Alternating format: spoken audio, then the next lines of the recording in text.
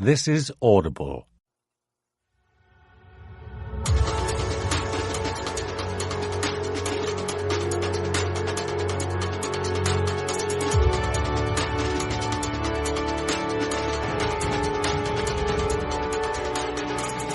Hachette Audio presents Cyberpunk 2077. No Coincidence. Written by and translated by Stefan Kiao-Basiewicz. Read by Jeremy Lee.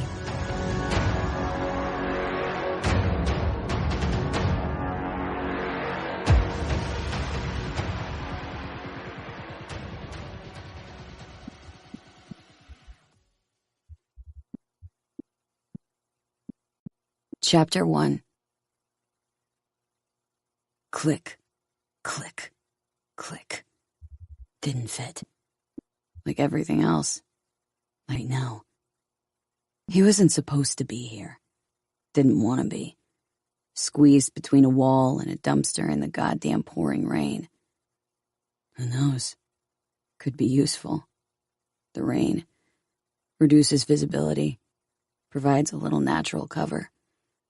Yeah, the rain could stay. Click, click. Still didn't fit. His clothes were soaked. Uncomfortable, but a reminder he was alive even though he shouldn't have been. Zor should have been dead 7 years and counting. Even those, yeah, who knows? It didn't fit.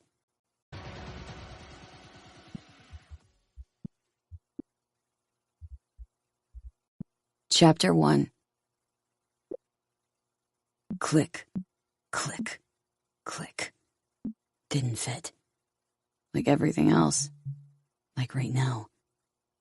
He wasn't supposed to be here. Didn't want to be. Squeezed between a wall and a dumpster in the goddamn pouring rain. Who knows? Could be useful.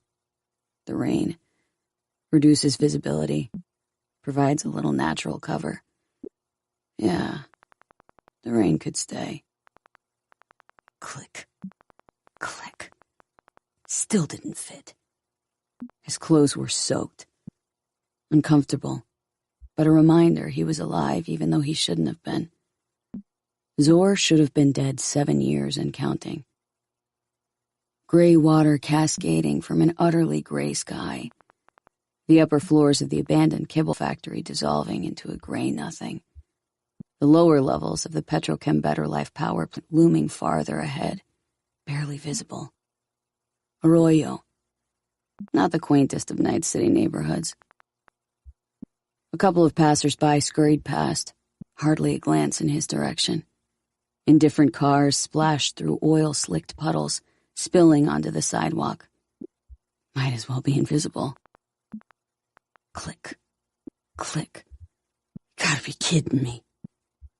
He looked down at the magazine. Upside down. Stupid. He'd already forgotten how to do this. 7 years is a long time. Even muscle memory wasn't spared. Click. Now we're in biz. Not like it changed much. Not a snowball's chance in hell this was gonna work, not with this team. 1 in 100 chance, maybe. 1,000. Wishful thinking said 1 in 5, but even those odds don't inspire confidence.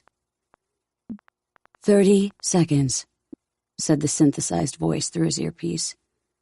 Don't want to be here, don't want to do this. No way this would work. He looked down at his hands holding the SMG. Then it hit him. He couldn't imagine any other place he ought to be. Couldn't picture any other time or place where he'd fit. Rain, a dumpster, and a gun. And no choice. 20 seconds. Stand by. Targets approaching. He reached into his pocket and flipped his spare mag the right way up. He wrapped one hand around the pistol grip, the other around the foregrip. He remembered how to do this. Sort of. 7 years takes its toll. 7 years and a death along the way. His own. A stout, boxy truck emerged through the veil of rain armor-plated by the looks of it. Regular four-door at its 12, probably also reinforced. His bullets wouldn't even scratch it. Zor's not moving from his hiding place. The other side of the road was closed off, dug up for repair, which meant two-way traffic was choked through a single lane. Their security ought to take extra precautions, take a detour even. Probably banking on blending in. Neither the truck nor the car in front bore any official insignia. Nothing out of the ordinary to anyone walking by. "Zor, now," the voice commanded. Zor aimed and squeezed the trigger. The short rat-a-tat echoed off the nearby buildings. The few pedestrians around made themselves even scarcer. Couldn't be any doubt in the guards' minds now. The convoy's cover was blown. The burst had pierced through the armor of the car in front and decommissioned the engine. Little SMG did the trick after all. Zor looked at it in surprise. The Militech M221 Saratoga wasn't the flashiest iron out there, but the increased impact velocity from its tungsten rounds made short work of most light armor. Sure, the gun would be useless after a few bursts, but that was beside the point. The rain stopped. Vapor hissed from under the hood. Steam, maybe smoke. Nobody seemed to be getting out. The truck had stopped barely an inch away from the X chalked on the sidewalk, not yet completely washed away by the downpour. It was the perfect bottleneck. All according to plan. A vintage Quadra coupe came to an abrupt stop behind the truck, which was trying to reverse, backing straight into the sports car's fender. A tall, slim woman got out of the Quadra to examine the damage. Short, dark hair, high heels, elegant suit. Wrong place, wrong time for a corpo to vent their road rage. Why the hell aren't they getting out? Warden leaned over a folding table and observed the situation on the monitors. The digital clock in the bottom right corner counted down the time it would take for the badges to appear. Only ETAs, but still. Through the windows, the neighboring high-rises hovered in the rain like ghostly monoliths. The rain was a boon, but it couldn't guarantee the plan's success. How long before they traced him? Only a matter of time. The 33rd floor of an unfinished apartment block on the south side of Haywood, and a good 2 miles from the ambush. An ample getaway margin in case everything went to shit. 2 minutes, tops. Disassembling and packing all the module military equipment into briefcases shouldn't take him any longer. Not so for the runner. The tangled web of cables ran along the rubble-strewn concrete floor toward the bathroom, where they joined to a hermetic coupling plugged into the neuro port behind the netrunner's ear. He lay submerged from the neck down in a tub filled with icy slush, while his brain occupied itself with multiple processes, slowing the police and security response being the top priority. What he didn't know was that he was in a race against time for his own life. Coming out of a deep dive would take time. Warden drew his pistol, a silver Tsunami Nue with gold accents, and checked his ammo count. No point leaving behind someone who knew this much. But right now, he needed him. In fact, the whole operation rested on his submerged shoulders. Warden checked the monitors again. What were they waiting for? "Change of plan. We'll smoke 'em out," he said into the open channel. "Melina, stand down." It was a classic corpo tantrum. Gesticulating wildly, she shrieked at the truck driver, demanding his insurance company, making sure he knew just how much he'd fucked up. High heels, suit. She really did look the part. Too good, almost. Even pretended she'd forgotten the shots fired a minute ago. She stood right on the chalk X, safe, just outside his line of fire.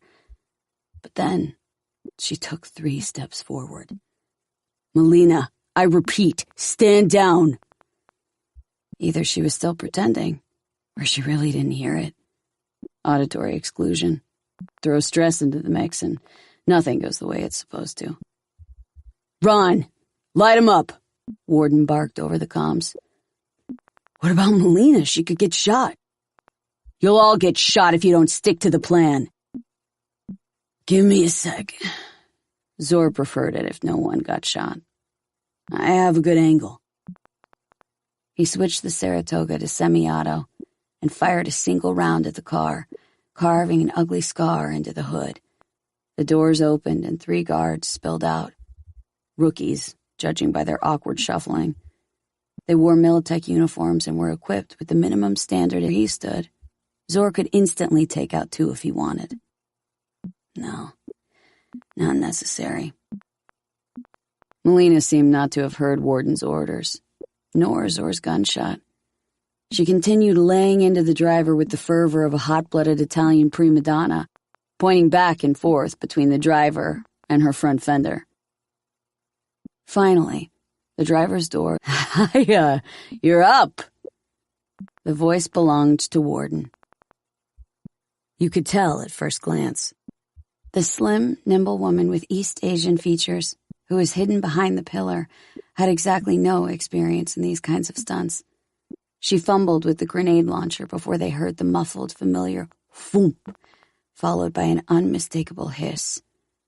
Smoke started billowing from the windows of the truck. Her shot turned out perfect. "Borg, on your mark." 2 figures stumbled out of the haze, following a burst of gunfire from the left. Most of the bullets disappeared into the gray, save for one, likely by accident. The driver tumbled to the ground. The second guard quickly sidestepped and took cover behind the large back wheel. "Tighten your aim." The next burst only skipped along the wet blacktop. Borg couldn't aim for shit. Heels clacking, Melina dashed around the corner of one of the buildings and tossed another smoke grenade. It flew in an arc over the street, hitting the streetlight with a metallic ding and landing only a few yards away from Zor. Damn it, is she even trying to aim? With another hiss, smoke started spewing from the grenade, partially blocking Zor's view. Fired a burst at the truck. Probably the first time in her life she's pulled a trigger. Less than 100 feet away, and from the sound of it, not a single bullet found its mark.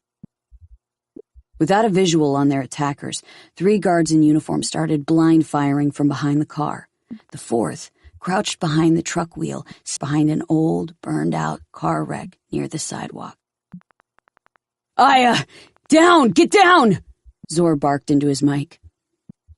She quickly ducked just as a volley of heavy machine gun fire pierced the car's body like paper. Melina's Quadra wasn't by any means bulletproof, which is why they'd lined the inside with anti-ballistic paint. They served their purpose. "Aya, stay behind cover," Zor cautioned. Those 3 would have to wait, one thing at a time. He knew one of the guards was behind the rear truck wheel. He just couldn't see him. He aimed at the tire and fired 3 times, high, middle, and low. His wrists were sore from the recoil. The bolt went slack. It was about to either jam or fall apart entirely. Hardly mattered, since the rounds were only hit rubber. But now the rest knew where he was hiding. A few bullets whizzed over his head, causing little puffs to shoot out of the wall. The smoke grenade turned out to be his savior, though he still couldn't afford to lean out so much as an inch. Seconds passed. Neither side could do anything. Stalemate. "Cover me!" Aya called out over the comms. She jumped out from behind cover. "Aya!" Zor began, but it was already too late to stop her. He leaned out and fired a few rounds, mostly for suppression's sake. He had no chance of hitting anyone from his position. Aya climbed onto the Quadra's roof, then jumped toward the roof of the truck and pulled herself up. Twice the speed of any soldier. A few rifle bursts sliced through the air. Aya strafed and fired 3 rounds up close. The guard slumped down to the ground, limp. "Run!" Warden commanded. "About time. Almost dozed off." The low thumping of an HMG broke out, hidden somewhere behind a first-floor window. Chunks of sidewalk flew into the air. A fire hydrant erupted in a jet of water, and the construction barriers surrounding the closed-off section of the street collapsed and clattered into a pile of rubble. There was even a distant sound of glass shattering from windows that must have been 300 feet away. Somehow, the unmarked car remained untouched. Wow, it was Melina. Great accuracy. Hey, it's the first time I've ever done this, okay? The guards stayed behind the car and ceased their fire. A small victory, at least. Aya! Shouted Zor. Over here! Aya vaulted over the car wreck and reached Zor's hiding place in no time. He grabbed her and pulled her behind him. Thanks. She pressed herself against the wall, tied back her long hair, and checked her iron. Her shoulder was bleeding. Show me. Zor gently took her arm and examined the wound. Not life-threatening. It's just a scratch. Aya clumsily tried to reload. Run! Zor called into his mic. Yeah, I'm on it. A brief volley, maybe 5 bullets, 3 on the mark. The car was blown up like a metal can ruptured by a firecracker. Their cover now useless, the guards retreated. Take cover! It was Warden. Shield your weapons! Zor leaped behind the dumpster and pushed Aya closer toward the wall. Keep your gun behind cover, he ordered. He could materialize everything in real time and adapt the interface to his liking, mold his own cyberspatial habitat. Every netrunner had their own tastes and quirks. He preferred to keep things tidy. No frills, no distractions. He adjusted the brightness, swapped out colors for readability, nuked the waterfall animation for incoming data. He didn't much care about the Arroyo op. He thought of it like a game. He would have managed fine on his own cyber deck. But the gear he got for this gig was a definite step up. He felt powerful. Reality was his to control as he pleased. And the codes from Borg actually worked. He had free reign over the traffic lights in that part of Arroyo. He was propelled by a surge of joy as he floated around his self-configured control room. Essential elements were divided into subcategories and pinned above and around him. He hung, suspended amid hundreds of symbols and icons woven together in an irregular sphere with seemingly no exterior, though in reality, it was shielded by a thick layer of black ICE. Time for the next step. No need to rush. Time flowed differently here. Slower. Zor's dash for the dumpster looked as if the outside world had been submerged in oil. Local CCTV access definitely helped. The techies at the control center were surely frantically looking for the cause of their alarm, unaware it was created on purpose. He rerouted his net index to cover the length of half the district. He didn't expect any unwelcome visitors in his temporary domain.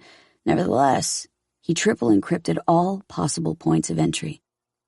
It'd take at least 6 security experts to figure out his exact location, and even then, by the time they identified the intruder's whereabouts, they'd find nothing but a cold, dark void. He liked to keep it simple. A pair of rectangular prisms hovered to his left. 2 big red buttons. Detonators. Using Thought Command, he transmitted a nerve impulse to his immaterial hand and pressed them both. 2 EMP charges hidden in a trash-littered street gutter chirped quietly as they activated. The ammo count on Zor's SMG flickered. All else seemed unaffected. No surprise, since it was mechanical. He noticed Aya's body twitch. Through his drenched clothes, Zor felt the heat rising off her. Borg opened fire from the right, shooting everything within sight. EMP didn't do anything to us, Zor said, trying to comfort her. She nodded hesitantly. The steel dumpster did its job. Their weapons were safe, whereas it would take 5 seconds for the guards' advanced firing mechanisms to unlock. 5 seconds was all they needed. Now! Now! Warden ordered. Zor leaped out of cover and opened fire. Shouldn't Borg and Ron be covering them? Fuck! He shot at the ground to make more noise and avoid hitting any buildings or windows. Ricochets and the splattering of water across the road made a better impression. A few windows cracked from the ricochets. Aya followed close behind him, mimicking his movements. "Borg! The tow truck!" Warden shouted. The guards dropped their weapons and raised their hands in the air. Beautiful. Amateurs on both sides. A shot. One of the guards fell.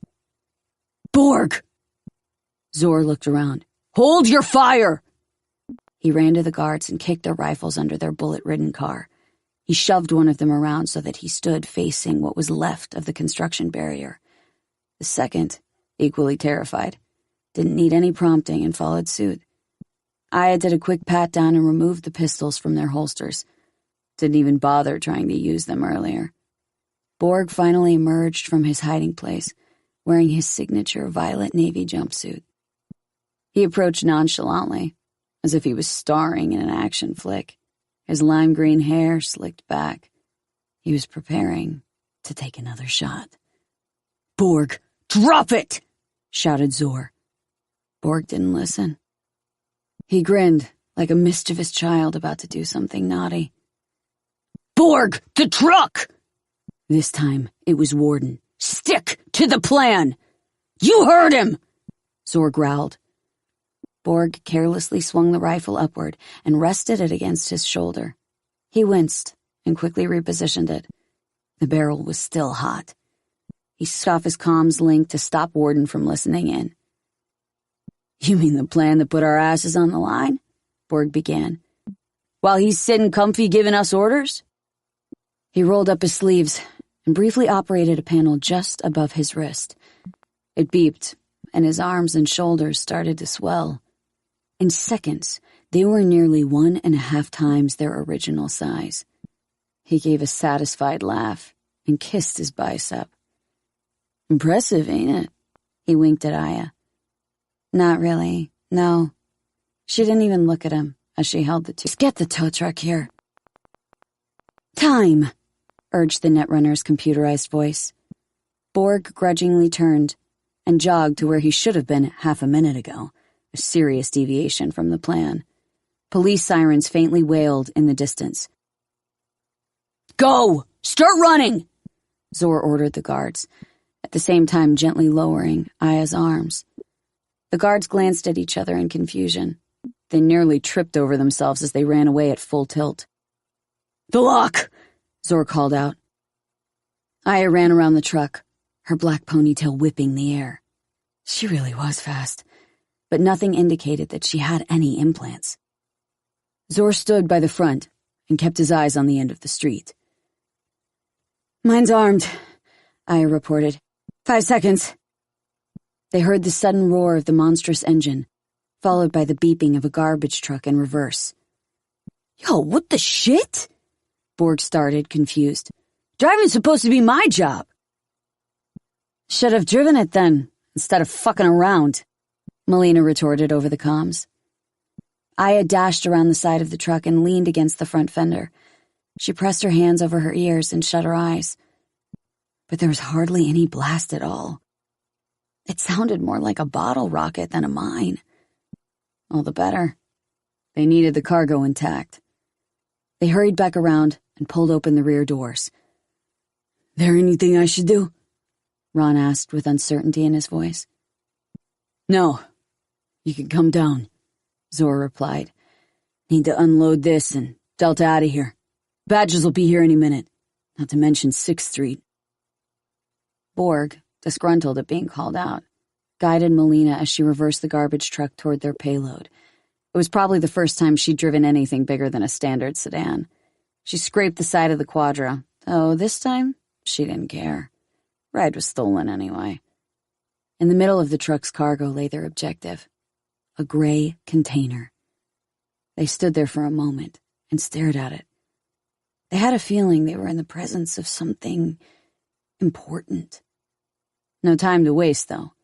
Zor took out a knife and cut the straps holding it in place. He tugged on the handle.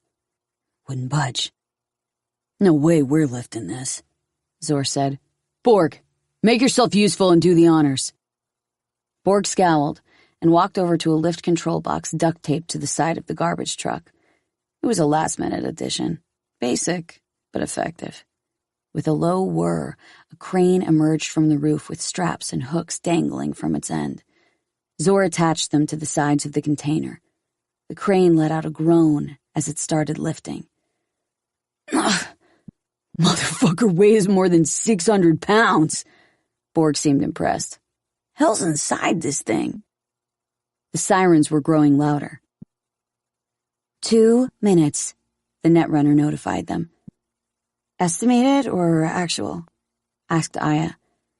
I can buy you 30 seconds, no more. Zor looked at Aya. He could have done this without everyone else, he thought. Except her. And the netrunner, of course. Whoever he was. A tall, skinny figure appeared at the entrance to the abandoned factory. Zor reached for his pistol. Jesus, Ron! His hand froze midway. A heads up next time. Whoa, hey! Ron sidestepped a good second too late. Batting for the same team, remember? He theatrically placed his hand over his chest. Mighty kind of you to spare me. His oversized work coat hung on his shoulders like a trash bag. His short gray-streaked hair was tousled. He seemed laid back, almost as if none of this was real, but a brain dance that could be paused, rewound, fast-forwarded past all the tough moments. Though the container was about the size of your average bathtub, the roof of the truck bent slightly upward and the crane bowed under the load as it hoisted it up over the garbage compartment. Time! Zor cut the straps once more. The container dropped with a heavy thud, making the truck bob up and down. Let's move! Warden watched the monitors as the garbage truck drove off at full speed. He raised an eyebrow as it hit the corner of a parked car and shoved it against the streetlight. On a smaller screen, he saw 2 NCPD patrol cars speeding from the opposite direction a few blocks away. He sooner expected to see a Militech rapid response unit, usually light years ahead of the badges. No sign of them, though.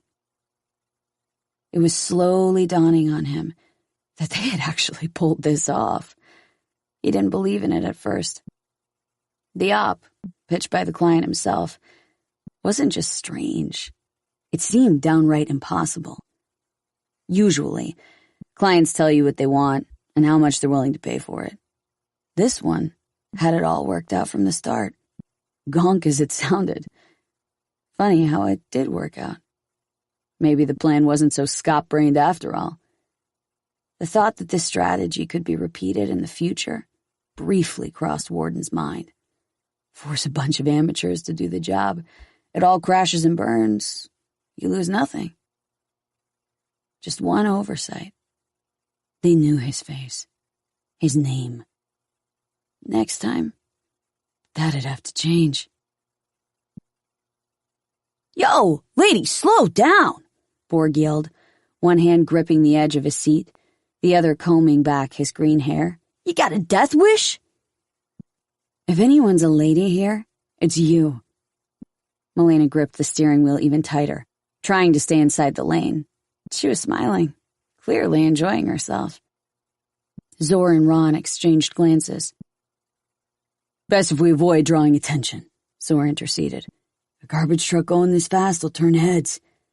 He wanted all of this to be over as much as everyone else. It'd be a shame if they got caught now, right at the finish line. Truth was, he was forced into this. Wasn't his fault, just rotten luck. He didn't have a choice. They were here for a reason. Every one of them had something to lose, something worth saving in exchange for a few minutes of crime, dangerous as it might be. The truck hit a garbage can. Milena swore under her breath and reluctantly eased her foot off the chew. Ron turned around and pointed at Aya. You, let's see your arm. She brought her shoulder closer toward him. He examined the wound, increasing his optical zoom by a factor of stop by the docks after. You're already looking at one, sweetheart. She didn't protest. Ron tore off a part of his sleeve. took out a small bottle from his pocket, and sprayed the wound, creating foam that quickly dissipated. Ron's 6-digit chrome hands performed a swift dance across the damaged tissue. Laser bursts from one finger on his right hand were perfectly synced to the fingers of his left, which delicately slid the carved skin into one piece. The bumpy road didn't seem to interfere with his precision whatsoever, and soon enough, all that was left of her wound was a thin, red scar. "Don't worry, it'll disappear," he promised her. "Thanks."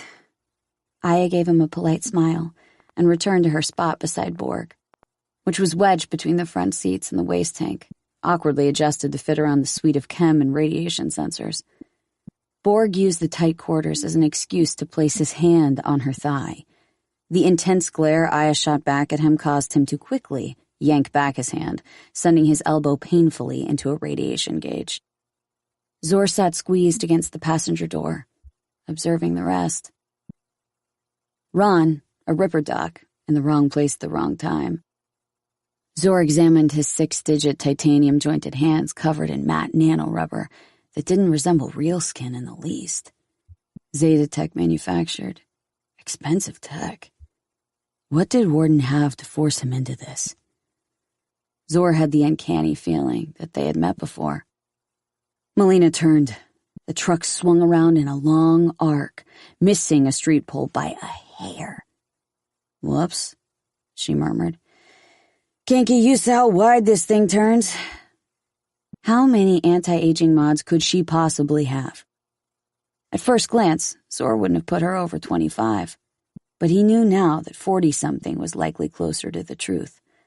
Ever so slight delays in her movements hinted at aged muscles and joints compensated by micro-adjusting implants.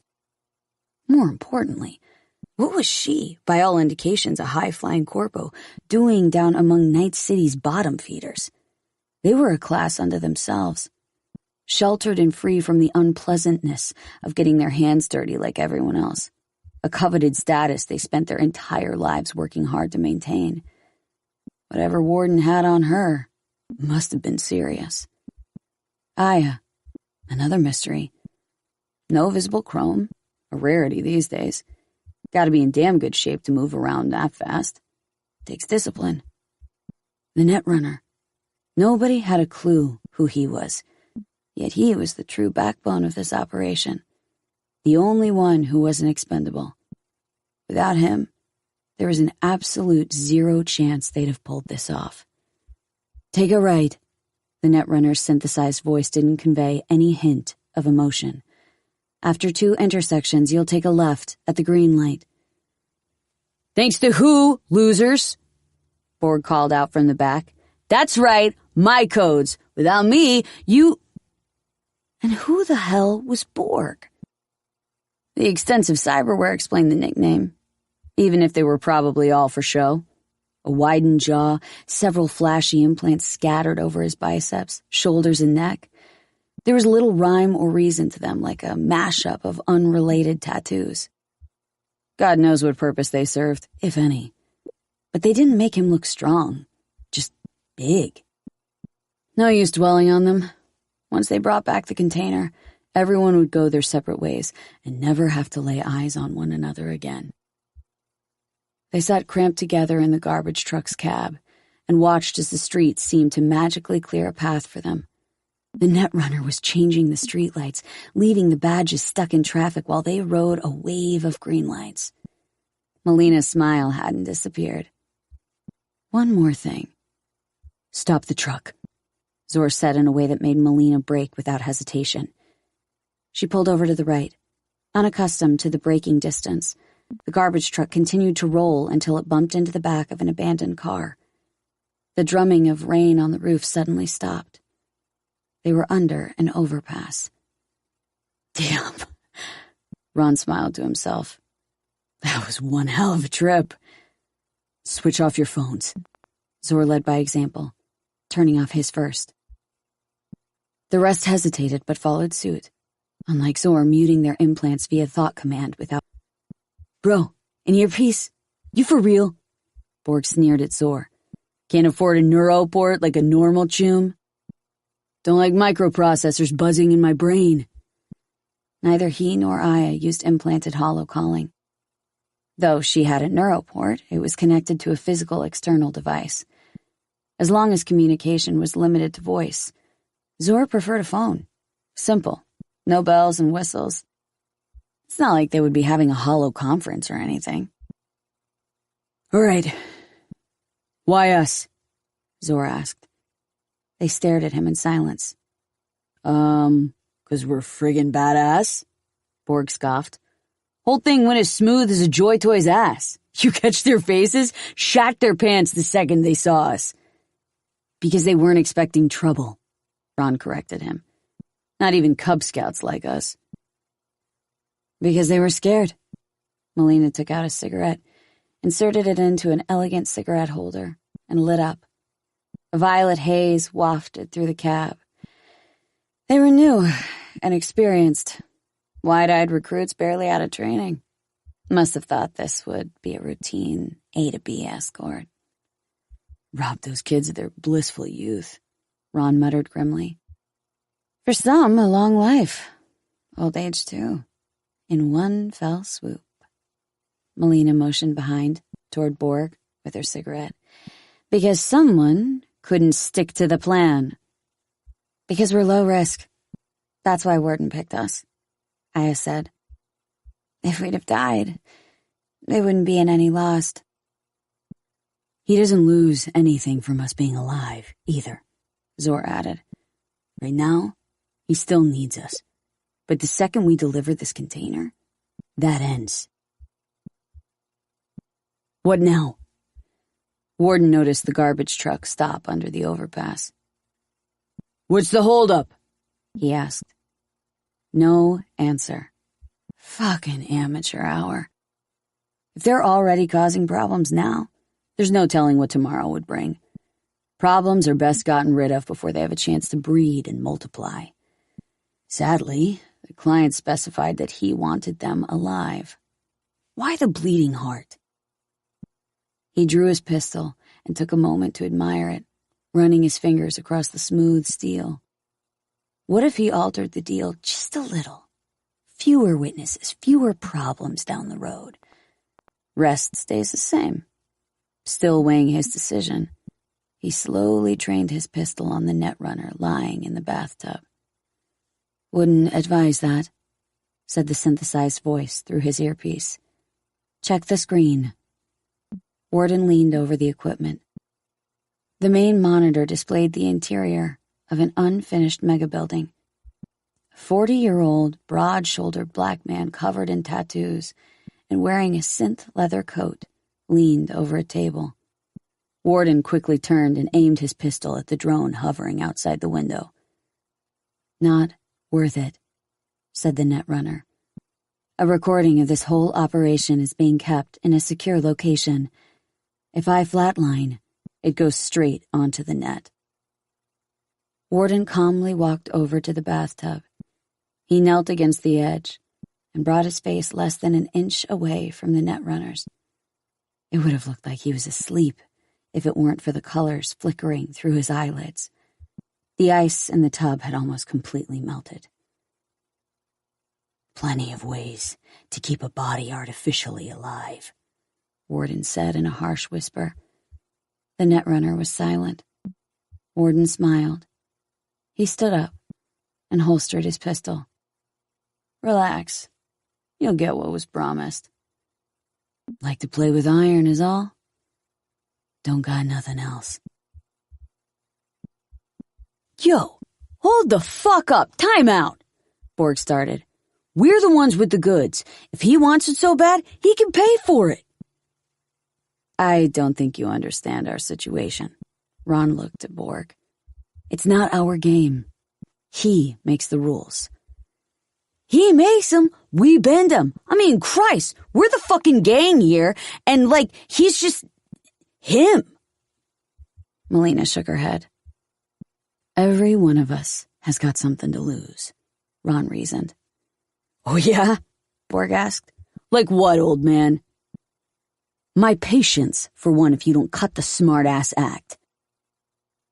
If Warden doesn't get what he wants, He'll make good on his promises, Melina added soberly. I don't know what dirt he has on all of you, but if you're here, I'm guessing it's serious. Let's just finish this and go our separate ways. Move on with our lives. How do you know? Borg rubbed his shoulder and winced. The HMG barrel must have burned a patch of exposed skin. What makes you so damn sure he'll go through with it? I know how to read people. Melina took a drag, then blew a cloud of smoke in his direction. You could say I do it for a living. Ron smiled. We know who he is, at least. Zor spoke up. As long as we're alive, we're a threat to him. True, Melina answered.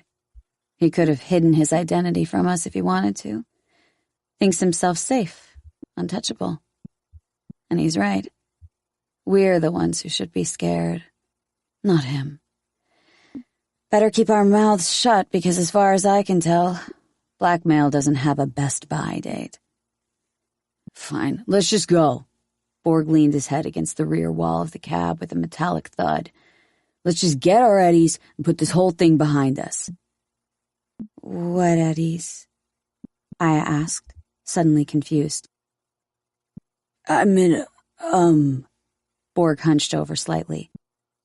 Let's just get this shit over with. Unless you like the stink of a garbage truck.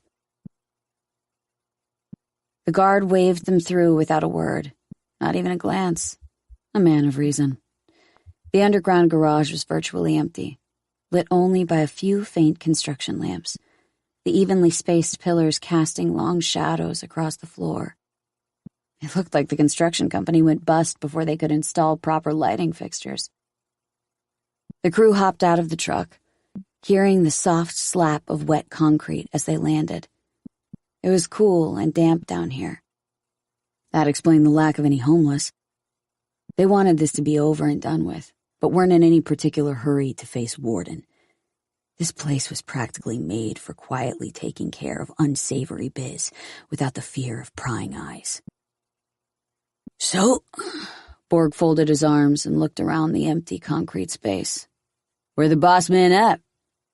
Ron looked up at the roof of the garbage truck, which was barely an inch from the ceiling. Can't tell if that's a sign of Warden's foresight and intelligence, or the complete opposite. Before anyone could guess what Ron meant, they heard Warden over the comms. Weapons in the crate. This time, a hollow projection of Warden appeared, visible to all but Zor, who only heard his voice. The crate was near the elevator doors. Kudos, Zor thought. Can't threaten a bunch of people if they're still packing iron. Not that Zor wanted to get back at Warden. He wanted things to return to normal. If you could call his life normal. He went over first, tossing his Saratoga into the crate like the piece of scrap it was, followed by his pistol. He'd played by Warden's rules till now. Might as well play till the end. He didn't have any combat implants, which meant he only had his instincts and some training to fall back on. An amateur, in other words. But at least he wasn't alone. He could have easily died an hour ago. He could die in 5 minutes. Maybe this instant. He wasn't scared. He had to drop to his knees right now and get this over with. Await death with open arms. A meaningless death to top off a meaningless life. No, that could tempt fate to spare him. He just had to be patient. Sooner or later, a bullet would find its way to his brain, accidental or not. Then this world would disappear. Black rain batters the windshield, the droplets streaking off the side as he tries to speed deeper into the night. Far to the left, the neon mosaic of Night City dims and fades. A fire rages on the horizon ahead of him. It's too late. Zor? He came to, still standing over the crate. Aya drew her hand back from his shoulder. He straightened up as if nothing happened. Besides Aya, only Ron, who stood a few feet away, noticed what had just happened, but he remained silent as he observed Zor. The elevator doors opened slowly, forebodingly. They froze. The strip of light widened, and Warden, wearing a long, synth leather coat, stepped into the parking garage as if he owned it along with everything else. His hollow projection vanished as he walked through it. Zor managed to stave off his cerebral meltdown. For now. Still, he could barely stand. Warden wasn't carrying a gun. He went to the back of the garbage truck and ran his hand against the edge of the container, then turned to the rest, waiting apprehensively. "A trial by fire," he spoke in a gravelly voice. "But you passed, my little impromptu gang. Feel free now to return to your boring, meaningless, happy lives." "So," Ron shrugged and turned up his palms. "That's it? We can go?" Warden only smiled, displaying a set of sky blue teeth. Chapter 2. A heavy heat beat down from the sky, vaporizing all traces of the morning downpour. Even the puddles on the demolished sidewalk and the scorched blacktop had nearly vanished. Sporting a long overcoat, Liam paced between the mangled remains of the cars and truck. He'd already watched the stills and recordings, but there was no substitute for visiting the crime scene. Police tape cordoned off both ends of the street. Patrol cars stood empty as officers took shelter in the shade and waited, watching Liam with impatience, wishing they were someplace else. Behind them, a small crowd of curious onlookers had gathered, along with a few reporters angling for a clearer view. "Nothing to see here." That tired cliché, but this time it was true. That didn't stop them from sending up drones or zooming in with high-end optics for fresh content to spice up with live, hot commentary. Not as hot as the air. It didn't take long before they lost interest and gradually dispersed. 2 street cleaners had had enough of standing around. They started hooking up equipment to their truck's tank. "Not yet," the detective said. "Gonna make us wait all fucking day?" one of them snapped back. "Unlike you, I don't get paid to stand around with my dick in my hand." "Won't get paid sitting in a holding cell for 48 hours either." It worked. They retreated back to their truck and defiantly lit their cigarettes. Liam wiped the sweat from his brow, turned up the AC in his coat, and returned to his inspection. No part of this made any goddamn sense. Like that HMG raining lead down from the second-floor window. Still there. Militech made. The irony. Unless... The detective went inside the building, ran up to the second floor, and once more stood next to the heavy machine gun. The gunman managed to hit practically everything in sight, except for the target vehicle, which sustained only 3 rounds. Why? You don't entrust a couple thousand Eddie gun to someone who doesn't know how to use it. On top of that, you need to be brain dead to leave such an expensive piece like this behind. Even if the serial number's been sanded off. Could have at least swapped out the barrel and made it harder to trace. Either way, the abandoned gun and the gonk who pulled the trigger were a riddle. Riddles. Plural. He inspected the gun more closely. HMG Model 31. Factory new, hot off the assembly line. Not even all its safety labels had been peeled off. But if these were amateurs, how'd they get iron like this in the first place? Liam knelt down to examine the grip. Maybe forensics had already checked for prints. Maybe not. Not like it mattered. The firearms database has been a chaotic, underfunded mess for ages. Meaning, they probably hadn't. He took his pinky finger, a shade lighter than his normal complexion, and ran it along the side of the barrel where the serial number had been filed down. The golden joints at his wrist where chrome met bone formed a sort of bracelet, the diodes blinking as he felt the almost perfectly smooth metal. Save for the minuscule gradations where the digits had been magnetically engraved. He shut his eyes and focused. The sensor in his pinky needed to run over it only 3 times before the number flashed on the back of his eyelids. He saved it to his memory bank and connected to the database, Militech warehouse. It hadn't been used until now. That's not how gangs operated. Liam felt that familiar feeling, a knot in his stomach. You either knew who to look for, or you knew better than to look at all. He'd seen investigations nipped in the bud, officers suddenly disappearing after refusing to drop a case. Occupational hazard at this point. But this was new. The noise of cars pulling up outside snapped him back to reality. What now? He looked out. 2 Militech patrol trucks, identical to the one abandoned in the middle of the street, and a tow truck. He ran downstairs and went over to the closest NCPD officer. "What part of no one gets through didn't you understand?" he asked, visibly irritated. "New orders from Zed," the officer replied, barely hiding his relief. "Court's taking this one." "You don't say." Liam sighed and walked up to the Militech soldier, who seemed most in charge. The rest were already preparing to tow the truck and car. Black uniforms, better equipped and armored than the NCPD, maybe even MaxTech. Their looks alone commanded authority. "Lieutenant Liam Reed, major crimes." He displayed his hollow ID. "Leading an investigation here and you fellas are in my way." "Not anymore." The squad leader didn't see fit to introduce himself. Didn't even lift his visor, opaque from the outside. Staring back at Liam was a reflection of himself that made him look comically small. "What's not anymore? Me leading this investigation or you being in my way?" "You know the drill," No civilians got hurt, meaning it's not police business. We'll take it from here. He had a point. Rare for not a single bystander to get scratched up or for there to be damage to private property. In those circumstances, the police could hand over the investigation. Unless... True, no one got hurt, but this street sustained damage during the attack. Liam cocked his head backward. And that's public property, not to mention the breach in the CCTV system. Militech will cover street repairs. Obsolete ICE on your CCTV network's your problem. Now, if you don't mind, you are in our way. This is an internal investigation. He turned and walked to the tow truck that was already lifting up the back of the Militech transporter. The NCPD officer started to dismantle the barricades with newfound enthusiasm. Liam tossed a piece of chewing gum into his mouth and took one last look at the scene. He just turned 40. His hairline had already receded at the top of his skull. Why bother when it always turned out like this?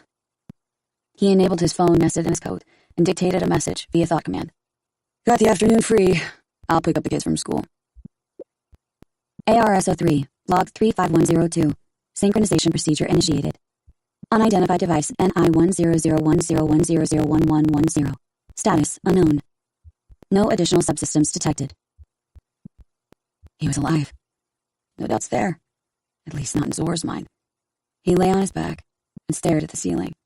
Lying on your back wasn't proof, but you had to be alive to stare at a ceiling. Why did Warden choose him? Of all people. He didn't believe in coincidences. He got up and looked outside the window. Looked was a slight exaggeration. His view consisted of the wall of the next building just a dozen feet away. Dark now, past midnight. Not like it appeared any different in the daytime. Mega-block walls, sometimes reaching up to 80 stories, effectively blocked out all sunlight, as well as the hollow ads tempting you with units in nicer neighborhoods. Coincidences. He turned and surveyed his unit's interior. The sagging couch that doubled as a bed, a desk with an average-sized cyber deck, closet, micro-bathroom. Just over 100 square feet, give or take. Wedged in the corner was a small fridge and cooking range, the most basic models. His stomach grumbled. He wasn't hungry enough to go out and buy the cheapest scop, which was all he could afford to eat. Not right now, at least. He sat on the part of the couch that sagged. Same routine for years. He switched the TV on with a flick of his hand. He could manage without all the other crap, but not this. Hey, have you heard of the new Imagineer implant? Asked a short, bald-headed gnome with floppy ears. No? Well, you have now. With the Imagineer implant, you can hear anything your imagination desires. Upgrade your all-food speeder within the next hour, and you could get a discount of up to... Neighbor downstairs making a racket again? Budget Arms has just the solution for you. Ball bearing loose in that foot implant? No problem. Have you ever dreamed of... Amazing! Now you can! Stop pretending. Explosions of color and animated characters laid siege on Zor's mind. Once the mandatory dose of commercials was over, the show started. Except it was just another commercial, pretending to be a show. Zor was very careful with what he watched. He made sure his profile was as generic and nondescript as possible should anyone ever take a closer look. No reason why they would, but just in case. He aimed to sit smack in the middle of every consumer curve. A lone dinghy bobbing gently in the eye of a hurricane. It wasn't easy, but the knowledge that this wouldn't last forever gave him hope. The safest bet was watching what everyone else watched. The top story on every channel for the last few hours was an ambush on a Militech convoy in Arroyo. A few recordings of the scene being looped. Nothing else. That netrunner did a solid job. Scrubbed everything clean. The sidewalk and street were cracked and covered with rubble, the result of Ron's exceptionally poor aim. Zor recalled the 6-fingered cyber hands and forearms. The advanced Zetatech model was suited for nanosurgical operations, not handling an HMG. The news anchor claimed that neither the Batches nor Militech had any leads. Maybe true, maybe not. From within the bullet-ridden truck emerged an elegantly dressed man with dark sunglasses, looking as if straight out of a spy thriller. Zor froze. He stared closer at the man, who was now pointing his finger directly at Zor. He removed his sunglasses, revealing a set of military night vision optics. Do you worry about your safety on the streets of Night City? Nope. Just another commercial grafted onto a news segment. Don't go changing the channel. We're not done yet. Hold on. What you need are bulletproof crystal armor windows. Because your life is worth any price. Zor changed the channel. It didn't help. Lonely in the big city? Not anymore. Angel's companions are looking for girls like you. You'll meet tons of interesting people. Sign up for our soonest casting session today. He changed it again. Maybe you don't believe in germs, said a thin doctor in fishnet stockings and high heels. But they sure believe in you. Invest in a water filter now. He poured himself a glass of water from the sink, unfiltered. He took small, slow sips. He was 30 years old, lived alone, kept himself in decent shape. Probably the reason why he kept flipping to channels with commercials offering erotic services. He didn't mind watching them, but he never bought anything. Waste of time and eddies that he didn't have, not to mention the unwanted attention it could draw. He couldn't afford a run-in with the law. Especially considering what happened yesterday. Zor sat in front of his clunky, old-gen cyberdeck. Beneath the small screen was a traditional keyboard, a rarity these days. Zor knew how to read and write. The NUSA Army required it. For some reason, he had held on to this strange piece of tech. It had less surveillance than newer models, and was therefore less intrusive. The commercials were seldom, since it wasn't worth the effort to format them. Nobody bothered blocking the cyberdeck's net access either, since they used the same protocols as corporate maintenance systems, and updated transfer connections to and from auto shops and data ink outlets. They weren't dangerous, unless you used it for illegal stuff, and only amateurs did that. But in spite of the net index encryption soft he'd installed, he didn't type anything. He simply browsed the news, albeit in a very basic format, the kind he liked the most. For someone who was chipped with optical cyberware, or at least someone accustomed to modern interfaces, this tech would look a lot like an ancient relic of the past. Zor would typically click on one random link after another several times, or even up to a dozen, before selecting anything that actually interested him. He stopped on a short looping recording of a slender 50-something corpo with glasses getting into a limousine. Looked like someone important at first glance. He was right. The article beneath described a new government contract. No place or date. Nothing useful. Zor never saved any information, preferring to remember it instead. The same thing for years. Scraps of information that never led him any closer to his goal. He shut down the cyberdeck and sank back into his thoughts. He could find iron, no problem. He had at least enough for a pistol. But a pistol wasn't going to cut it. It'd be like trying to take down an elephant with a fly swatter, if elephants still existed. His eyelids felt heavy. He went back to the sagging couch and fell onto it back first. Minutes passed, but sleep didn't come. Zor finally opened his eyes. A blue-haired girl danced before him, rhythmically swaying her hips. She bent toward him and opened her mouth, 10 blue tongues writhing like snakes. Was he dreaming already? The blue-haired girl vanished, only to be replaced by her. Aya. He remembered her intoxicating scent, even in the rain. How she moved. Maybe someday, once he'd done what needed to be done, she could dance for him. Probably danced well, light as she was on her feet. In slow motion, he watched as she spun to the left, her long black hair whipping the air, her translucent skirt billowing, her bare feet moving with carefree precision across the floor. He was dreaming. He'd probably never see her again. Everything farther than a few feet blurred into a thick, pink haze. The beat was all-encompassing, stratified with clinking glasses and dozens of simultaneous conversations. The music's algorithm was self-generating, constantly adapting to the dancer's movements and fleeting changes in style, amplifying the atmosphere. No doubt someone was watching. Everyone, maybe. No, not everyone. The later it got, the fewer watched. And there were always the BD junkies. Her right hand gripped the chrome pole as she hopped off her left foot, flipped twice in the air before feeling the cool, familiar metal between thigh and calf. She released a small dose of pheromones, closed her eyes, and gave into instinct, rippling her torso like a gentle wave, her body perfectly entwined with the pole. No need to think. Her body knew exactly what to do, adapted on its own. Every time the rhythm shifted, she removed a piece of her clothing. She loved it. This. Dancing in front of a faceless crowd. The lights dimmed, the music began to fade. From behind the haze, a room filled with tables came into focus. For a brief moment, a few hands set down their glasses to pay tribute to this short but spectacular performance with uneven applause. Someone stood up and yelled something between claps. She couldn't make it out. She gathered the few items of clothing strewn around and made her way backstage. The room returned to its usual chatter and clatter. Now, in the backstage hallway, it was finally quiet. 2 male dancers smoked by the doors leading to the bar, talking to 2 other female dancers. One was more muscular, his nearly obsidian skin glistening. The other thin and short, with skin so pale it almost glowed blue. The first one had a large cock. The second, a forked tongue. Something for everyone. Didn't even glance at her. Good looks and bared flesh weren't in short supply around here. She passed Yuki, who was getting ready to go on stage, bright red patterns pulsating underneath her skin. Must have chipped herself a new subdermal. They smiled at each other in passing. Yuki was angling to break into the brain dance biz, but so far hadn't landed any notable gigs. With a sigh of relief, she closed the door to the dressing room and sat on one of the 4 chairs facing the mirror. The light bulbs along its edges dimmed the rest of the room behind her. It was over. Their impromptu gang's little foray into petty crime belonged in the past. Time for things to go back to normal. Boring, maybe. Limited in possibilities. But at least it was safe. Predictable. I blinked an eye, activating her phone, and Thought dictated a message to M. Finished for the night. Back in 30 minutes. Aya? She turned abruptly. Someone sat on the couch against the wall. It was her boss, Crispy. Crisp, hey. Something the matter? Aya asked. Same as always. Crispy rose to her feet. You know some clients have a thing for organics, right? Got folks coming here just for you. Guess that's a good thing, right? Aya removed her pink wig and began peeling off her fake lashes. Already scrolled 2 DVDs this month. Crispy rose and stopped just behind her chair, looking at her with those unnaturally large eyes. Maybe once upon a time they looked good on stage, back when she used to dance. She was retired now, but the eyes stayed, made her look like an old child. She unclipped Aya's long black hair and started slowly brushing it. Except sometimes they want more than just a dance, more than brain dance. Feel me? I never agreed to that. Aya took the brush from her. She began to quickly remove her eyeshadow. People change. Deals change. Gotta stay ahead of the curve if you want to earn your keep. You of all people should know that. I have boundaries. Ain't boundaries meant to be pushed? Crispy laid a hand on her shoulder. Don't hear the other girls complaining. Aya didn't finish wiping off her pink lipstick.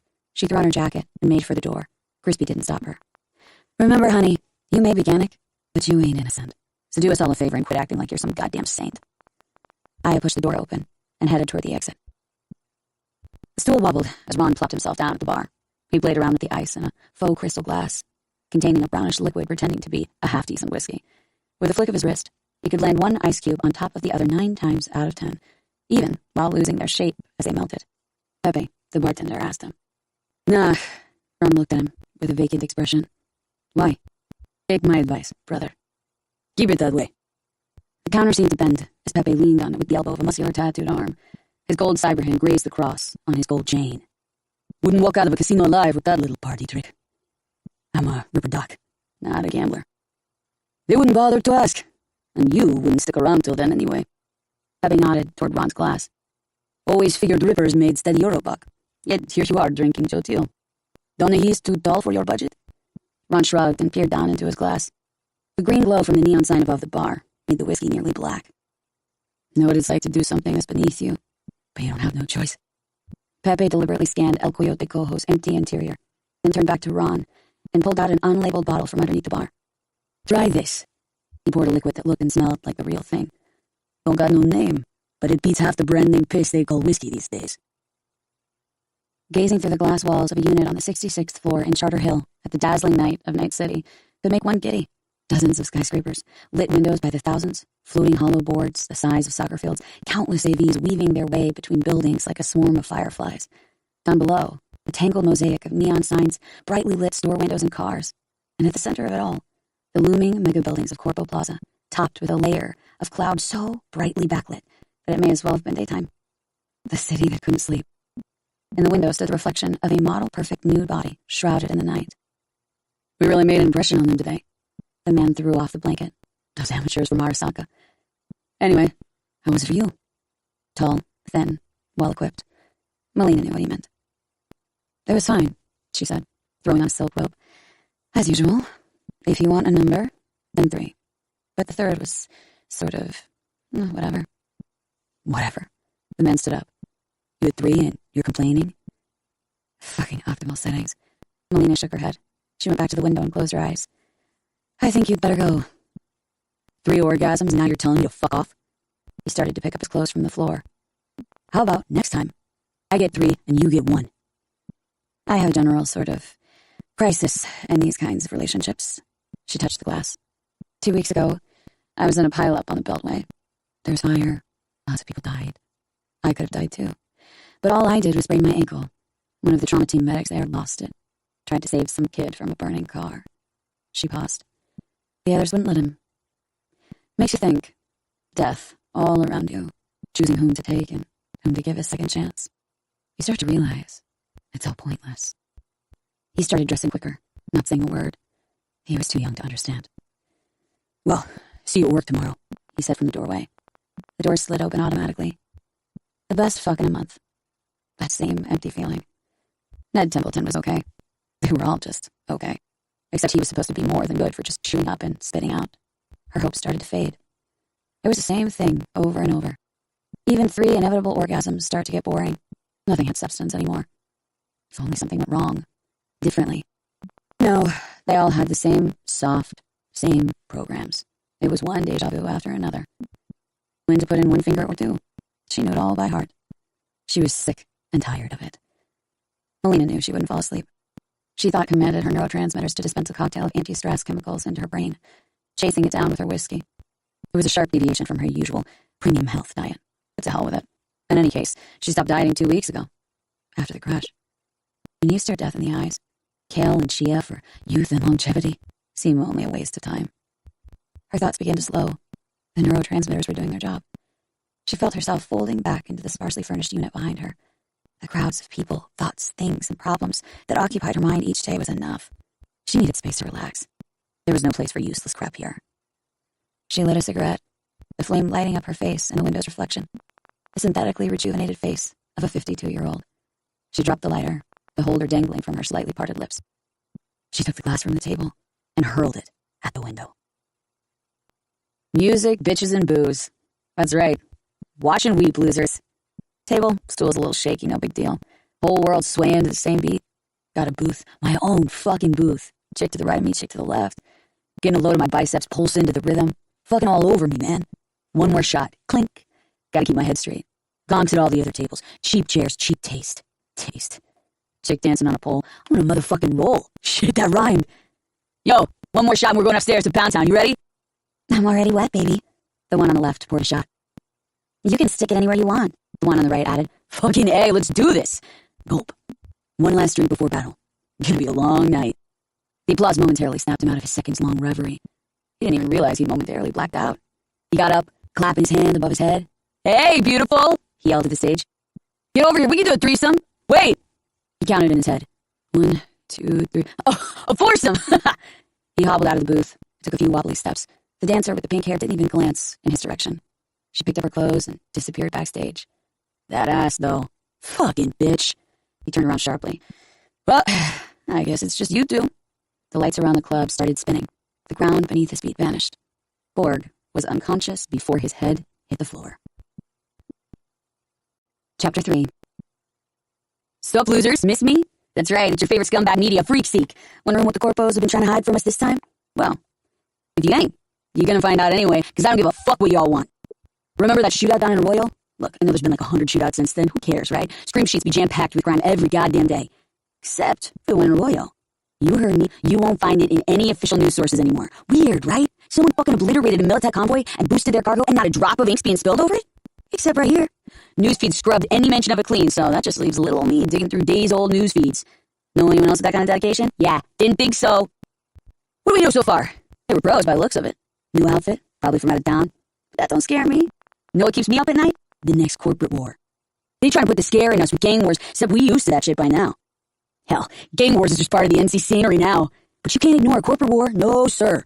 Corps won't hesitate for a second to blow an entire hood into orbit if it'll widen their profit margin. Then they'll act all sad and shit, send their fucking prayers while they pin the blame on whoever pissed them off last.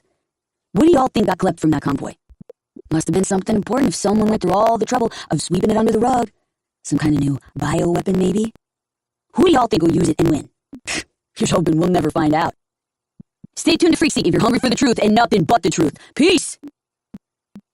I already told you, I'm using it to learn stuff. But you're learning all kinds of things.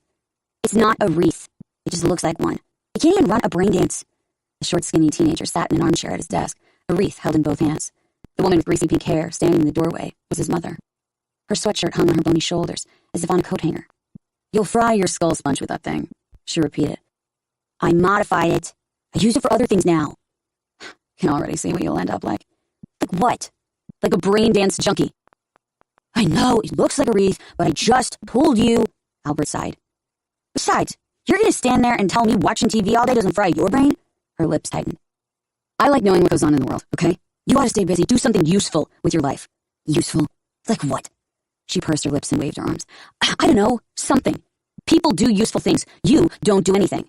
I wanted to go to college. His mother scoffed. This again. With what money? I'm trying to earn a bit. By being lazy? Relating those goddamn BDs? For the last time. It's not... She rolled her eyes and snorted with disapproval. Her flip-flop smacked against her heels as she marched back to the living room couch. Albert swiveled around to his desk. Living with his mother wasn't easy. He was 17 years old, which by Night City standards meant he was basically an adult. But much as he wanted to, he couldn't imagine himself living anywhere else. Brain dance. He didn't even like it. Tried it once out of curiosity, but had to stop after only a few minutes. It just wasn't for him, plain and simple. The wreath? No, that was a different story. Armed with a few techie tricks, he was able to expand the capabilities of the standard neuroport located behind his ear. Wasn't the best place for it anyway. Old-fashioned. Better off going straight for the more advanced tech, like the C-Link that went in the base of your skull. Proven by the fact that Netrunner chairs already had openings in their headrests by default. Having multiple cables jacked into the neural port put too much weight on the side of your head, strained the neck. Then again, if all you needed were shards for the chip slot that came with every neural port, it was no biggie. But if you wanted high bandwidth, fast transfer speeds, and low latency for deep dives into cyberspace, a C-Link was a game changer. Except Albert didn't have a C-Link. He got by with his standard neural port modified braindance wreath. His last-gen cyber deck was created for different purposes, but Albert modded it to squeeze out every last drop of performance. He leaned backward and punched the button to close the door. The backrest of his chair creaked as he reclined. He winced as something pricked his hand. He carefully pulled out a shard of plastic from the chair's cushion.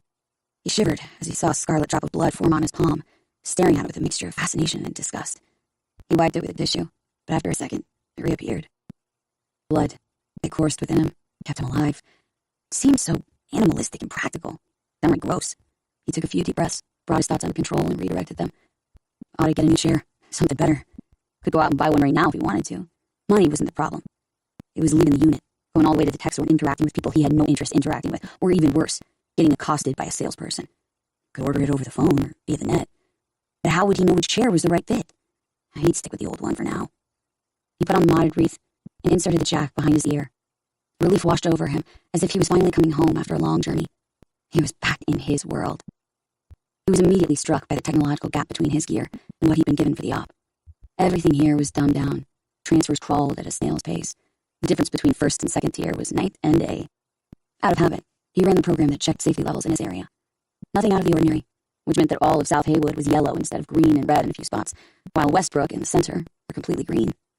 The rest was mostly red, which almost never changed. Truth be told, the program wasn't actually that useful.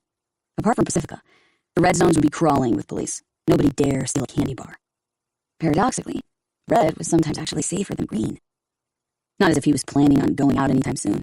There was plenty of data to analyze. College. He heard his mother, even through the closed door. 400 eddies per month in tuition. Where am I supposed to get that kind of money? He thought commanded his sales figures to appear in his peripheral. The basic unsophisticated game he published on the net 2 days earlier had 2,500 downloads. One download was 50 euro cents, meaning he had made more than 1,200 eddies. How's a normal person even supposed to pay for that? She ranted at the TV. And that was just the start. Players could purchase add-ons and extras that could net him an additional 500 to 700 eddies per day. That is, if people bought them. Not like you even have to think about that, she continued. You don't care about money as long as someone makes you dinner and washes your dirty underwear. And this was just one of many games and programs he published, the newest and most polished of them all. Brainwashing yourself instead of doing anything useful. What about that Marty, the son of what-are-their-faces, who found a job as a welder? Simple, honest work for almost 30 eddies a day. That's 30 eddies more than you're making now. The rest of the programs were hit and miss. Their total revenue amounted to just under 200 eddies per day. He could bump it up even higher, but that would require more manpower, which meant teaming up with someone. Albert wasn't thrilled by that prospect. His version of cyberspace was a dark, zero-G void with predetermined vectors. Pillars of upward-flowing machine code surrounded the center over which Albert was incorporeally suspended. They ended only 2,200 lines farther down. He could occupy different points in cyberspace simultaneously, correcting, adding, deleting lines of code. It had been a while since his virtual hands had touched a virtual keyboard in a while, an anachronistic leftover from real space. Dot commands were faster and more convenient, but he still wasn't able to work on larger chunks all at once. His tech couldn't handle it. Dealing with raw code was tedious and slow, but that was the only way you could create something perfect, something that could slip by your typical ICE or Netwatch's surveillance demons. Albert wasn't just making another game to kill time. This was a whole new level. You couldn't design something like this from the prefab modules on a WYSIWYG editor. The Taron, the Polish word for battering ram as he randomly discovered, could be sculpted from only machine code. The only exception to the bare-bones interface was the downloaded bitmap in the shape of a person who had been dead for half a century. Nobody could agree on whether he was the one who destroyed the old net. And if he had, nobody could agree on whether he did it to protect people from corporate totalitarian control or out of his own vanity delusions of grandeur. All that interested Albert was that he was capable of it. Reach Bart Moss. Green digits, letters, and characters hung patiently in space. If only he could process all this code in its entirety. Tier 2 tech was the answer. But how to acquire it? It wasn't sold in stores, at least not legal ones. But taking a trip to any black market meant dealing with shady characters, something Albert tried to avoid at all costs. But it wasn't just the tech. He needed a ceiling, too. Not like you could get that shipped at the family Ripper Dogs. He momentarily set that dilemma aside and went back to the Taron's code. There was still a lot of work to do. After Bart Moss caused the data crash, leading to the collapse of the old net, the Netwatch Corporation built the Blackwall to protect humanity from dangerous rogue AIs. At least that was the official story told by Netwatch, along with every other official source. But that was a misrepresentation of the facts. Or at least one of several. The Voodoo Boy's gang had a different take. Since 90% of the net was sealed off, that meant the black wall was a prison we had locked ourselves into and thrown away the key. By that definition, beyond the black wall was freedom. Endless possibility. It was this perspective that Albert subscribed to. Except nobody had ever managed to get past the black wall. No ambition, no life goals. His mother's voice seeped in from outside. No one except for Alt Cunningham, one-time output of legendary rocker boy Johnny Silverhand, who didn't exactly arrive there of her own free will. According to rumor, she was still there. A rumor that sounded about as credible to Albert as a fairy tale. He didn't believe in happy endings against impossible odds. Miracles, in other words. When something went wrong, either you were prepared for it, or you usually wound up dead. Gave birth to a slacker. Chip in a sea link at the base of his skull wouldn't escape his mother's notice. Neither would a bathtub filled with ice and a son locked in the bathroom for hours at a time. Much remained for him to do, along with many problems to solve. The fuck have you done? Renner stood over the great container. The hall was lit by a single metal lamp dangling from the ceiling, forming a cone of light around them. The kind they had in interrogation rooms, half a century old, give or take. The huge silhouette of a man in a real leather jacket with anti-ballistic padding cast a long shadow across the floor. 2 electric gold crosses on both of his hands glowed in the pale light. Remnants of old machinery rested on concrete plinths against the walls, their original purpose long forgotten. A latticework of pipes, cables, beams, and some extractors suggested that the hall was once a small manufacturing operation. The nearly 30-foot-high windows, just under the sawtooth roof, meant the chances of anyone peeking in were slim to none. You better have a good fucking explanation. Renner glared at him. Was testing out a new way of doing things. Warden tried to stay calm. And it worked. Maybe you ought to get that head of yours tested. You stole from Militech, our main fucking client. A slight angry grimace flashed on Warden's face and quickly vanished. Which is why no one's gonna suspect us, he explained. We gotta expand, Renner, or else we'll just stay stuck in the same rut. It's boom or bust. Renner marched up to him. He was slightly taller and a good 10 years older. Been taking side gigs, Here I thought you were too gaunt to do anything by yourself. Ross, who was standing by the door, stifled a chuckle. We got the container, Warden replied. It was a test, not a gig. A test. Didn't tell anyone because I wanted to minimize the risk, so just take it easy. Take it easy, huh? Renner stepped even closer. The crosses on his hands glowed with feverish intensity. Did I order you to clip this container? No. Did you ask me if you could clip it? No. You don't see anything wrong with that? Or are you just too big of a fucking lead head? You would have never signed off on it. Damn fucking straight. Now spill. Who is in on this little shit show of yours? Some nobodies off the street. Warden crossed his arms. Everyone had something to hide. Just had to do a little digging. Hang some dirt over them, sweeten the deal with a few eddies, and they were ours. Next thing I better hear out of your mouth is that their bodies are lying at the bottom of the Coronado. They won't peep a word. Renner eyed him silently for a moment. You're telling me they're out there, alive, just waiting to get arrested and questioned? Nobody will ID them. That includes me. Us. I've got the only recording in the op. Warden lied. He tried to relax. Too goddamn tense. You still don't get the idea. No, you don't get the fucking idea. Renner was struggling to keep his cool. I've got people. They're good at what they do. We give them a job. They go and do it. We divvy up the takings. Simple. Works every time. Everyone goes home happy.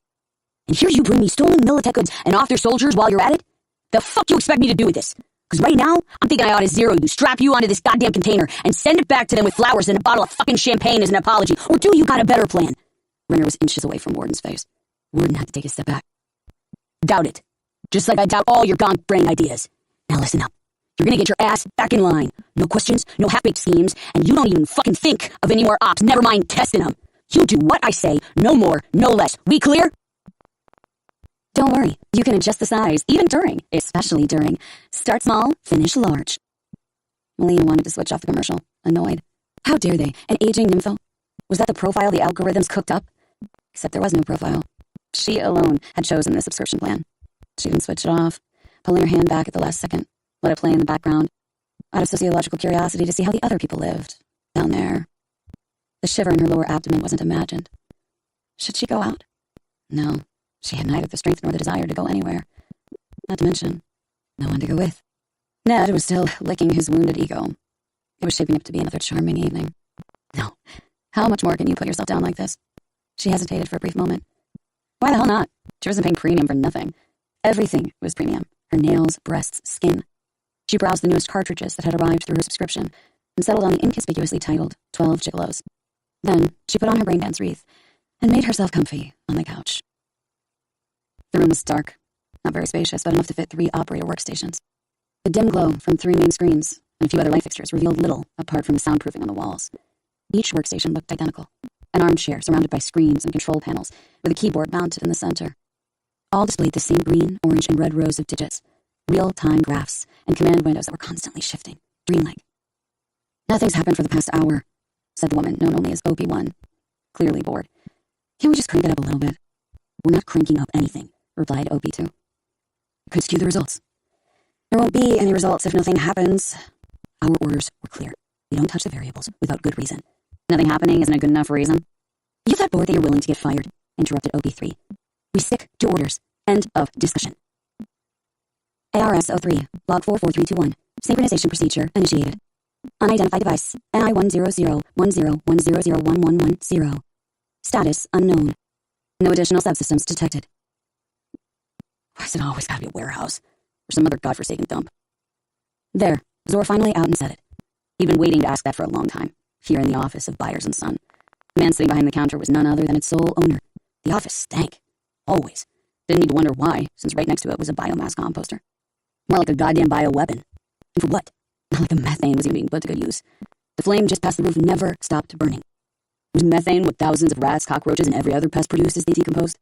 Either way, there was no shortage of them skittering through the walls and crevices of practically every Night City building. Probably ever since buildings started to exist. The flame never stopped burning. Byers' knowledge surely didn't reach that far. Work in the industrial sector wasn't just tiring and unpleasant. It could be downright dangerous. How many times had a cockroach crawled up someone's uniform and made them stumble backward over a catwalk railing, plunging headfirst into a vat of acid? Or a starving rat that leaped straight for someone's jugular? Zor didn't know. Probably many.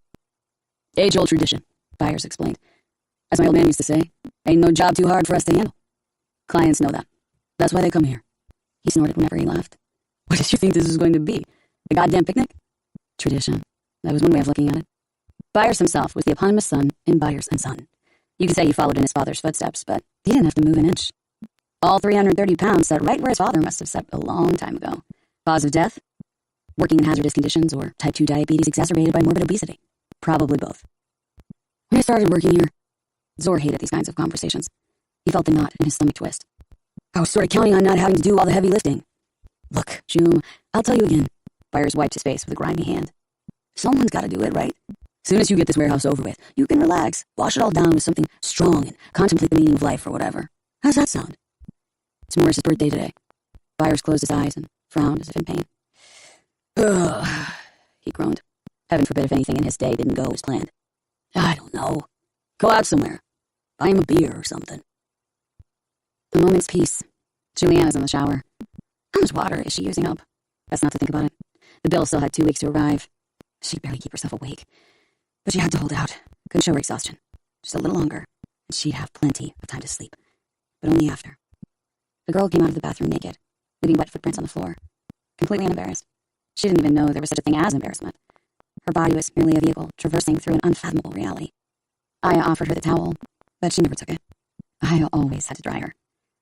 15 minutes later, they were on the subway. Aya tried with all her might to stave off sleep.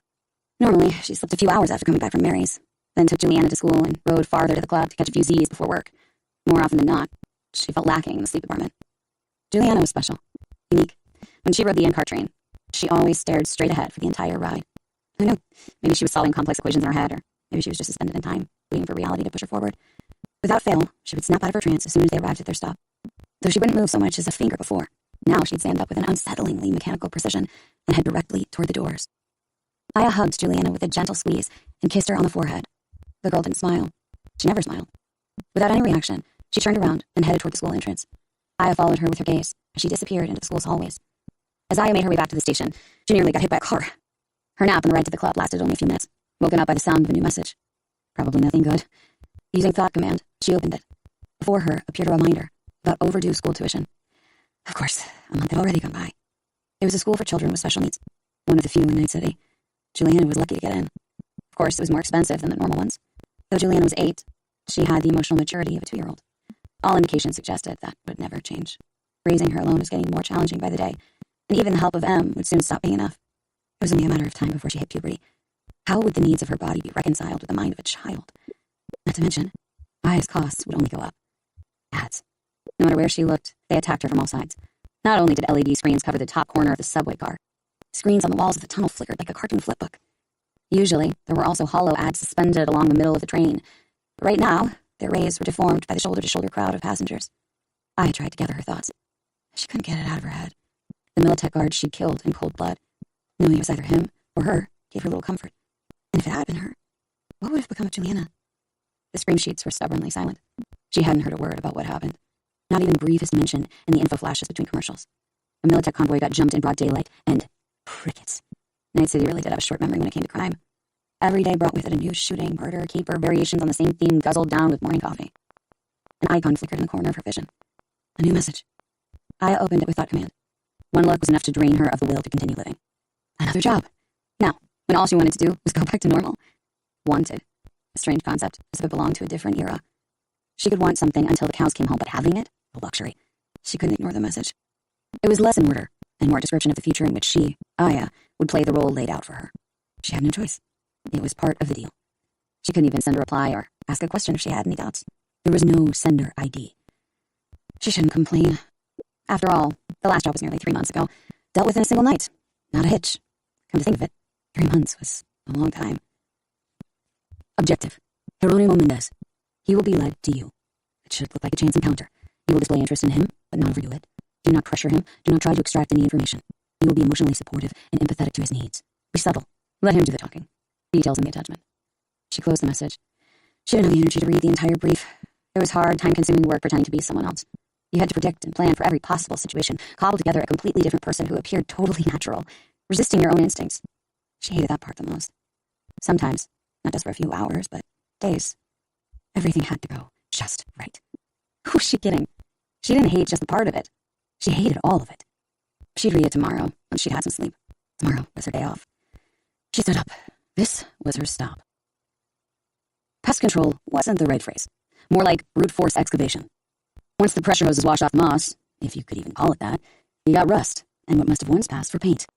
Wasn't much left to salvage. The corrosion had chewed its way to the rebars and the pillars. No sign of any insects. Must have all died of starvation. Pointless.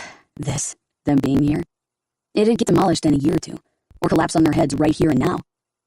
Think that's a wrap. Zor twisted his hose shut and lifted his plexiglass visor. What? Why? Morris did the same. We're only on the 7th pillar. This place hasn't been touched for the past decade. Probably won't be for the next one either. Zor sighed. I'd say there are roughly 200 pillars to get through, and they just get worse and worse. But it's our job, Morris insisted. I know, but it's pointless, Zor replied. Most of these pillars are just moss and rust. You know what I think? Zor paused. I think we got the wrong address. Morris didn't get the hint, which was more Zor's fault than his. His Down syndrome made it difficult to pick up on little nuances, along with the usual gamut of issues associated with the disorder. Right now, Morris had a job to do, and that meant finishing it. I thought you checked it. I know. Look, it's my bad, okay? Zor went toward the green band with Byers and Son, and the number 13 printed on it in bold-faced black font. He dragged the pressure hose behind him. Come on, we're done here. Byers won't be mad at you, I promise. I was the one who messed up the address. Hop in, Morris. Unless you want to stick around. Pheromones. Low dose. A pink haze hid everything that was more than a few feet away. Good.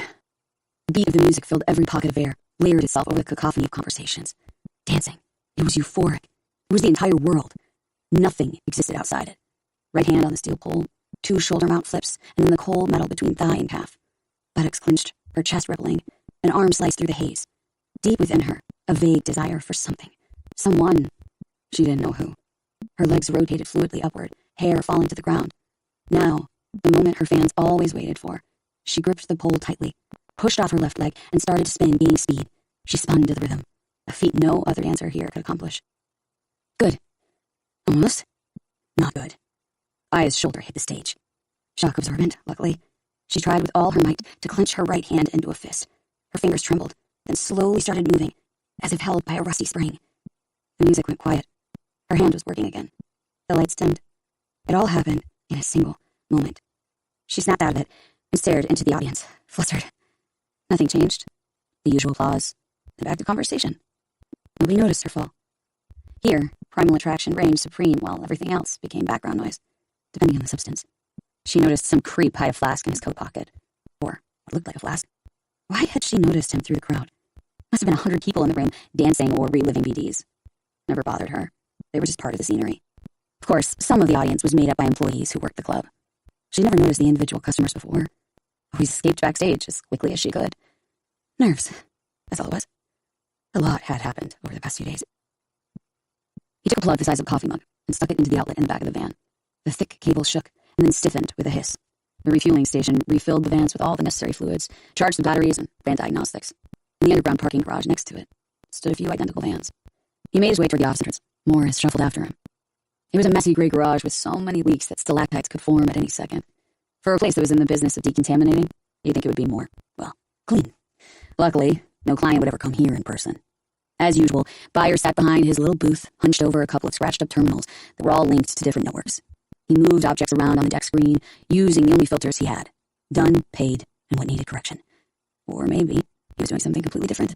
His eyes flickered blue, which meant he was probably on the hollow to someone. He stopped what he was doing and looked at them, waiting for an explanation. They were back early. There was nothing there, Zor spoke up. Job's pointless. Corps get pointless jobs sometimes. Byers leaned back in his creaky chair. But they pay, so I don't ask questions. They want us to fumigate a warehouse, we fumigate it. Even if it's going to get demolished in a week. There's nothing there, Zor said. Not even any insects. Byers stared at him intently, then grinned. You might be onto something there. He nodded. A job that does itself, eh? Just gotta make a bit of a mess. Make it look like you were there, did something. Did that? Good. He looked back at the screen. Got another one for you. Simple, but urgent. Urgent as in today. Look at those lockers all you want. Byers pointed a sausage-linked finger at Zor. But you still got 3 hours on the clock. Who needs doing? The usual. Just somewhere a little different. Byers grinned again. Got a feeling you'll like it. Her hand seemed fine. No trace of the cramp. Maybe it was just that one time. Gone for good. But now again. She shut the dressing room door behind her and did a few simple exercises. Jumps, backward handspring, tricep dips. Everything seemed in order. Dora watched her with boredom as she smoked. She was up on stage in a few minutes, but always left her warm up to the last minute. Don't get why you even bother, she said in her smug, apathetic tone. Wouldn't need to warm up if you were chipped. Unlike Aya, Dora had a number of visible implants and liked to remind people about it every chance she got. Prefer it this way. Aya grabbed the bar attached to the wall and did a few pull-ups. You're missing out, babe. Dora opened her mouth and stuck out 3 tongues that vibrated and moved in sync like snake rattlers. Everyone's got their own niche. I lose fans. You're, so weird, she said, chuckling. Why make life harder for yourself? Without waiting for an answer, she shrugged and turned to correct her makeup in the mirror. Out there, in the dim light and smoke, nobody would see the little imperfections anyway. At least, that's what Dora believed. I had a nightmare about demons, Morris said. Demons don't exist, replied Zor. They're fictional. What does that mean? They're made up. Maybe demons are just bad people. Could be. Hey, maybe we could go for a beer together? Morris asked with desperate hope. After work? Zor didn't answer. The van crawled sluggishly through traffic. Every other type of car passed them by. Limos, sports cars, combat cabs, even a Bellamy. Their tinted windows reflected the light from the hollow boards and neon signs. Corpos headed either home or to Japantown to blow off steam and was Betty's. It's my birthday today. Zor didn't have to turn his head. He knew Morris was staring at him, waiting for him to say something. I don't drink. My mom would always buy cake for me. So why not let her buy you one? She's dead. Zor tightened his grip on the steering wheel. The urban landscape outside started to give way to shorter buildings and dumpier cars. Suits and heels were replaced by ripped jeans and flip-flops. Groups of people huddled close together in a way that definitely didn't arouse any suspicion. Trash littered the street. There weren't fewer neon signs and hollow ads, but they were somehow brighter, tackier. Shop windows with garish displays stood next to abandoned squats with graffiti and broken windows. Once an emblem of wealth and prestige, nowadays, Kabuki wasn't exactly the pride of Night City. Zor parked next to the littered sidewalk between a paint-chipped van and a beat-up pickup. They got out. Stay close to me. Zor took note of the crowd in front of the club. Neighborhood isn't safe. They unloaded their equipment in the glow of pink neon. If Byers thought they were going to enjoy this, he was dead wrong. At least when it came to Zor. Places like these stank of trouble, something he used to have a remarkable propensity for getting into. These days, he avoided it like the fucking plague. And how'd that work out? A few girls wandered around the club, flirting with customers. Propositioning, more like. The two weren't mutually exclusive. That's what people came here for anyway, among other things. A knock at the door. Rare courtesy around here. Aya turned and just stared at it for a few seconds. Yeah? She finally asked. Can I come in? Sure. The door opened. It was, what's-his-face, the kid who helped out here and there. He stood there, glued to the spot, slack-jawed as he stared at Aya. A cockroach scuttered around his shoe and quickly disappeared behind the wardrobe. You here to fix something, or? She tried to sound nice. Can I? He pointed to the floor in front of her. You just asked that. He took 2 uncertain steps forward.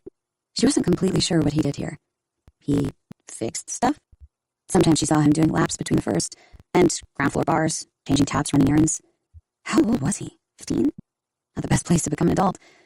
Still, it was better than the street. With debilitating shyness, he placed a pink token on the dressing table and practically bolted out the door. When it closed behind him, Aya realized that her chest was still completely bare. She wasn't embarrassed. Not here. Him, though? She picked up the token. On the one hand, more bread. On the other, it meant getting home a half hour later. She typed a message to M. Still have work to finish up. I'll be home later. She twirled the token between her fingers. Life didn't exactly turn out the way she expected it to. Neither did the world, for that matter. Did it ever? For anyone? She noticed the shape of the number on the token. 8. The bass pounded through the ceiling. Some kind of club. The basements in these places were always the same, cluttered with crap that was once considered useful and forgotten. Trash, in other words. Zor lifted his mask and turned off the portable compressor attached to a small tank of insecticide. The stench alone left no room for doubt. Anything living here wouldn't last long. Turn it off, he told Morris. Morris switched off his compressor, but left his mask on. He waited for Zor to explain. 2 rooms down. How many left to go?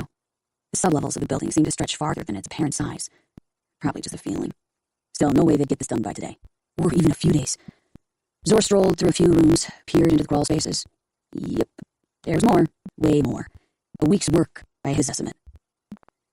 Still a lot left to go, boss, Morris said. I'm not your boss, Zor reminded him. We're partners. Told you already 100 times to call me Zor. He took out his lighter and checked which way the flame bent. The air was flowing down. Usually, it was up. Down made things easier. Zor, I think this will take us more than 3 hours, Morris said. 3 days, more like. Subtract the time getting here and back, and that leaves barely an hour. No way we'll make it. Well, I'm done chasing bugs. Let's you and me wrap this up. But Mr. Byers said it was urgent. That's why we'll do it quick. It wasn't hard work if you have the talent. Selling yourself, your body, face, well, mostly your body, and whatever implants you had. It was just the outside you. You kept the inside for yourself. And honest. Sometimes it was even exciting, freeing, making money just from people looking at you. Dancing helped. I loved to dance. Except private dances, which is exactly what the pink token signified. 20 eddies to start plus tips. Some of the girls preferred private over stage. Extra cash was extra cash, after all. Aya thought differently. Private meant close. Intimate. You weren't just another girl on a stage anymore. You got sleazy stares, greasy fingers groping your thigh. The thought of it made her shiver. But she had no choice. It was part of her contract. Private dances can collide with stage performances. Dora was up there now, passively showing off her synthetic calves and chrome heels soldered to her feet. A Dora show wouldn't be complete without giving a demonstration of her synth badge. She had a few minutes to spare before Dora finished. Aya put on her bra and a few other essentials. Stripteases were the best way to soak up the time in a private dance. She fixed her makeup and reluctantly stepped into the hallway. She knew what she was going to do. She had a routine. Still, she got the jitters every time. As usual, Yuki was flirting with the other dancers. Now her tattoos glowed orange. Aya wondered if she controlled it consciously or if the colors reflected her emotional state. How's it going? Aya asked. Sold 35 cartridges. Yuki shrugged. 1 more 0, and it'd actually be worth a damn. Aya gave a sympathetic nod. Things were looking up for her, but not enough to attract the attention of any major brain dance producers. She only ever managed to sell her beads here, at the club. A few cartridges sold after every dance. Hard to call that a career. Suddenly, Yuki shrieked and flattened herself against the wall. At the other end of the hallway, a giant cockroach scurried across the floor. The dancers chuckled. Fucking things are everywhere, she said in disgust. I guess someone brought in a whole truckload. Yeah, I saw one in the dressing room a minute ago, Aya added. It didn't used to be this many. Her tattoos glowed violet now. Emotional adapting, after all. For what it's worth, I'm sure even the most expensive villas in North Oak have got them, Aya said. The can was maybe half a gallon, with a few skulls printed on every side. Nothing else about it seemed particularly lethal. According to the instructions, Zor ought to warn all individuals present in the building. Unrealistic, not to mention a complete waste of time. He checked the direction of the airflow again, then twisted the timer up to a minute, removed the pin, and hit the start button. Click. The twist timer started turning slowly backward, completely mechanical. A rare treat. He tossed it further down into the basement, where it vanished into the pitch blackness with a few metallic clangs. Probably shouldn't have thrown it, but too late now. He took out a small sealant gun and filled the gaps in the doorframe, then stuck a sign on the lock that read, "Do not open," before, and wrote the time for 24 hours later. Here's hoping whoever saw this could actually read. The poison should neutralize itself after 30 minutes, even if there was no ventilation. But the instructions erred on the side of extreme caution. Somebody would have to come back and clean it all up. Luckily for them, Morris and Zor had the day off tomorrow. She entered the familiar haze and vibrating bass of the main room. Dora was still showing off what her mods could do on the pole. Huge screens above and beneath her showed close-ups of her most interesting features, enhanced with procedural animation. The constant airflow pushed the smoke away from the stage. In the bright light of the reflectors, she was perfectly visible. Down here, everything looked different, felt different, lonelier. The music dropped low, the reflectors stopped glaring. The stage was pitch black, an optical illusion caused by the lighting architecture. The applause lasted a few moments before the usual background music and noise faded back in. Aya made her way to number 8, a booth with a round table and steel pole mounted in its center. It wasn't hard to guess who sent the token. He sat in the middle, sprawled out like a king, with curly black hair and a pencil-thin mustache. 40, maybe. His white blazer seemed too classy for this kind of scene. Something about him disgusted Aya, but she couldn't put her finger on it. Beside him sat 2 girls, and across from him, 2 men. Bodyguards, possibly. Or the other way around. She placed the token on the table. The man barely gave her a nod. It was him, the creep she had noticed from the stage. Why did she even think he was a creep? He wasn't fat, his skin was okay, his body well-proportioned. What put her off so much? The mustache, you'd think, but it wasn't that. She couldn't figure it out. No point getting hung up on it. Just get this dance over with, without getting groped. She lightly hopped onto the table and slid her hand up the pole. She squatted on her heels, and Grace's savages never understood that when you bent on your back. She started moving to the rhythm of the music, in this part of the club, which demanded a slower kind of dance. Aya hugged the pole, keeping herself high and out of reach. Worst case, she could always climb higher. The creep didn't even try. He just sat there, ogling her with a smirk. The girls next to him struggled to seem interested. The room was saturated with smoke, alcohol, dozens of conversations, and music that was meant to drown it all out. Hey, Zor. It's my birthday, Morse reminded him, raising his voice over the din. Can't stay here. How come? Zor turned and pointed to the letters on the back of his uniform. Byers and Son, Pest Control. Not exactly dressed for the occasion. Morris pointed at 2 men sitting at the bar with uniforms that read, In-Cart Maintenance, and smiled triumphantly. Those guys aren't either.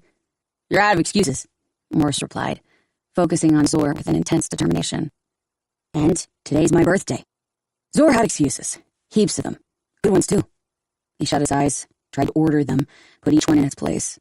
He couldn't. They stood on the side, at a loss for what to do. A dozen feet away, people danced, showed off their implants, drank, and got dances in private booths. Higher, beneath the ceiling, it was too dark to make out. A fleet of screens played vaguely erotic animations. Whatever helped people blow their eddies faster. Look, a demon! Morris tugged on Zor's sleeve, terrified. Zor followed his gaze. The pale, scrawny guy with 4 blazing red optics for eyes moseyed his way through the crowd, a mechanical spider, with a skull for a head on the back of his studded coat. Maelstrom. Strange to see one in a place like this. Conducting some kind of biz, maybe. Best not to find out. Listen, Morris. Zor sighed. He squinted. The girl dancing on the table of the nearest booth caught his attention as she gently hopped up from the table and started to spin around the pole with surprising speed. Something familiar in the way she moved. He shook the thought from his head. There was a very specific day of the month when he would go to a very specific bar and order a very specific drink. Every other day, except that one. He tried not to dwell on the past. Or else, the ghosts came back. He waited for that day, like it was a holiday. A day of purging. It was on that day, the last one, when he met Warden. She gathered her clothes and was getting ready to leave when the creep slapped something on the table. It was another token. Red, this time. The number 8 glowing in the light. She froze. This time, it meant a room. The color indicating something more intimate than a dance. Much, much more intimate. Finesse be damned. She hopped off the table, wrapped her clothes into a ball, and hugged it to her chest. It came out to no larger than a tennis ball. I can't. She shook her head. Playing shy, huh? The creep spoke for the first time. Hard to get. Like where this is going. The girls next to him suddenly perked up and tuned into reality. I don't do that sort of thing. Aya took a step back. I'm just a dancer. And I'm a space plane pilot. I don't have anything that'll interest you. I'm sure there's someone better. Except you do, he interrupted. Saw it just now. I don't have any upgrades. Exactly. He stood up. One of the girls rose to let him out of the booth. I heard you were 100% Gannic, which you just confirmed. That's why I came all the way down here. For you. You understand? She started to back away, covering her bare chest with the ball of clothes, as he moved toward her at the same pace. She shook her head. I don't want to, she said, her voice going soft. The fuck do I care? He smiled. I already paid. She bumped into something behind her. It was one of his bodyguards. She looked around desperately, quickly putting on her skimpy top. Where were the goddamn bouncers when you needed them? Weren't they paid to stop pushy customers? Dora? Dora was in the closing stages of soliciting a drunk corpo at the bar. The booze combined with her recent show gave her a good chance of scoring a red token. She gave Aya a condescending glare. Grow up, alrighty. Fucking princess. She scoffed and turned back to the corpo. What was the club security afraid of? Two assholes dressed like they were pulled straight out of a shitty spy BD. Aya's panicked eyes scanned the room until they met Crispy's cartoon eyes, watching the situation unfold from behind the bar. Then it hit her. If security was going to deal with anybody, it'd be her. Out of options. She clenched her hand into a fist, tensed up her arm, and with lightning speed, sucker punched one of the bodyguards as hard as she could in the gut. Morris was right. Nobody cared about their uniforms. The only thing that mattered in the downstairs bar was how much cred you could blow. Next to them, a heavily chipped girl was working over a drunk corpo. The in-cart workers sat 2 bar stools down. Behind them stood a guy who looked like he came straight out of the gym. Maybe that's the kind of place this was. A place where no one cared about class or elegance. I've never been to a place like this. Morris soaked up the atmosphere as quickly as he was soaking up his beer. Hey, go easy on that. Sure thing, boss. Not your boss. It's really nice here. Morris gulped down his beer like it was soda. With his shorter-than-average arms held in both hands, it might as well have been nectar from the gods. Zor wasn't sure if Morris had ever had alcohol before. Too late to ask. He himself hadn't drunk for, well, years. During his monthly ritual, he always ordered the same drink, but never touched it. This time, he allowed himself a few sips, and started to feel more relaxed, his body less tense. In spite of himself, a feeling was starting to take shape. That everything would be all right. The worries pinning him down had suddenly evaporated into the club's haze. Worries he'd carried with him for years. He felt relief. Things were starting to fall into place. The world wouldn't get better, but at least his dumb brain would ease up on the self-inflicted torture. He can't hear it anymore. The roar of the overburdened jets, columns of flames rising up through the black rain that meant that it's already too late. Why did you stop? Morris said, annoyed. You were telling me about your wife. I was. Zor sat in front of a nearly empty beer. What did I say? Gosh, it was the most amazing story ever. Better than any brain dance, I bet. You ever tried a brain dance? No, they make people weird. I like what you were saying better. Keep going. Once a month, I go to the bar where my wife and I first met. Zor almost smiled. Maybe there was nothing wrong with having a beer.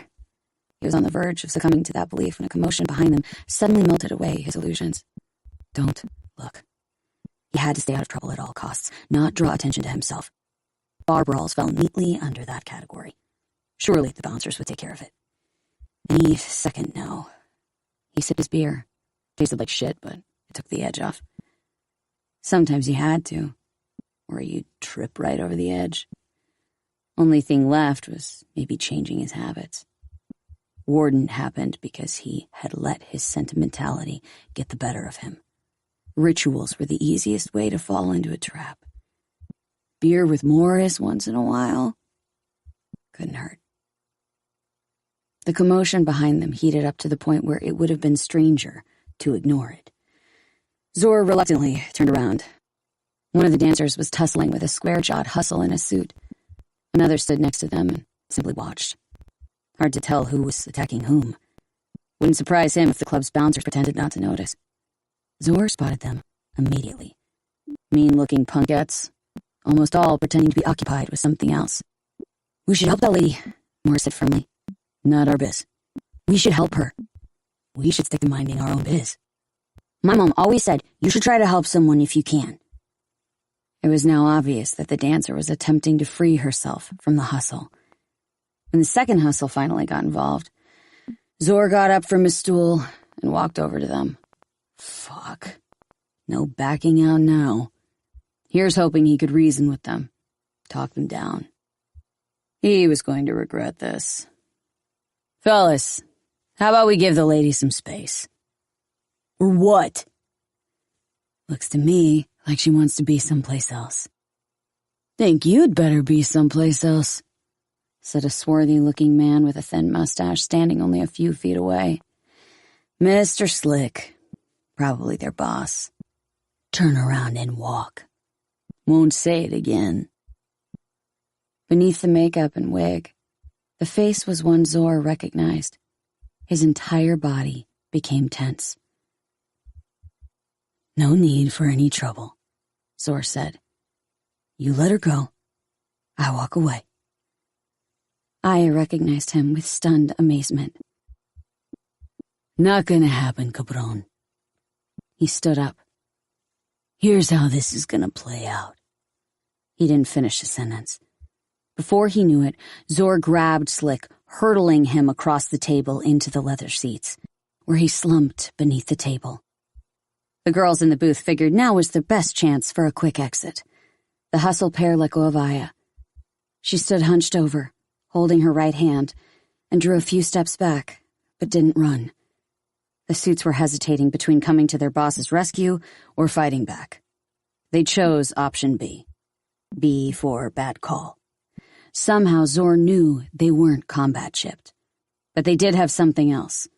The one on the left reached into his blazer.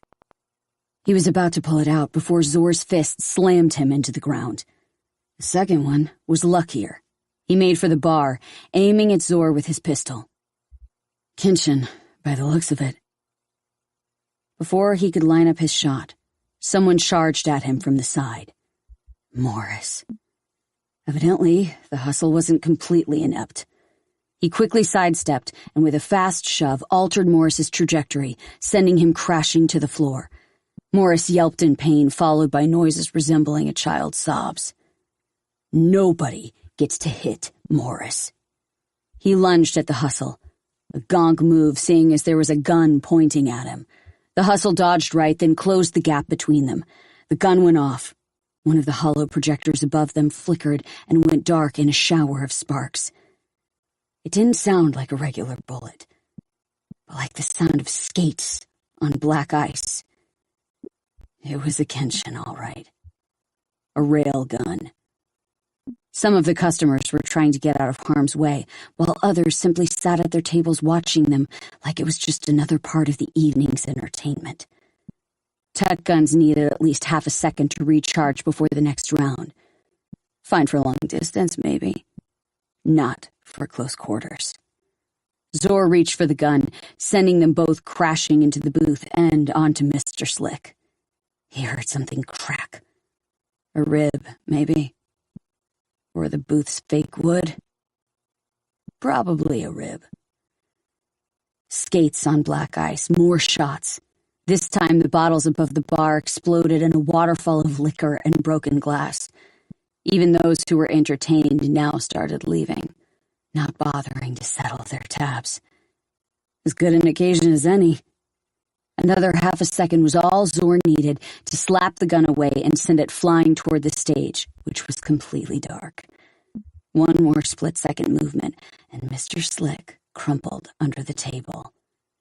The bouncers couldn't keep their stone-faced charade any longer. 5 girls with spiked baseball bats stood in a semicircle around the epicenter of the brawl. Tipped with something, probably. Even so, 5 of them, 1 of him. Zor stood still, waiting for someone to make the first move. Mr. Slick dug himself out, nose bloody, pointing a pistol at Zor. Lexington. Explosive ammo. Double the standard impact velocity. The bouncers calmly stepped out of the line of fire. Zor had a few ready-made options, half of which ended in Mr. Slick dying. Or not. Probably would have ended badly if Aya, with the speed that only she possessed, hadn't knocked the gun out of Slick's hand. Then, a few things happened at once. Zor charged at Mr. Slick. The girls charged at Zor, and Aya charged at the bouncers. Black rain pummels the windshield, the droplets streaking off the side as he tries to speed deeper into the night. Far to the left, the neon mosaic of Night City dims and fades. A fire rages ahead on the horizon. He knows it's too late as he tries to push the throttle past its maximum. There are times when you know it's hopeless, but you damned well better try. Reason takes the back seat. Emotion takes command. The AV with emblazoned letters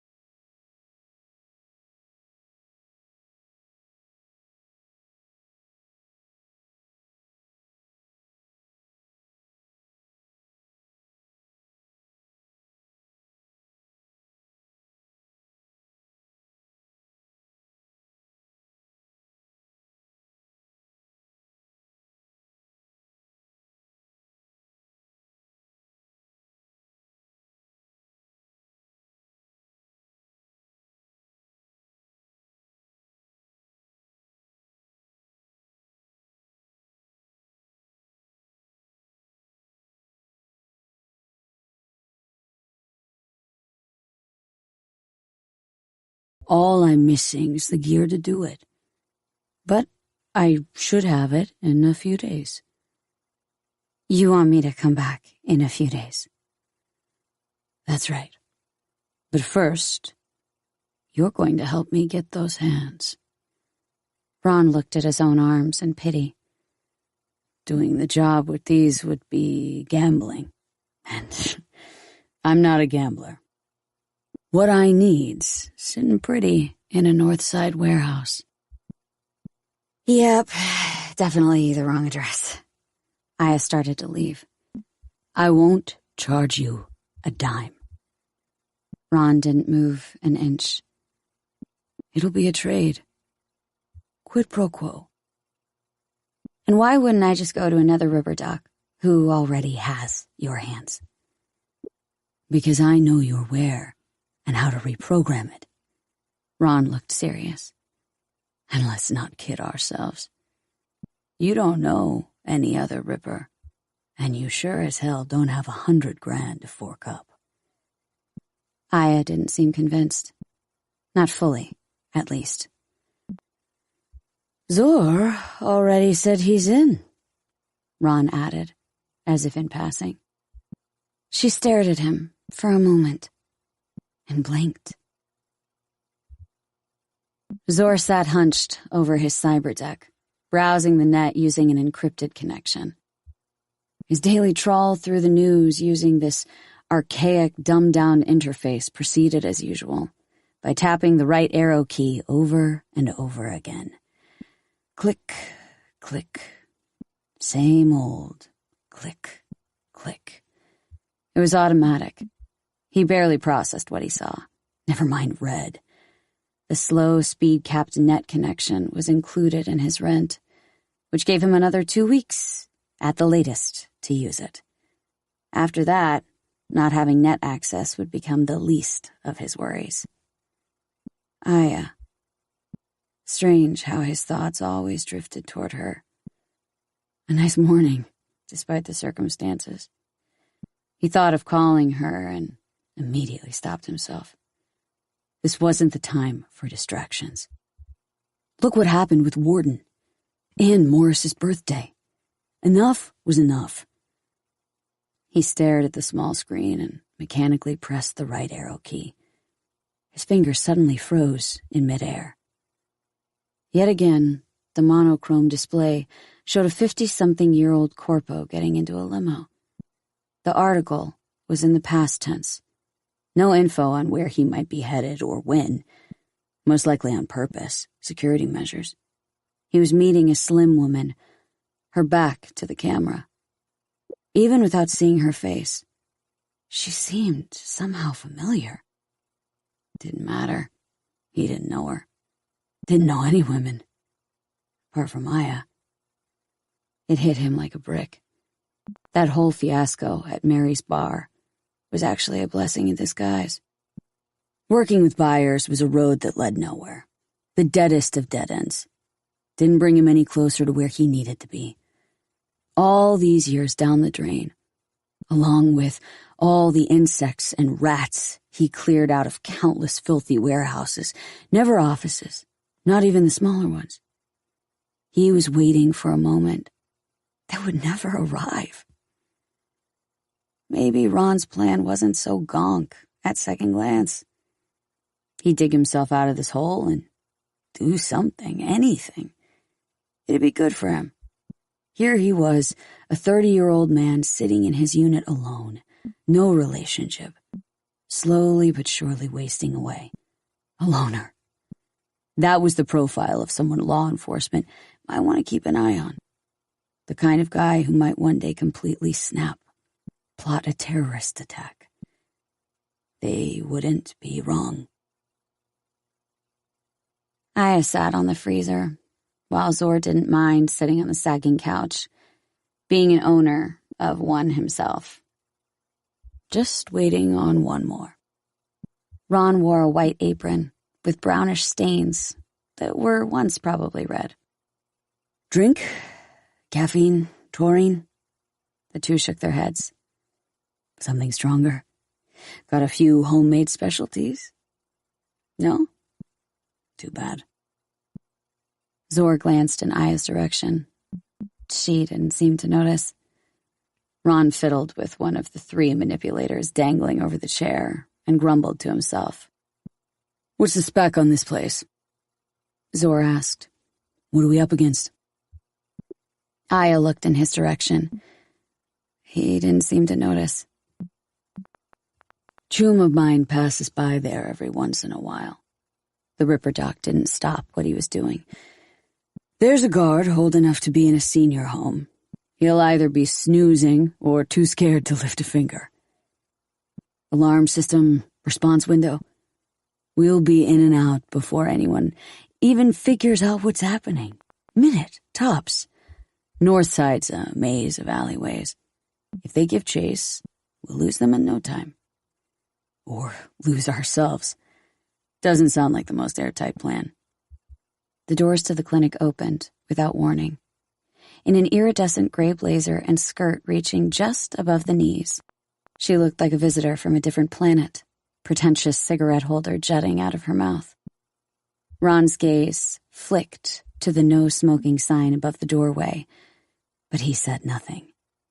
Melina looked around. "This where you work?" she finally asked. Welcome to my clinic. Small, but it's mine. Cozy, you could say. You're a little late. Address wasn't clear. The word clinic threw me off.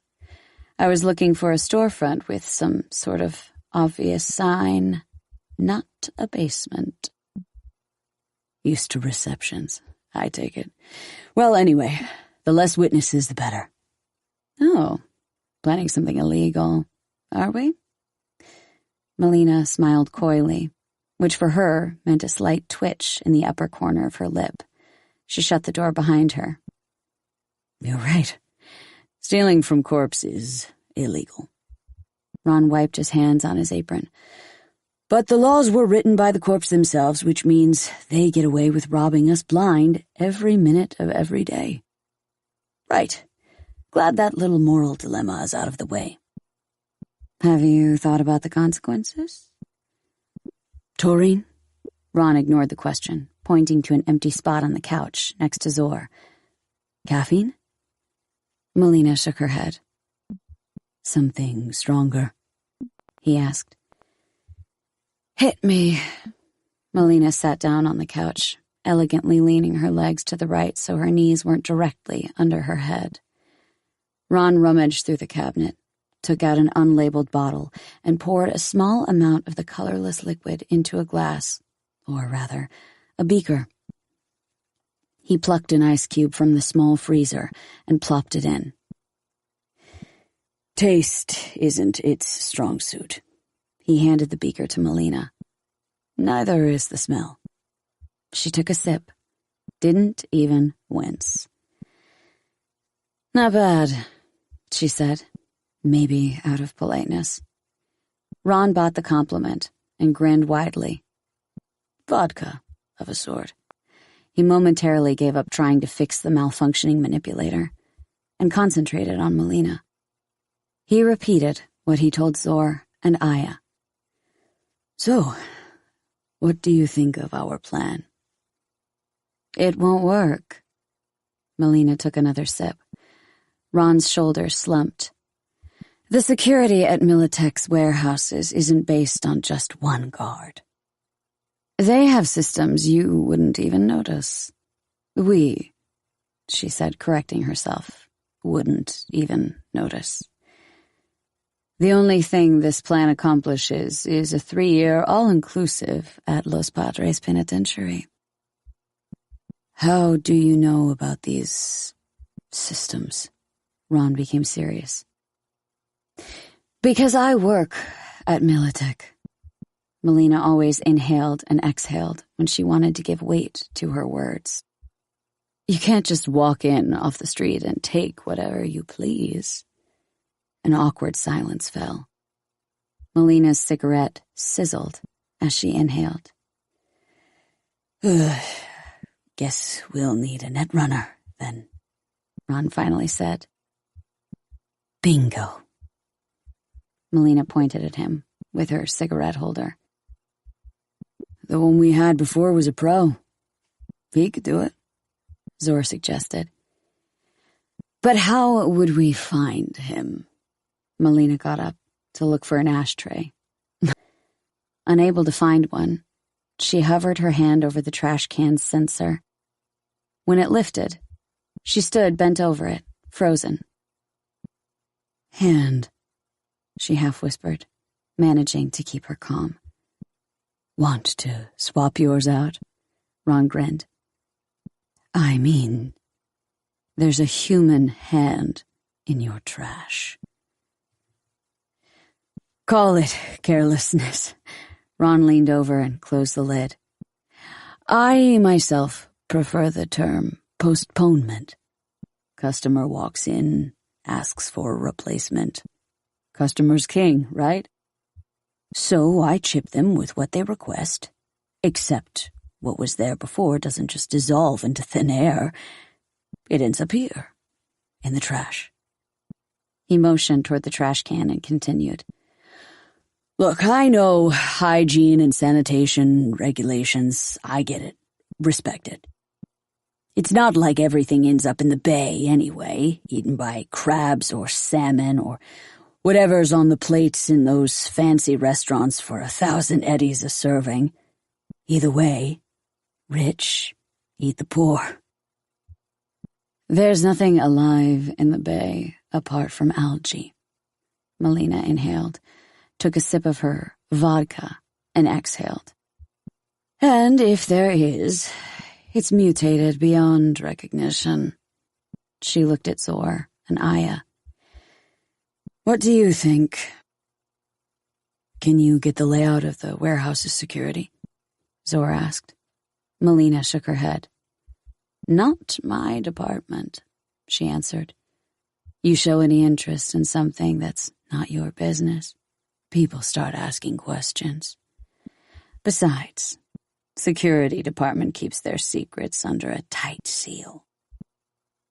Well then, it was nice talking, Zor said, but didn't move. Aya raised her hand, her fingers trembling imperceptibly, though she felt it. She knew it would only get worse. I say we find that netrunner, she said. It's not like we can just scoop one off the street. And even if we did, it'd be too risky. I'll track him down, Ron said with a sigh. Just need to make a few calls. Finding him is one thing, Melina started. But how are you going to convince a professional to work with a bunch of amateurs? Leave that to me. Ron grinned. Albert looked like trash. Literally. In the pouring rain, with a black trash bag covering his body, he sat hunched over, untangling the next little bundle of wires. He didn't even have to jimmy the utility panel attached to the decrepit wall. The little door practically fell off its rusty hinges when it opened. The cables must have been 50 years old, at least. The wire's insulation was cracked in several places. It was a miracle this subnet was even operational. Copper wires instead of optic fibers made his job a lot easier and gave hope that he'd find something older, more obscure. He inserted more probe needles, penetrating the insulation and checking which one was for power, transmitter, and receiver. The tiny display on the probe tester finally lit up with the usual standard protocol. Didn't always work the first time. Sometimes, not at all. Now, all he had to do was connect the harvester. Before, when he first embarked on this project, Albert analyzed data on the fly. But it took too much time, and sitting near a dumpster disguised as a trash bag was neither pleasant nor comfortable. Better to download everything you could, and then later figure out what was of value. It worked. The data harvest began. The harvester was autonomous. Its only task was to download as much available data as possible, prioritizing files containing the keywords. Bartmoss, Blackwall, Netwatch, and a few others, including their commonly misspelled variations. There was a 5-fold spike in the library's network activity. No reaction. Maybe the admin was happy people were suddenly seeking long-forgotten knowledge. Or maybe the chronically underfunded third public library in Haywood didn't even have a security system. Because why would you? Libraries were meant to facilitate, not restrict access to knowledge. Except most people couldn't be bothered, or didn't know how to read. The net today was a shadow of its former glory. Intercity connections were almost exclusively available to corps and governments. For the average Joe, even one as determined as Albert, networks in Night City could only be accessed physically, on site. Net was a bit of a misnomer. It was more like an archipelago of intranets or subnets, as they were called, some haphazardly connected to others, most completely isolated. This library had connections to 3 other subnets, but their download speeds were painfully slow. He'd have to sit here for weeks. Which meant he'd have to visit the other libraries in person. Oh joy. And that was if their access points weren't corroded beyond recognition. Nobody bothered repairing them if they weren't important, and wireless access was still practically non-existent. You just had to be there. Personal link at the ready. Corp networks were a whole different ballgame. They were well-maintained and surrounded the entire city. Or at least its most important districts. Unfortunately, their security was also kept in tip-top shape. But even they didn't have access to whatever lay behind the Blackwall. Footsteps approached. Albert froze and covered the harvester's display with his hand. Unnecessarily, since he was covered by a black bag. The footsteps became more distant. A car drove past. Who would care about a bunch of trash bags? He just had to stay still. Using Thought Command, Albert launched a program to check safety levels in the area. The map in his retinal display appeared against the interior of the garbage bag. Mostly green, smatterings of yellow. No red. Seemingly reassuring, if only on the surface. The program wasn't predictive. The colors changed only after a crime was reported. It was like checking yesterday's weather forecast. He glanced at his left palm. There was a black dot where he'd been pricked. A scab. In a couple of days, there'd be no trace of it left. His body was repairing itself, though the thought of all the fluids involved made Albert queasy. He hated data harvests, hated being outside and risking himself to more injuries. If only the data he needed wasn't scattered throughout the fragmented net, he'd never have to get up from his chair. The so-called surfing on a unified net that he read about was a thing of the past. Now it was like stumbling through a maze of dead ends. If you wanted data, more often than not, you had to get it in person. And in Albert's case, that was limited to Night City. The parts that weren't read, at least.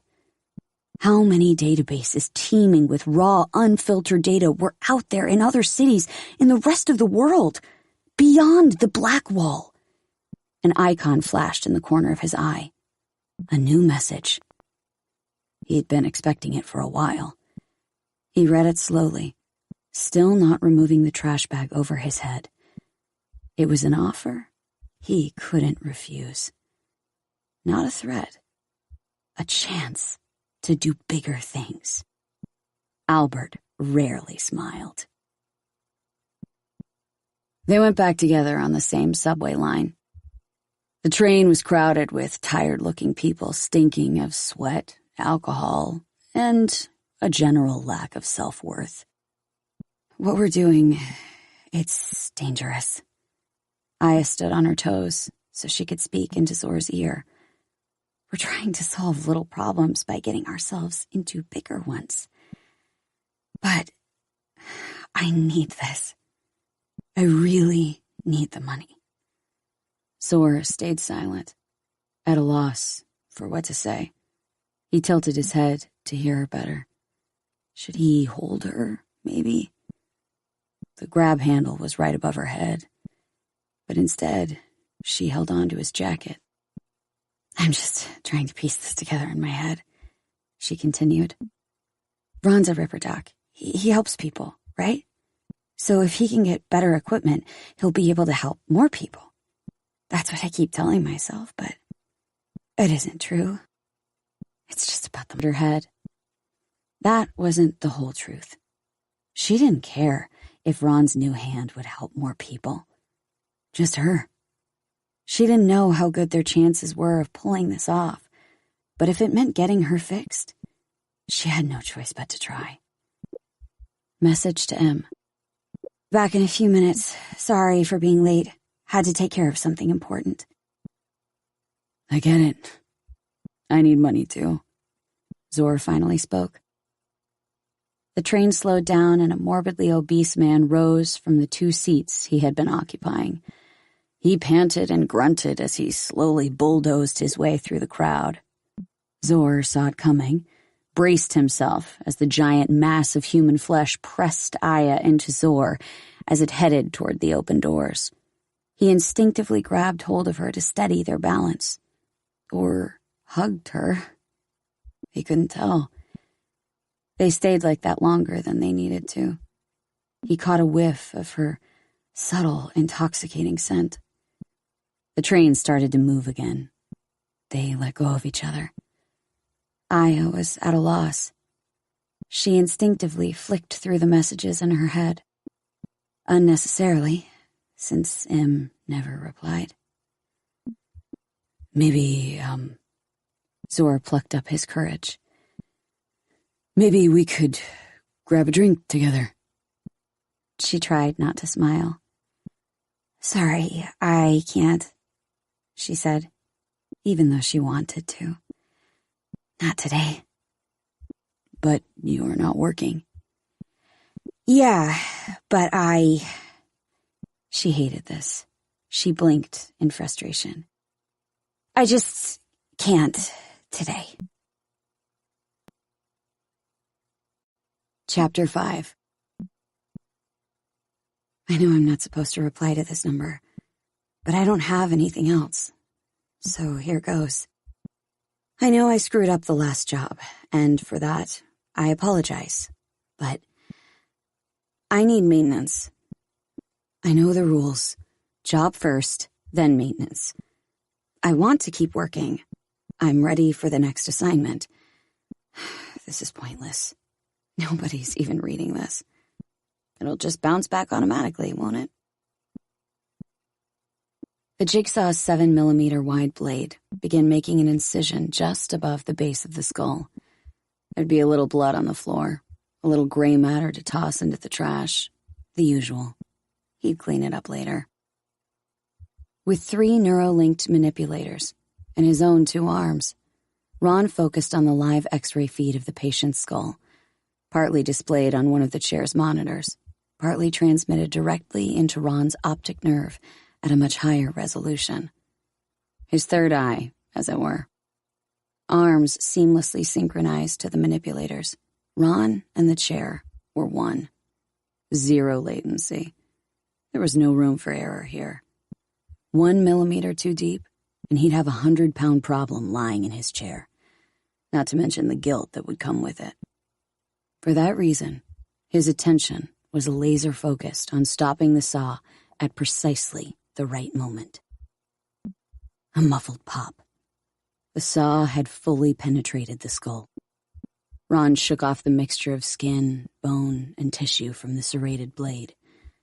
Even after all these years, he felt less like a surgeon and more like a sculptor, molding the human body into something different. Better. But there was no time for artistic musings. Soon the blood would start clotting. He took the Netrunner's C-Link from a small, sterile container with an Arasaka logo. The next part had to go exactly by the book. On one end of the few centimeters long valve stem, an enlarged tip housed the port. On the other, which went into the skull, tiny, near-invisible filaments 10 times thinner in diameter than a human hair. Neuron couplers, integral for brain-computer interfacing. Ron dipped the filaments into a vial containing an oily substance, dormant nanites, and passed it to one of the manipulators. Slowly, he inserted the end with the filaments into the opening. The nanites would take care of the rest. He woke to the sound of beeping. He had fallen asleep hunched over on his stool, holding an empty glass in his hand. If it weren't for the cyber arm, it would have fallen and shattered on the floor. The chair beeped like a microwave oven. The patient started to move. Hard part's over. The Ripper Doc helped him sit up. Easy now. No sudden movements. How do you feel? Besides the splitting headache from the sedative wearing off. Don't feel any different. Albert looked around, squinting from the fluorescent light. Good. That's good. Means your body didn't reject it. Ron powered down his equipment and started cleaning up. Well, you're free to go, kiddo. But if you don't want to go home looking like a day-old corpse, you can grab some shut-eye here. Can't use your C-Link for 48 hours anyway. Gotta let the nanites finish their work. What about my Tier 2 tech? Albert asked, disappointed. Ron looked perplexed. You don't have your own? How'd you pull off that gig in Arroyo? It was Warden's. Came with a Neuroport adapter. This is great. Perfect. Plan's already falling apart. The Ripper let out a heavy sigh. Well, kid, you'll have to work with what you've got.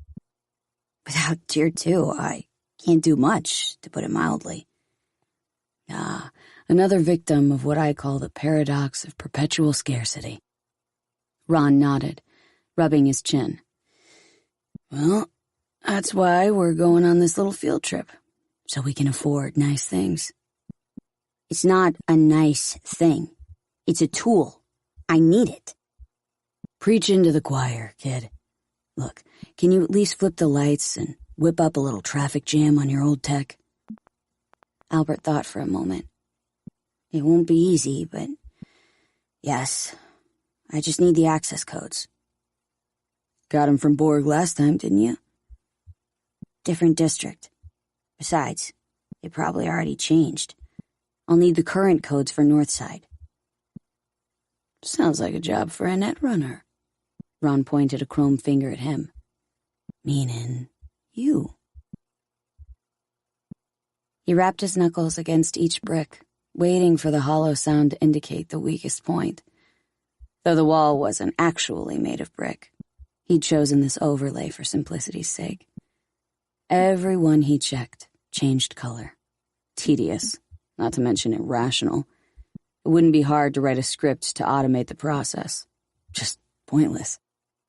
Checking every single combination would take roughly 2 weeks, assuming they had only one layer of ICE.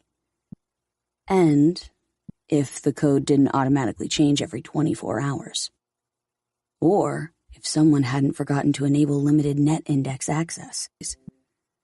In the simulation he'd created to slow down Militech, he'd hacked the traffic lights. It was stuck on loading the traffic. On top of that, the sim surely wouldn't include as many variables as would appear in real space.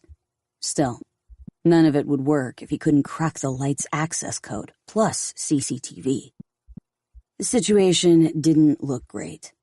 What good was a C-Link if he didn't have the tech to pair it with? He could flip traffic lights, sure, but that would mean taking his eyes off the Militech response unit. Couldn't do both at the same time. In the background, the harvester spewed out data from the latest extraction in a rudimentary waterfall of ASCII matrices into the Cave of Wonders. That was what Albert called the virtual sanctuary spread out across a few different servers where he hid his data. Nobody but him knew about the cave. Most importantly, Not even the server's owners knew about it. This was how he'd amassed quite the compendium of forgotten knowledge that he stored for his own purposes. Forgotten wasn't the right word. Most of the data hadn't even been accessed since their creation. Data that nobody but Albert cared about. Farther away, the Taron's ominous pillars of code loomed over the darkness. That would have to wait. Without Tier 2 net running gear, it was just that. A bunch of useless code. One thing was certain. He wasn't going to get it on his own. "You said you'd take out the trash yesterday," his mother hollered from the living room. "How'd you find me?" Ron asked in surprise. "Little net nerd spilled." Borg's condescending gaze swept the clinic. "You said getting the codes was a runner's job, so we got 'em." He pointed at his head. "Along with yours truly. Codes are good till 6 a.m. 6 in the morning? Ron went to the door and locked it. That's less than 9 hours from now. Runner said he needed 3 days. Guess we'll just have to make do, Borg shrugged. Run the edge, you know. Hand over the codes and go. You'll get the eddies once we sell the merch. Oh, not so fast, Ronnie boy. Borg dug his finger into the Ripper's chest. Not about to let you and those chumps fuck me up the ass like that. I'm coming with. You are not in any of our future plans, kid, Ron murmured. What? Look, plan just ain't ready yet, the Ripper explained. Go back to your job and get us new codes in a couple days. We'll give you the signal. Too late, old sport. Borg shook his head. Already enabled remote access to the system. 6 is when they do their routine security sweep. Operators might be lead-headed gonks, but even they won't get fooled twice. Besides, today was my last day at that shitty gig. Harris's auto repair seemed less like a place where cars got sent for repair than where they went to die. Scrapyard, in other words. If the owner were here, he might take offense, but he'd be fast asleep by now. It was the middle of the night. The fence made out of corrugated sheets wobbled beneath his weight. His feet landed noiselessly on the other side. If this went quietly, he shouldn't have to touch the Lexington behind his belt. The gate was locked from the inside. Pointless. As if the fence wasn't already falling apart. Besides, who'd want to collect useless junk from a scrapyard? Zor crept past a haphazard heap of engines that suggested this was their final resting place. Farther ahead lay doors, hoods, and parts of other car carcasses, along with tires and batteries that turned the ground underneath a platinum gray. It looked unsettling enough in the cold beam of Zor's flashlight that he gave it a wide berth. Save for a few slivers, the all-pervasive luminescent glow of Night City's skyline was obscured by towering megablocks that enveloped the yard in nocturnal shadow. The brightest place in the yard was the office, a booth with a metal door and scratched plastic windows behind which sat a stumpy 50-something-year-old man. Zor doubted that the brain dance wreath he wore was being used to monitor the premises. No cyberware, as far as Zor could tell. Except for eating and going to the bathroom, he probably spent every waking hour and every any he earned on brain dance. Chances were he skimmed a little off the top every now and then. Easier to pay him to look the other way. Except Zor was flat broke. He ran through a few scenarios, including one where he pulled out his Lexington. Last resort. Long as the guard was sucked into his BD, Zor could sneak around unnoticed. Cars in various states of repair or disassembly stood on the other side of the small yard. Zor went back to the gate and released the latch, the extent of the lock. The gate opened. Clear for now, he whispered. Aya slipped inside. Zor saw the guard remove his wreath and look out the window. So there was some kind of hidden alarm system after all. Too late. He'd surely noticed the two figures standing by the gate. Zor reached for his pistol. No, wait. Aya stopped him. Stay here. She made her way to the guard, as if down a catwalk, gracefully putting one heel in front of the other on the dirt. Zor couldn't take his eyes off her. Her movements were completely different. Fluid, effortless, as if she glided over the ground.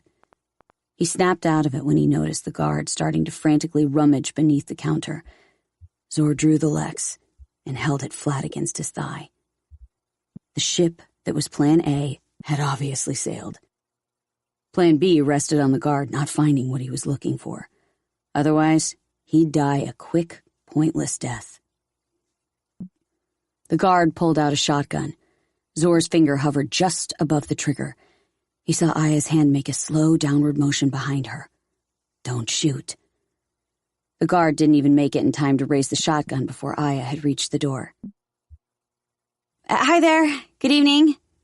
Aya called out through the window that was scratched and stickered with tuning company logos. Her voice sounded soft, almost melodic. Goosebumps. He'd almost forgotten the feeling. Sorry to be bothering you so late. I have a quadra that needs repairing. I was told this was the place to go. And just like that, she opened the door and sauntered in. The guard was shorter than Aya by at least a head. He didn't even raise the shotgun. He stood and stared at her, as if transfixed, his mouth open but unable to utter a word. The door swung shut behind her, and their conversation was drowned out by the city's hum. She reemerged after a few seconds, while the guard hadn't moved an inch. He looked stuck in place. He won't be bothering us. She smiled, pleased with herself. She walked normally now.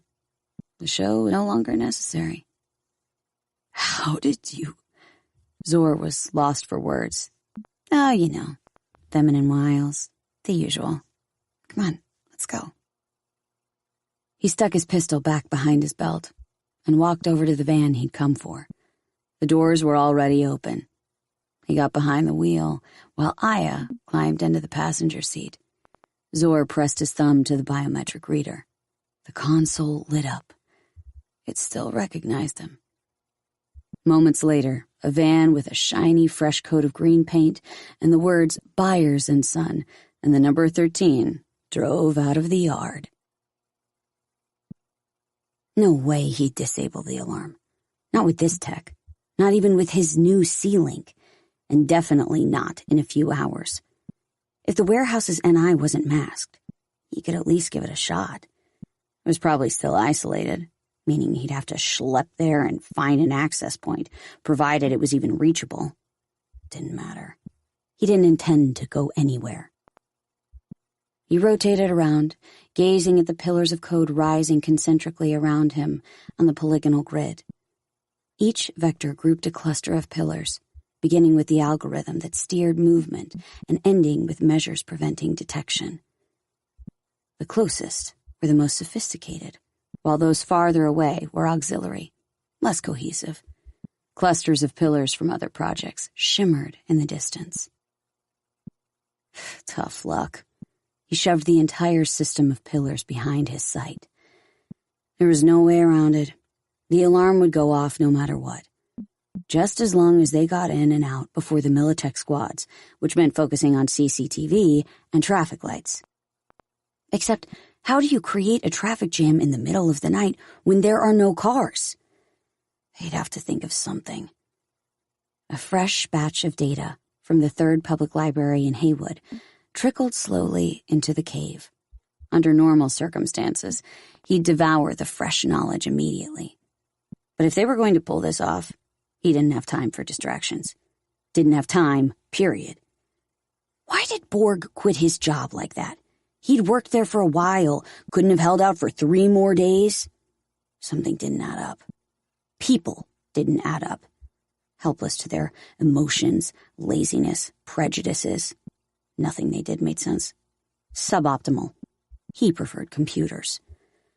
So much to do, so little time. He'd have to part ways with something, but what? Tracking the Militech squads or flipping the traffic lights? The CCTV or the drone hovering above the warehouse or the fake NCPD transmissions? You'll have to go in hot, he explained over the comms, his lips not moving. There's no other way. Go in hot? Aya stared at the 9-foot concrete wall, topped with barbed wire. The 5 of them sat in the van, 100 yards from the gate. It looked even more impenetrable than the wall. Climbing over it might be doable, but not with hundreds of pounds of stolen goods. Yo, we jumping that shit or blowing it open? Borg slammed the wall of the van with the side of his fist. 'Cause this trash can on wheels will crumple like paper.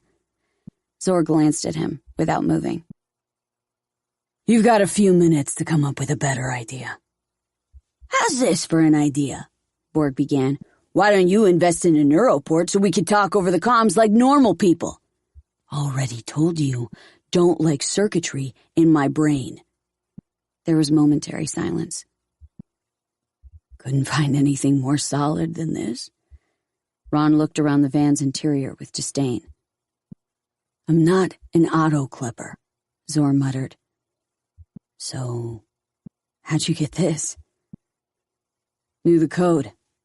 Engine started as if I was the owner. Fuck it, whatever. Let's just blow that shit open already.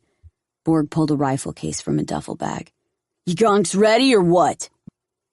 Hell you need that for? Ron asked. Plan isn't to shoot anyone.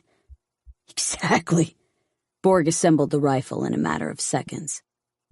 Second I pull this baby out, motherfuckers will drop to their knees, hands behind their heads.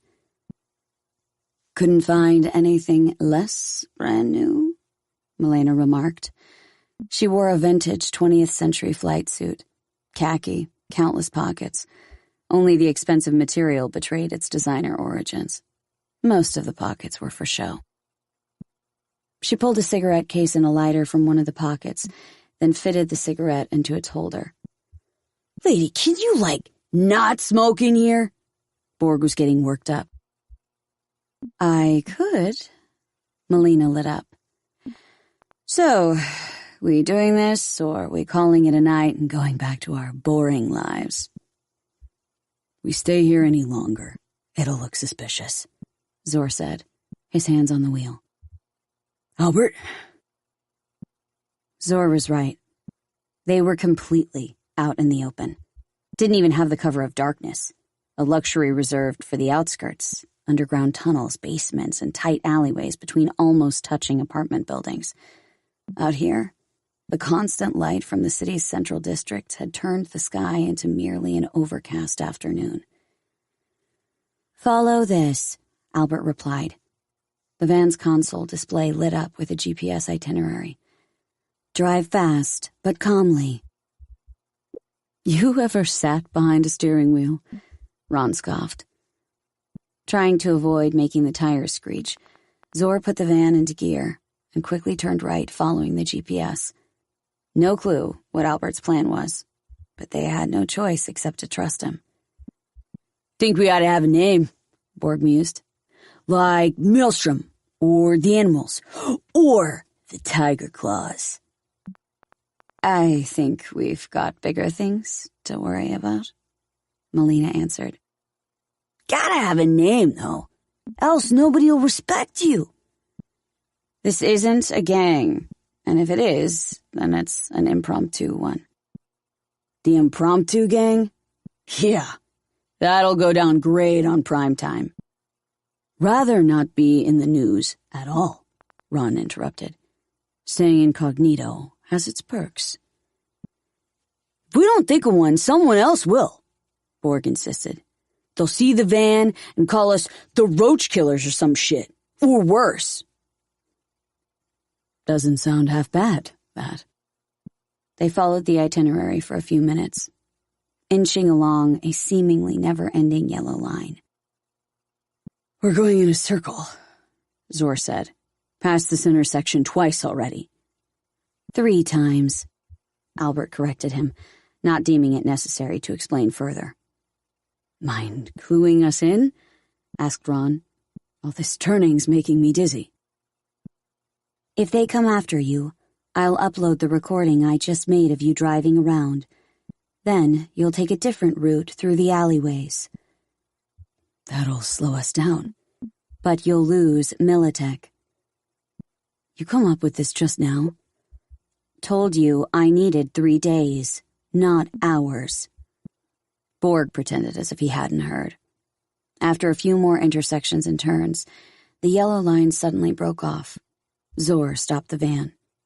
There's an abandoned building to your right, Albert said. Yeah, and? Ron asked. You're going to set it on fire. Whoa, hold on, Borg interrupted. What happened to laying the fuck low? They'll see the fire from a distance. It'll distract them. Zor reluctantly agreed. Don't you think we're overcomplicating this? Ron was running out of patience. Once you've set it on fire, calmly drive toward the warehouse, Albert insisted. Albert? Melina tried a gentler approach. You can't just expect us to blindly follow orders. We need to know what you're planning. Silence. I checked the warehouse gate via the drone. The van should ram through it without a problem. When you hear the fire truck sirens, slam the chew.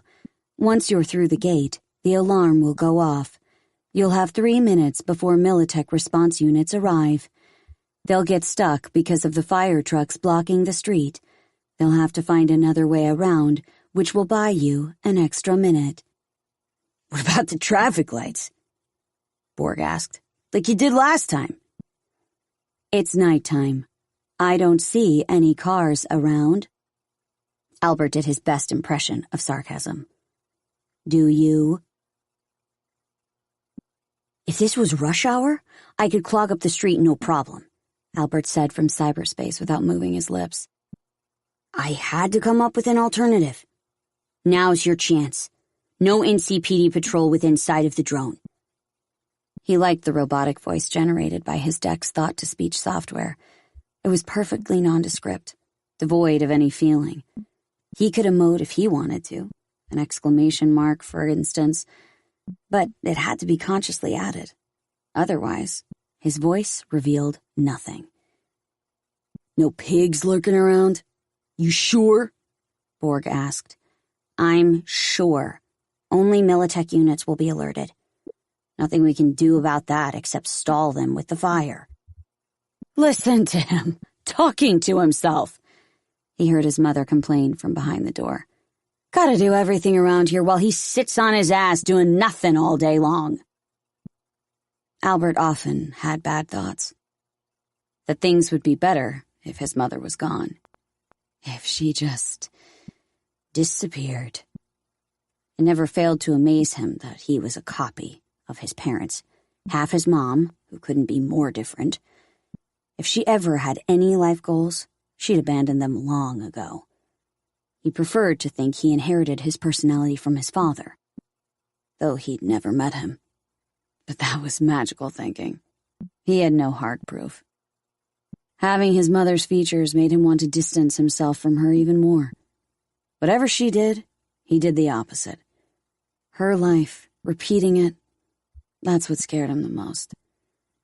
The perfection of a biological species takes thousands of years and requires huge amounts of energy. For how random it is, it's absurdly resource-intensive. Millions of specimens go through their entire existence, failing crucial tests, and yet still survive and produce offspring. The only way to put a stop to it was destroying the reproducer before the act of reproduction. Every manifestation of life is imperfect. Every person just a prototype trying to cheat death through replication. Thanks to technology, human beings became masters at cheating death, allowing specimens that were worse than previous generations to replicate. In other words, regression. We're running out of time, he said.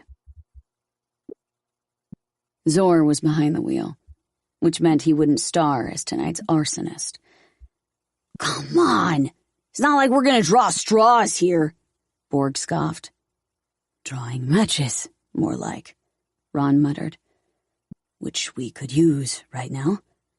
He immediately realized his mistake. Melina handed him her lighter. Ron sighed.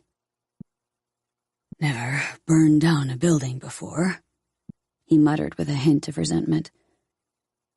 What are you all staring at? Why's it gotta be me? Choom, it's right there, Borg pointed out the window. Streets are empty. All you need's a minute. Nobody happened to bring a flamethrower, did they? Melina joked, but nobody seemed amused.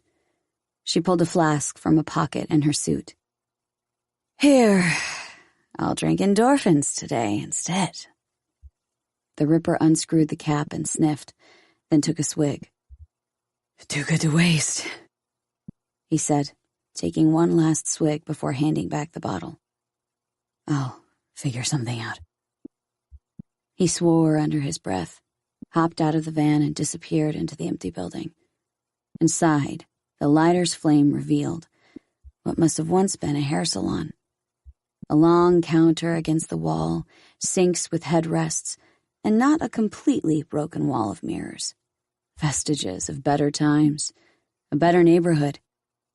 Trash strewn on the floor, and 2 hole-riddled mattresses suggested that someone, or more than one person, had made this a temporary home.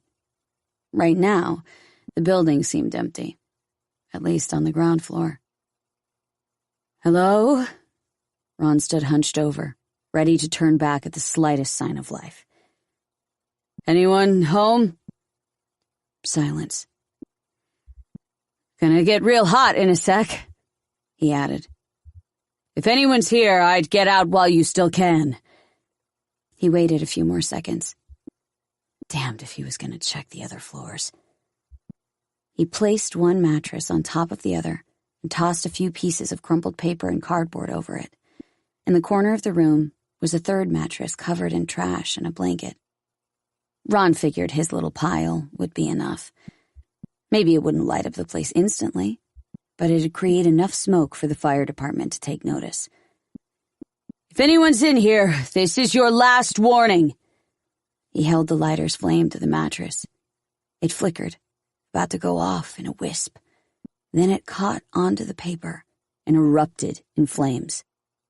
It took only a few seconds for the ceiling to be covered in thick, black smoke. Ron coughed and was heading toward the exit when the blanket in the corner of the room suddenly shifted. A couple pairs of eyes peered out at him in terror.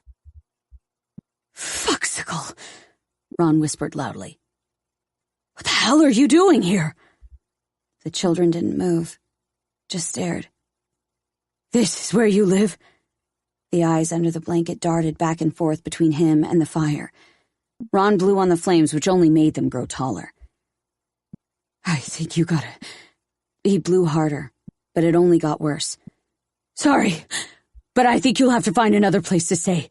Fuxicle! Damn it! I asked if anyone was here! The flames started to reach the ceiling. No putting it out now.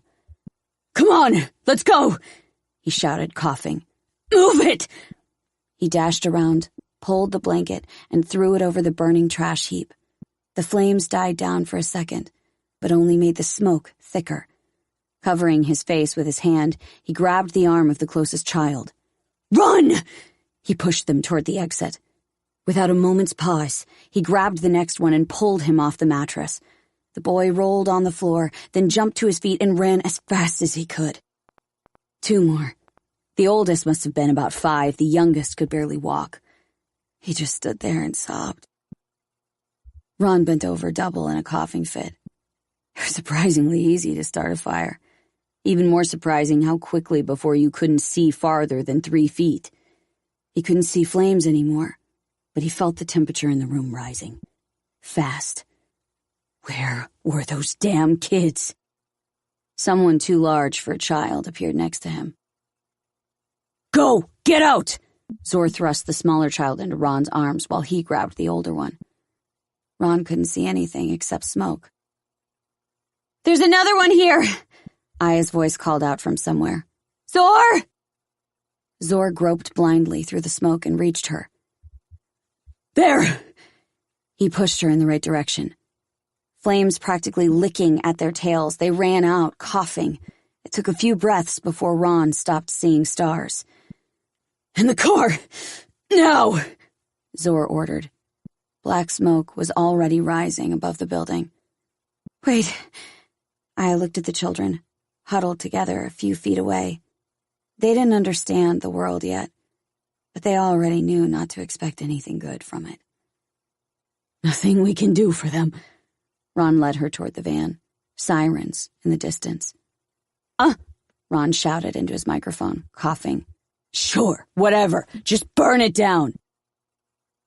That's what was written in the city records, replied the irrationally calm computerized voice. Listen here, you little... Ron didn't finish his sentence.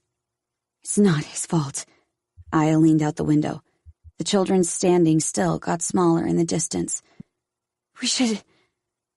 No, we shouldn't do shit, Borg interrupted. We're a gang, not fucking child services. Zor glanced in the side view mirror. A burning building, barefoot children on the sidewalk. They were approaching the gate. Zor slowed down, but it was only delaying the inevitable. Zero recon on this place, Zor muttered. Albert? Our target is in warehouse number 4, Ron reminded them. I don't know where number 4 is or what's behind this gate at all. Albert? What's that little shit? Borg started. I'm here, they heard over the comms. Technical difficulties. Fucking wirehead, Borg growled. What's on the other side? Silence. I asked, what's on the other side, you scop sucker? Borg was more specific. Yo, you there? I'm here, Albert answered, ignoring Borg's temper. I don't know what's on the other side of that gate. Borg snorted with contempt. The gate was right there. This wasn't the time nor place to lock horns. Shouldn't we... Melina twirled her cigarette in the air. I don't know. Leave a lookout by the entrance or something. How do these things usually go? Not exactly experienced in robberies myself, Ron replied. You want to hang back like a pussy? Borg asked. And do what? The van drove slowly next to the concrete wall. They didn't have a plan. How much does one of these combat-ass things weigh? Zor asked. Along with all the accessories and fluids, Ron calculated in his head. 100 pounds, maybe a little more. All right, Melina, grab the rifle and keep a lookout, Zor ordered. Ron and Borg, you're going in with me. And fuck that, Borg interrupted. I'll take care of the guard. He loaded the rifle. Safety, Zor said. What for? So you don't shoot anyone by accident. Like when we crashed through that gate. Give me a fucking break. Zor slammed the brakes, hurling everyone in the van forward. Safety, Zor repeated quietly, staring dead ahead. Fuck's sake. Ron picked up his pistol from the floor. Borg ostentatiously raised the barrel and flicked the safety with his thumb. Happy? Increase my reaction time by half a sec, just so you know, he said spitefully. It's half a sec longer to take a shot. Better pray this guard's fucking senile. Security booth is 30 feet past the gate, on the left, said Albert. Warehouse number 4 is just after it. You'll need to take a right to drive around the complex. Melina, Borg, you deal with the guard, Zor said. Aya and Ron, we'll take the warehouse. Yo, who puts you in charge? Borg asked contemptuously. We have 4 minutes to load up the goods and get out of there. Albert, ready? Ready. Zor glanced in the rear view. Thick black smoke rose from the building. The flames had already reached the 3rd floor. Did he feel the heat all the way from here? No, just his imagination. Everything okay, Zor? Aya gently touched his shoulder. She'd been saying something before. He only now became aware of her voice. He snapped back into focus. Masks. Seatbelts. He checked to see if there were any cars behind them. Nothing for at least 200 yards. He lead-footed the gas and started rapidly accelerating along the middle of the road, aiming for the gate's dead center. Everyone braced for impact. A split second of deafening silence. Bang!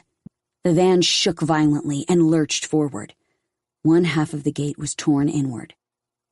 The other was knocked off its hinges and slammed into the van's roof. The windshield cracked. A headlight popped, extinguished. The van screeched to a halt beside the security booth, and Borg and Melina hopped out. Zor sped off without waiting for the sliding door to close. The guard didn't even attempt to reach for his weapon. Clearly, he was getting on in years and hadn't the slightest inclination to stop them. He raised his hands above his head and flattened himself against the wall. Borg kicked the door open, marched inside, and pointed his shiny, brand-new assault rifle directly at him. "Hey! Easy with that!" Melina shouted hoarsely. He'd have to disable the CCTV cameras on the main street and upload the dummy footage to the ones at the smaller intersections. Then sync it all up. Albert pressed controls that looked like they were taken from the dawn of computer graphics so as to not overload his cyberdeck. He wished he could dumb down time, too. Everything was taking too long. He turned to the window displaying the drone's view above warehouse number 4. Sure enough, there they were. No Militech response unit in sight. He toggled back to the footage. Another quarter-second delay.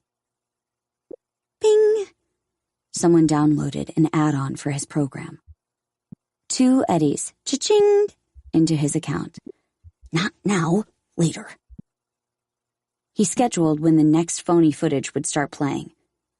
Worst case, he could alter it later. Later? Who the hell even knew what would happen in a few minutes? The NCPD shouldn't get involved, but he couldn't rule them out. Encrypting the footage transmission was eating up a precious 10% of his CPU. Nothing he could do about it. It was important. Had to stay. "You gonna take out the trash or not?" His mother's voice came from the distance. "It's overflowing!" The van stopped in front of warehouse number 4. A loading ramp ran along the wall of the old, dimly lit building, its entrance guarded by wide, sliding steel gates. Zor got out first and did a quick survey of the van. The right A-pillar and roof were warped, the passenger window was broken, and the windshield was covered in a web of cracks. The front of the van had been completely destroyed upon impact, but the engine seemed to chug along just fine. 3 minutes and 15 seconds, Albert's voice informed them. Which door? Zor pulled a shotgun out from under the driver's seat. No clue. Ron scratched his head. Zor hopped onto the ramp and aimed at the door's locks. The first shot got rid of the motion sensor, while the next 2 made short work of the sliding mechanism. The shots echoed against the walls of warehouse number 3. Must have been audible half a mile away. Aya grabbed the door handle, and with Zor's help they pulled it open. Ron hopped up last. They switched on their flashlights and entered the dark interior. "Who fired?" Albert asked. "Everything's all right," Ron answered. "Lock wasn't cooperating." Inside, aisles of pallet racks reached the ceiling, most holding gray cases the size of a small fridge. Each one bore a Militech logo. 2 automated forklifts stood at the end of the nearest aisle facing them, as if waiting for the signal to attack. "What are we looking for?" Aya asked. "Symbol? Number? Dimensions?" Ron held his hands a few feet apart as an estimation. He walked alongside the rack and ran his flashlight over the letters and numbers. "They're categorized by code," he said. "None of them say what's inside. Just code." "Albert," Aya asked, "how are we looking on time?" 2.5 minutes. Still no sign of patrols. Zor opened the case closest to him. He had no idea what was inside, but they didn't look like surgical arms. "Albert, check which code the Combat SRG-78, Ron corrected him. "Already told you, I don't have access to Militech's subnet. Without Tier 2 and a direct connection, my hands are tied." Aya shot Zor a worried glance. "Let's keep looking," he said, and opened the next case. "Cool it, Borg. We're just supposed to keep an eye on him," Melina said, in the calmest tone she could muster. "Cat got your tongue, old man?" Borg approached him. "Wearing a uniform, aren't you? What, don't got any balls under there? And here I thought you worked for the big bad megacorp that ain't afraid of jack shit." The wide-eyed guard stared at him. He was experiencing a minor case of the shakes. From under his short gray hair, a bead of sweat ran down his temple, where there was a scar from excised combat implants. A veteran. "Or maybe you're just scheming, wondering how fast you can reach for iron and start pumping lead," Borg continued. The guard could barely shake his head. "I mean, you just want to carry out your sworn duty, right? Protect company property?" "Only thing he's here to do is check if the gate is closed." Melina pressed her pistol to the side of her thigh. "Here, you keep an eye on the yard. Let me handle him." Borg ignored her. "Day and night, you just sit here. Same old grind, same old shit." Beads of sweat dripped down the barrel of Borg's rifle. "And finally, the moment arrives when you could do something, make yourself useful. But no, you just stand there like a fucking statue. All those years they've been paying you all down the drain. Maybe you ought to give it back, huh?" The guard gulped. "Got bored of fuck all ever happening, eh?" Borg was almost shouting, waving his gun. "Well, shit's going down now, ain't it?" The guard flinched, his head bumping into the wall of a poster of Lizzie Wizzy, one of music's biggest celebrities. His patrol cap fell onto his desk. "Gonna pick that up?" Borg lowered the barrel from his head to the man's chest. "Don't they teach you to respect your uniform?" Melina glanced out the window to check if the van was on its way. Not yet. Too early. 3 minutes and 15 seconds, Albert notified them. "You're scared of me, of what I can do." Borg licked his lips. His eyes glistened. "Maybe I'll think you're reaching for iron." He nodded his head slowly. And then bang! The guard nearly fell over. Melina winced. "Pick up your hat." Borg repositioned his rifle more firmly, ready to fire. The guard started to reach down, though it looked more like he was slumping against the wall. "It's 3 years behind bars for armed robbery," Melina said, trying to control her voice. "Murder gets you." "Shut the fuck up and don't distract me," Borg shouted. "We killed a few in Arroyo. Did anyone give a shit then?" Melina sighed. Borg either didn't know what he was saying or didn't care. She shifted the small pistol to her left hand and discreetly wiped her right hand against her pant leg. "Well?" Borg motioned to the guard with the barrel. "Pick up the fucking hat!" The guard's entire body shook violently. He couldn't pick it up. "Borg," Melina pleaded. "Been stealing from your company for years." He wasn't listening. "What happened to showing a little respect, Some gratitude." "Borg." "Bitch, I thought I told you to shut your mouth." Borg turned around and screamed, "You're fucking this up!" They heard a shot outside, then 2 more. Melina noticed something out of the corner of her eye. The guard was holding a gun. 4 things needed to happen simultaneously. Swapping the port number, switching the recordings, blocking access to other ports, and disabling user services via a temporarily incorrect code. And that was for every camera. Not just yet, though. 15 seconds after they drove back out the gate. He tried a few other tricks to locate the code for the cases containing the combat SRG-78. No dice. Borg really was a total idiot. A couple days and Albert could have easily obtained that information. Or bought it. Now they were on their own. Better to stream the recordings depending on which route the response team took. Let them chase after digital ghosts. Difficult, but doable.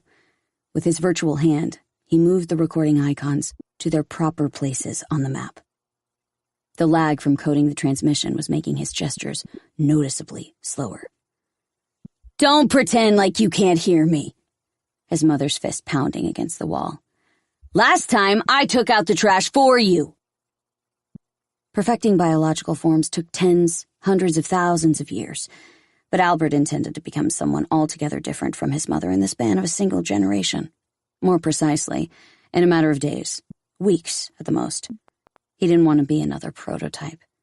He had to change into something purposeful, final. In order to do that, he'd need the Taron. The drone picked up 3 loud gunshots, and a 4th one, quieter. The barrel was still smoking when the body slumped to the floor. Melina shut her eyes. Silence hung in the air for a few very long seconds. "The fuck did you do?" Borg asked in disbelief. "He had you in his sights," Melina whispered. "'Cause you distracted me, you dumb bitch, that's why!" Melina controlled her breathing, flicked her pistol safety on, and holstered it in one of her pockets. "Doesn't look like a brain dance from up close, does it?" she said. "Not so anonymous." Using thought command, she released oxytocin into her bloodstream. Should have done it sooner, but she wasn't trained for this kind of situation. Nor was the oxytocin, mixed with substances whose names and ingredients Melina didn't even know, intended for it. The effect was immediate. She became calmer, her thoughts clearer. It's not at all like in brain dances. She took the rifle from Borg's hands. They'll never capture the messiness of it all. What's beyond our 5 senses. "We need to talk." Her voice made him jump. It was louder than before. Submerged in his cyberspace cave, he'd forgotten about the existence of real space, or reality, as people like to call it. "I'm busy," he replied, moving his real lips with effort. Communicating with the others via thought-to-speech was faster, easier. He tried to locate the source of the gunshots. "Who fired just now?" he asked using his inner voice. "It's all right." It was Ron. Luck wasn't cooperating. That's what you always say. "Albert," Aya's voice. "How are we doing on time?" "Can't you listen to me for 1 goddamn second?" 2.5 minutes, Albert answered, ignoring his mother. "Drone isn't picking up any movement. She'll stomp out any second now." "Albert, can you check the code for the Combat SRG-78? 3 hours! You've been sitting here with that thing on your head." She stood next to him now. That was new. "I'm making money," he answered, then turned his attention to the others. "I already said I don't have access to Militech's subnet. Without Tier 2 and jacking in directly, my hands are tied." "Just like your father." His father would appreciate what he was trying to do. If he was still alive. "And how'd he die? With all those wires plugged into his brain, that's how." A speck in the corner of the drone feed. Fused into the city's glow, its flashing blue lights were invisible to the naked eye. but the algorithm immediately recognized the Militech response unit. It was coming from Japantown, just as planned. What wasn't planned was his lag, up to half a second now. Unacceptable. You're not fooling anybody with this crap. All you do is play games. The armored Militech truck was heading straight for the roadblock. By now, the fire had engulfed the entire building, which only amplified the commotion. The image stuttered. Screw this. He killed the transmission encryption. He had no choice. Encryption was hoarding too much processing power. The lag disappeared. Everything went back to normal. Though, if anyone attempted tracing the transmission, he was toast. Not ideal. Take that off when I'm talking to you. It's over the net. Albert focused on the drone's optic settings. Can't pause it. We'll talk later. The most important part of the plan was about to start. Its success depended on Albert's focus and reaction speed. Activate the jammer, he managed to say before everything disintegrated. The front of the van was a total wreck. There was a rattling under the hood, but the engine seemed to be in working order. Borg and Melina climbed into the back and pulled off their masks with relief.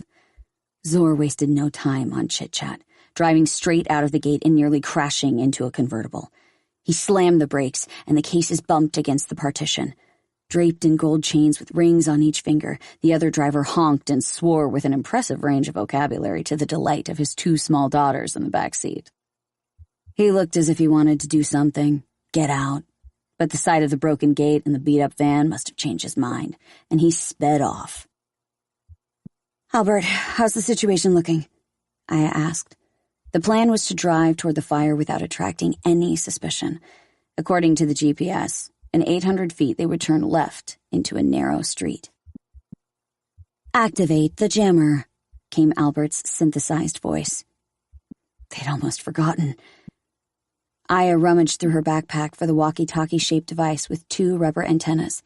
She pushed the biggest button. It lit up red. Night City's effervescent neon blurred past from behind bulletproof glass.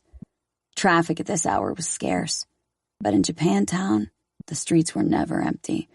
Plowing through it was a breeze. Slowing down was almost never necessary. Even the NCPD obediently got out of their way. Militech's blue lights and sirens were not to be fucked with. And if they were, there was always the push bumper. Signal lost, said the soldier to the right, clad in full combat gear and armed to the gills. Strings of data danced around the console display, in the center of which a red dot pulsed, the target's last known location. The red line emerging from it showed the target's predicted route. Its accuracy was dropping with every second. When the line split at an intersection, it plummeted to 50%. We'll make it. The driver overtook a Mizutani Shion that didn't change lanes in time. Wouldn't be so forgiving next time. Motherfuckers are ours. The tinted visor attached to his helmet didn't seem to interfere with his driving. How we doing back there, boys? He said to the three soldiers in identical uniform. Locked and loaded, answered one. Ready for that fat bonus. The chuckles quickly dissipated. They ran a few red lights. At one of them, the truck hit the back of a small car, sending it flying into the sidewalk in a shower of sparks. Already at 5 potential routes, announced the soldier to the right who was in charge of navigation. Doesn't matter. The driver accelerated. A lot of streets in North Side, but not many ways into Kabuki. 2 minutes, and they're ours. Nobody was after them. For now. The GPS was useless. Their jammer made sure of that. The narrow streets of Old North Side had quickly transformed into a maze. For the second time, they found themselves on a block with a high concrete wall. Albert, where are we headed? Zor put the van in reverse. He was supposed to guide them via the drone. The van's twisted metal makeover didn't turn any heads. There were worse rust buckets driving around or parked along the street. For the third time, they drove past the same 3 guys sitting on the steps of a closed mini-mart. This time, they finally took an interest and got to their feet. Albert? Zor repeated with more urgency. Big fucking surprise, Borg muttered. Little shit got bored, probably jerking off. Albert! Are you there? Called Aya. Albert! Ron looked at Melina, who appeared to be asleep. He hovered his hand next to her neck and read the digits that transmitted through his optic nerve and flashed on his retina. She wasn't hurt. Everything seemed fine. Her cortisol levels were decreasing. Ron breathed a sigh of relief. Our best bet's heading south, Ron said. Kabuki was the only sensible escape route. Next to it, in Japantown, it was easier to get spotted. To the west, they had a closed-off city within a city, the Arasaka waterfront, and to the north and east, empty wastelands where you could easily get ambushed by Raph and Shiv, bandit nomads. They weren't prepared for that. Their only option was the narrow inlet leading to Kabuki, if they were lucky. Albert, is it because of the jammer? Aya asked.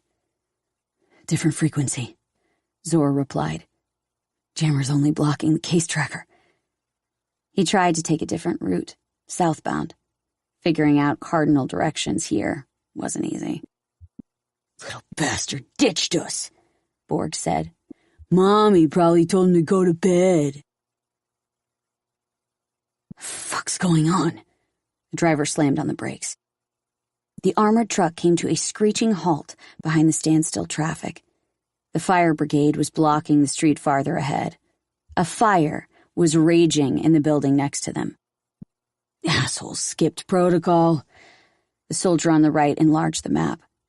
Didn't log the fire in their system, and yet lo and behold. Wait, got it. Back up and take the first right. Shit. It'll set us back a minute. The driver glanced in the rear view. Only 2 small cars behind them. If they're local, they're already gone. He put the truck in reverse and slammed the Chu-2. Maelstrom wouldn't dare. Not on their own turf. Militech can nuke 'em. There was a thud in the back, something grinding against the back fender, putting up resistance. The car didn't hold out long. The truck's engine was too powerful. The soldier swiped across the screen and brought up multiple CCTV feeds. The ones by the warehouse's main gates weren't working, sabotaged, but the cameras near the side alleys and streets did. Potential escape routes. They turned, leaving 2 crumpled cars in their wake. The roar of the engine stifled the driver's yelling. Got him! The soldier enlarged 2 screens. 100 yards, take a left. On the CCTV feed, a beat-up van passed a smoldering dumpster. 30 seconds till visual. It was over. No mistaking the flashing blue lights in the van's rear display for anything else. The Militech truck looked more like a tank, though with the speed of a sports car. Fuck, fuck, fuck! Borg yelled. Drive! Aya turned and looked through the gap in the partition. The truck was 100 yards away and rapidly approaching. She checked her ammo count, but she knew it was nothing compared to what they were packing. Faster, faster! Ron held onto the grab handle with his 6-fingered cyber arm. Zor couldn't go any faster. The pedal was at its maximum. The little engine icon in the dashboard flashed red. Overheating. No way this would work. Bunch of fucking amateurs, the driver said calmly. The van in front of them was the worst getaway he'd ever seen. Easy pickings. The soldier pressed the button on his console, enabling combat mode. With a quiet buzz, a turret emerged from the roof. Stand by! Don't want to damage the cargo! They were now only 60 feet behind the van. Maelstrom ought to put these assholes in their place, the soldier mumbled. Their turf, their problem. The driver didn't answer. He was waiting for the right moment to lead-foot the chew and turn the van into a crumpled tin can. Then, all they had to do was jump out and finish off these clowns. Orders said nothing about arresting them, so why complicate things? Control to 7010. Abandon pursuit. The order came from Central Command. Central, please confirm, the driver answered. Intercepting target in 15 seconds. Confirmed. 7010. Abandon pursuit. Affirmative. The driver eased his foot off the gas after a beat. Fuck. He sighed. The van sped past a dumpster that was on fire and vanished behind the haze of smoke. The soldier slammed his gloved palm against the console. The display went dark. Here goes our fucking bonus! The hormone cocktail had calmed her down, made her feel safe. Too safe, maybe. Logic and reasoning were sharpened, though at the cost of her instinct for self-preservation. It hadn't mattered if the guard was pointing his pistol at her or at Borg. The danger felt the same. The concoction was meant to free her from emotion during critical moments of a negotiation. It wasn't made for firefights or car chases. Her eyes opened. She was in a van speeding through Old Northside. This realization didn't elicit any feelings in her, though she was aware things hadn't gone according to plan. Not like she could do anything about it. She was just a passenger. The wind coming through the broken windows generated a pleasant breeze. The road behind them was empty. The Militech truck was nowhere to be seen. If it's gonk but it works, then it ain't gonk, right? Ron said with a careful smile. Runner did good. It wasn't him, Melina's voice croaked. They were ordered to stand down. The engine icon that had been furiously flashing red was now accompanied by an alarm. Zor slowed to a stop. Ron and Aya looked to him for an explanation. Engine overheated. Zor surveyed their surroundings. Could have seen that coming, Ron said. Looks like we're stuck here.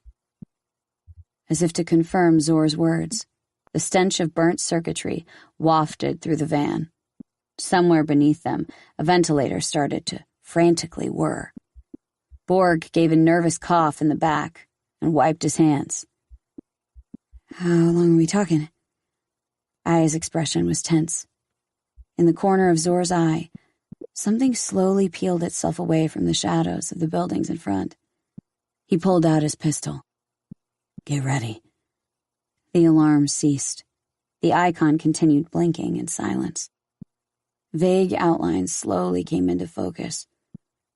Once on the street, backlit by the city's glow, they perceived 3 young men calmly approaching the van. Their crimson eyes blazed in the half-light. The tattoos and grotesquely excessive cyberwear left no room for doubt. Maelstrom. Of course, this was Northside. What did they expect? The leader of the pack had a pyramid of red optics where his nose should have been. Could have been where his mouth was supposed to be for all it mattered.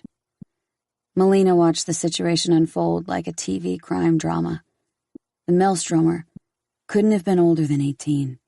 His nonchalant swagger was proof enough that he was pretending to be someone he wasn't. A wannabe ganger. His jacket, stitched with the Maelstrom insignia, was too large and made him seem more broad-shouldered than he actually was. The 2 others stayed close behind him. Fuck-sickle, Ron sighed. Zor flicked his pistol safety off. Put that away, Melina told him. It's better if they think they're in full control of the situation. Zor did as he was told. She was probably right. Who knew how many more were lurking in the vicinity? 3 Eyes walked up to the door and casually leaned his forearm against the broken window frame. He looked demonic from up close, his steel jaw glistening. Usually hidden, The scars at the confluence of chrome and tissue were out on full horrific display. He wagged his pistol absent-mindedly, as if still deciding what to do with them, and took another good look at the ragtag crew inside the van. His lifeless eyes, devoid of pupils or irises, made it impossible to tell who he was looking at. "Been a long day," he finally said. "Could have been sound asleep by now. But here you are, making all this racket, keeping me awake." Zor took a breath before answering. "I think we can work something out." Melina beat him to it. "Compensate your lack of sleep." How the hell was she so calm? "You think you can negotiate? That's rich." Three Eyes let out an artificial laugh. "Your little road trip's over.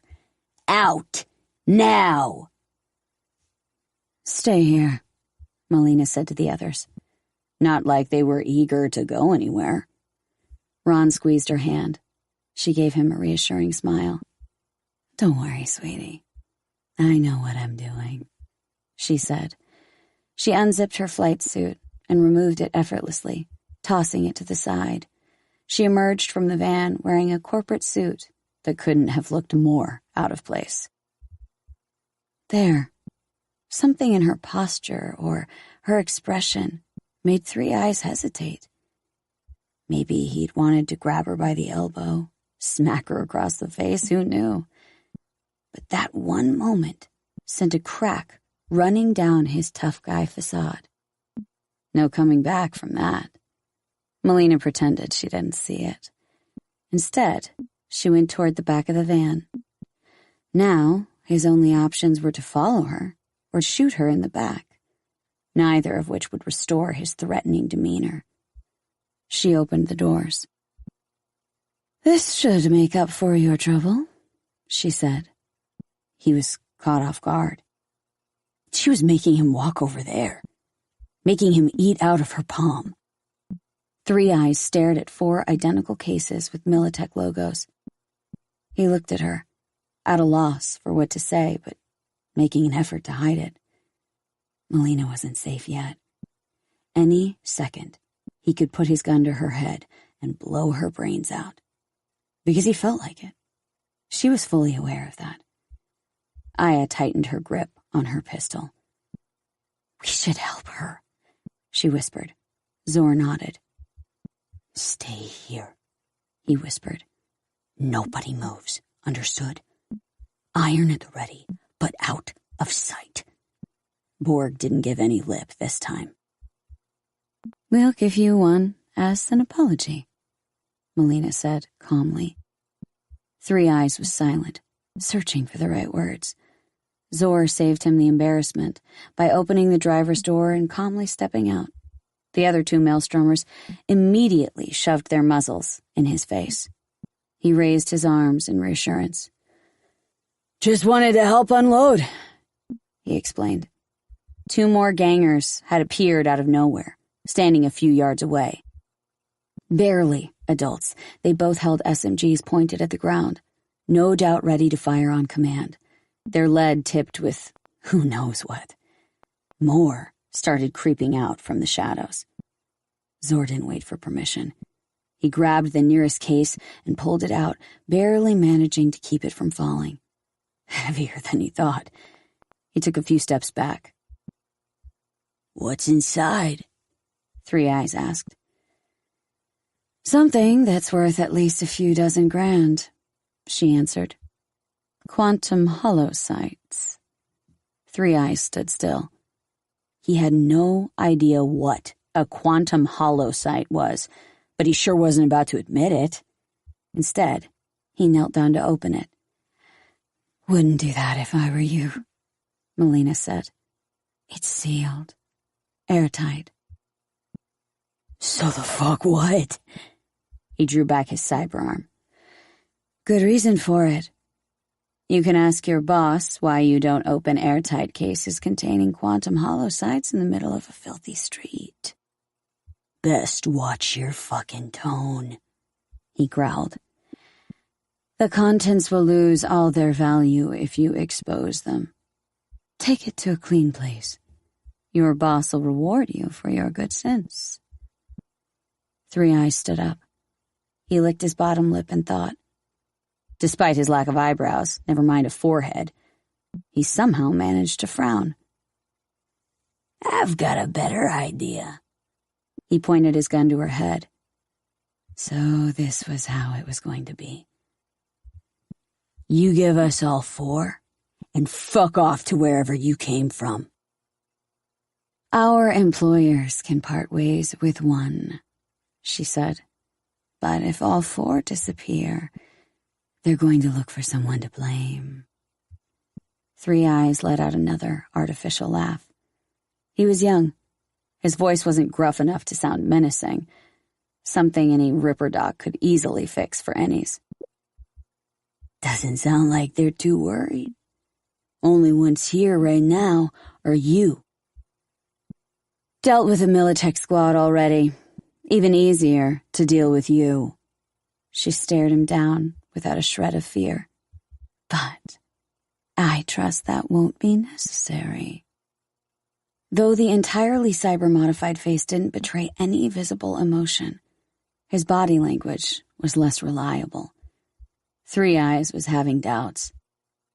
The Gannic meatbags in front of him didn't look like all that, but they acted like they owned the whole goddamn city. Something didn't add up. Melina counted down the seconds. This was the critical moment. She was giving him the chance to save face in front of the other gangers. There was nothing he was more afraid of losing than respect. Zor stood a few feet away, mentally arranging the order in which he'd kill them. He could hit only 3, tops. The rest was unforeseeable. Turn a quick profit without putting any of your own in harm's way. That's what a smart leader would do, Melina said. She never got a reply. Miltech DP 173, bearing 76, speed 100 miles per hour, altitude 91 feet, wind correction angle 11 northeast. Distance to target 0.83 miles, time to intercept 48.3 seconds. 900 feet from Arasaka waterfront, requesting permission for flyby. Temperature 75, pressure 1024, humidity 53, awaiting permission for flyby. Updating target position, target speed 0, permission to use deadly force denied. 150 feet to Arasaka restricted zone, permission for flyby denied. Temporary bearing 212, right rotation. Speed 87 miles per hour, altitude 288 feet, rotation left, new bearing 71, speed 87 miles per hour, altitude 288 feet. Distance to target 0.27 miles, time to intercept 18.3. Speed 99 miles per hour, altitude 150 feet. Reverse thrust. Something red blinked above them. The gangers scattered like rats. Gotta go, Zor said. He slammed the cargo doors so loud they echoed off the nearby buildings. A gunshot. Howls of pain. Don't move, Melina said. It'll rip us to shreds. It's a combat model. Autonomous. ARS-03, log 48652, synchronization procedure initiated. Unidentified device, NI1001010101110, status unknown.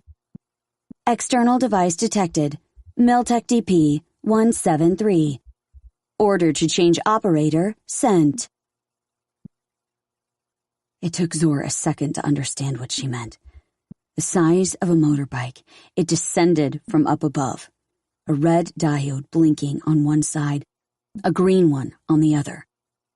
Beneath its oval matte gray body hung a small turret. Its optical lens had a 360-degree view of its surroundings to detect suspicious activity.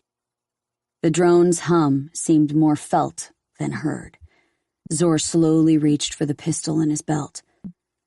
"You won't be fast enough," Melina warned him, her lips barely moving. "Not without a reflex booster." Meltec DP-173, speed 0 miles per hour, altitude 10.4 feet, wind correction angle 2 northeast, awaiting permission to engage. Incoming order to change operator, ARS-03, verification code, approved. Permission to change operator, granted. Awaiting permission to engage, denied. ARS-03 operation aborted. Order to return to patrol altitude. Bearing 254. Speed 19 miles per hour. Altitude 72 feet. Wind correction angle 7 northeast. The drone flew away. They saw the Militech logo as it tilted to the side. They walked back around the van, meeting the others' terrified expressions. Aya's hands pressed down on Ron's thigh to slow the bleeding. It wasn't working. "Who shot?" Zor reached under the driver's seat for his bag, brushed away the shards of glass, and pulled out. Wind correction angle 7 northeast.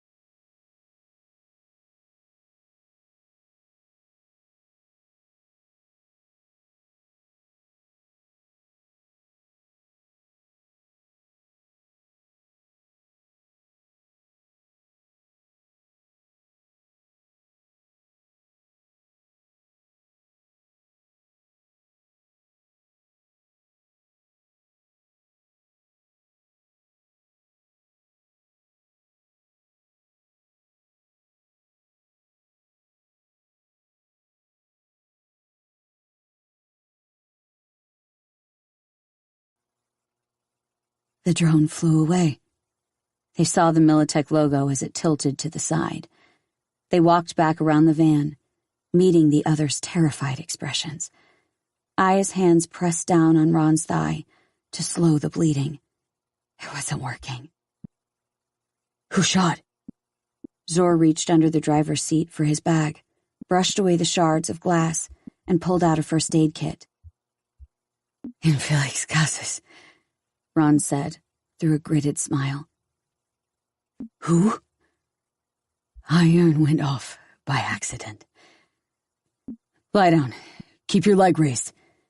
He dragged the Ripperdoc onto the middle seat and hoisted up his leg. Melina sidled over and held the back of Ron's head. For a brief moment, a microsecond, she actually looked worried.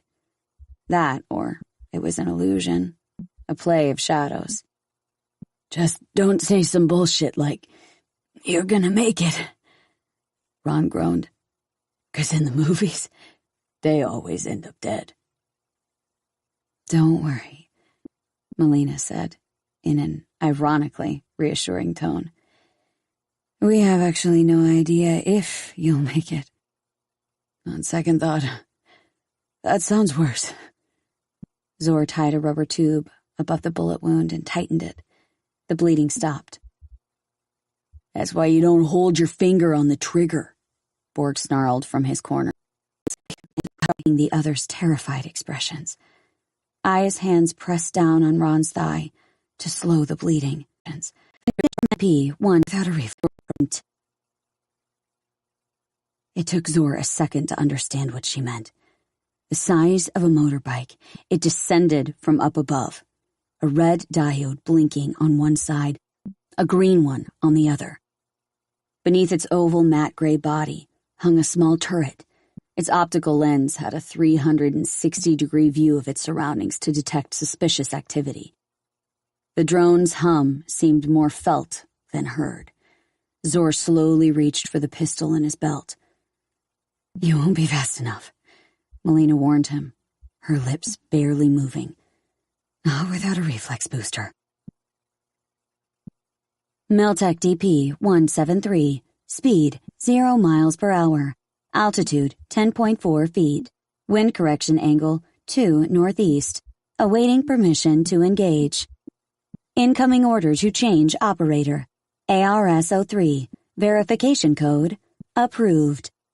Permission to change operator, granted. Awaiting permission to engage, denied. ARS-03 operation aborted. Order to return to patrol altitude. Bearing 254. Speed 19 miles per hour. Altitude 72 feet. Wind correction angle 7 northeast. The drone flew away.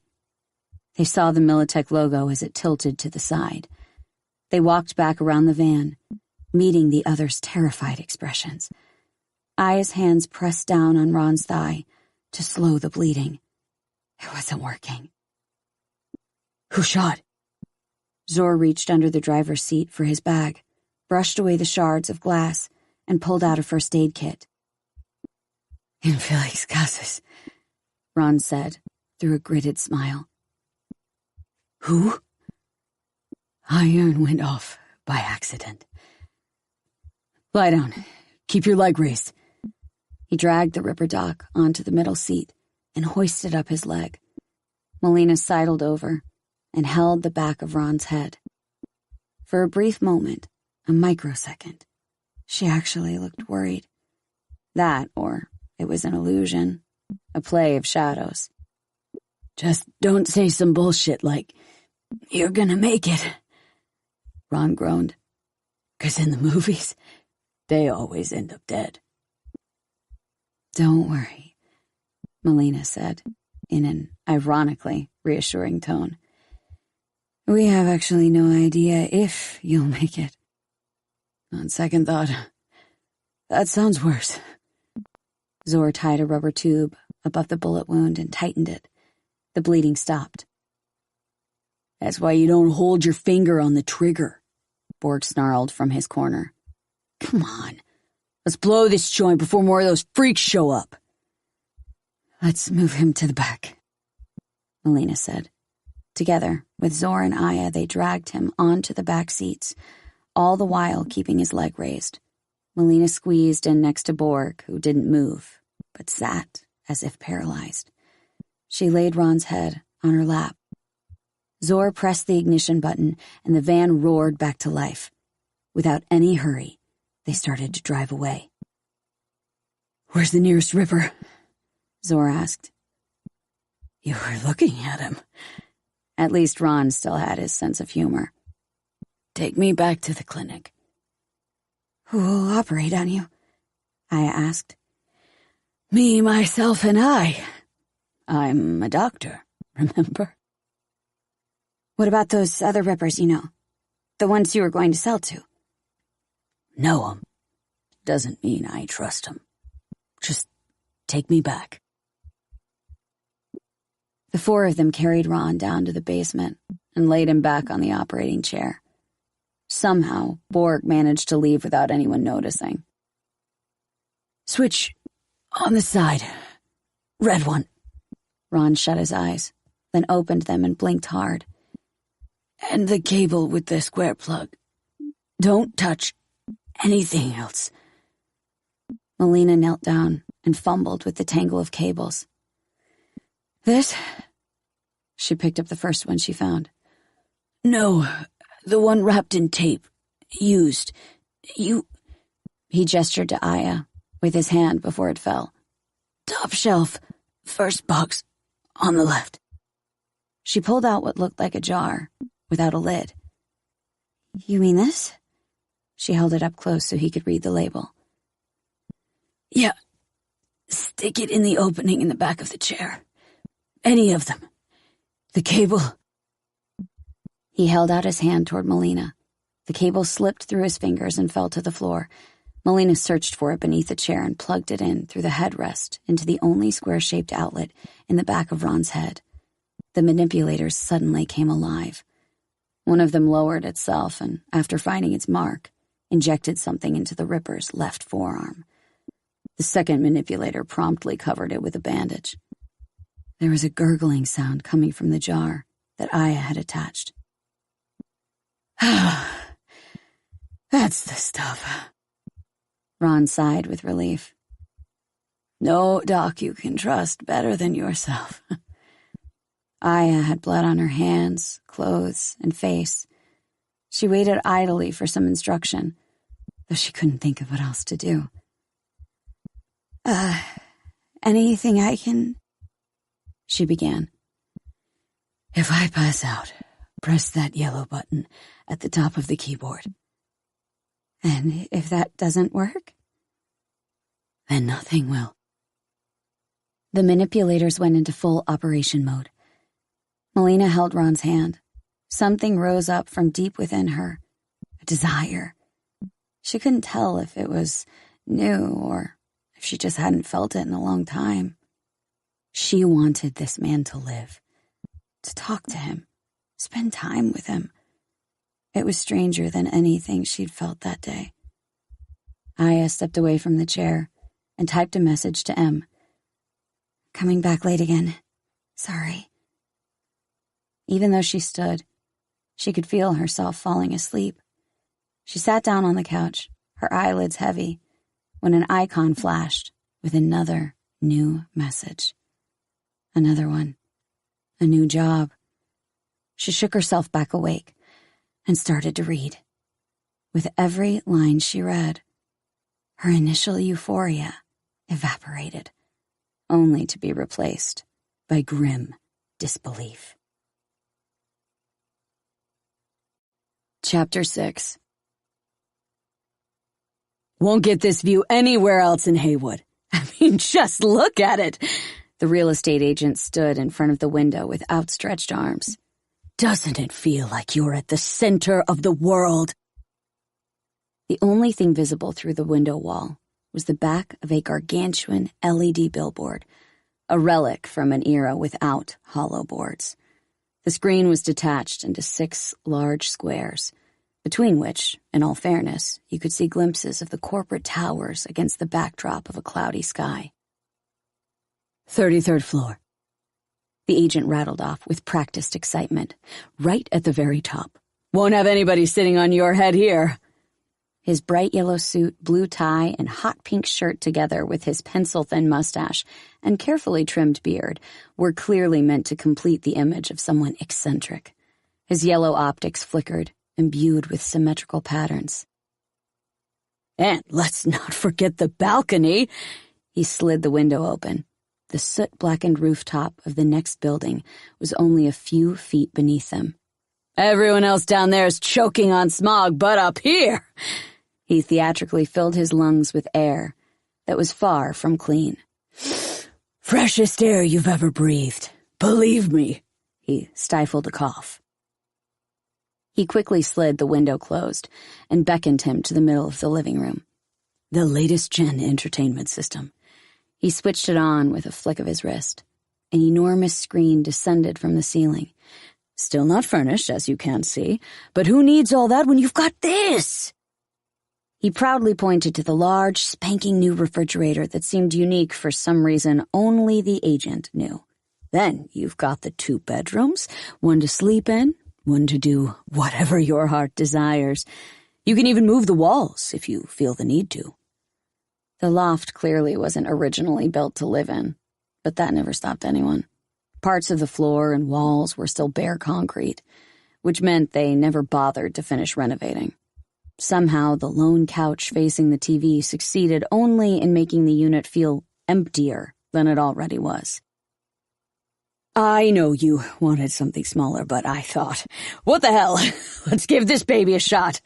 The agent cheerfully shrugged. Good thing is that it's still within your price range. Sadly, the previous owner had the misfortune to run into some scavengers, after which, well, let's just say he wasn't able to put himself back together. Even with Trauma Team Premium, can you believe that? Anyway, since he didn't have any family, our agency was only happy to take over. He stuffed his hands into his pockets and rocked on his heels. Well, there's a lot of interest in this unit, but if you still need to sleep on it... I'll take it, Albert said, putting his broken cyberdeck on the kitchen bar. 4 was too many. He knew that from experience. The music from downstairs seeped through the floor as if it were made of cardboard. She was boring him. He definitely overpaid. 3 was the limit. The flickering blue in her eyes was proof that she was on the hollow and couldn't give a shit about anything around her. You, he barked at her. Get out. Fuck off. She disconnected and gave him a listless stare. Yeah, you. You're boring the living shit out of me, he grumbled. So fuck the fuck off. You didn't pay. For what? Being on the fucking hollow? For my time.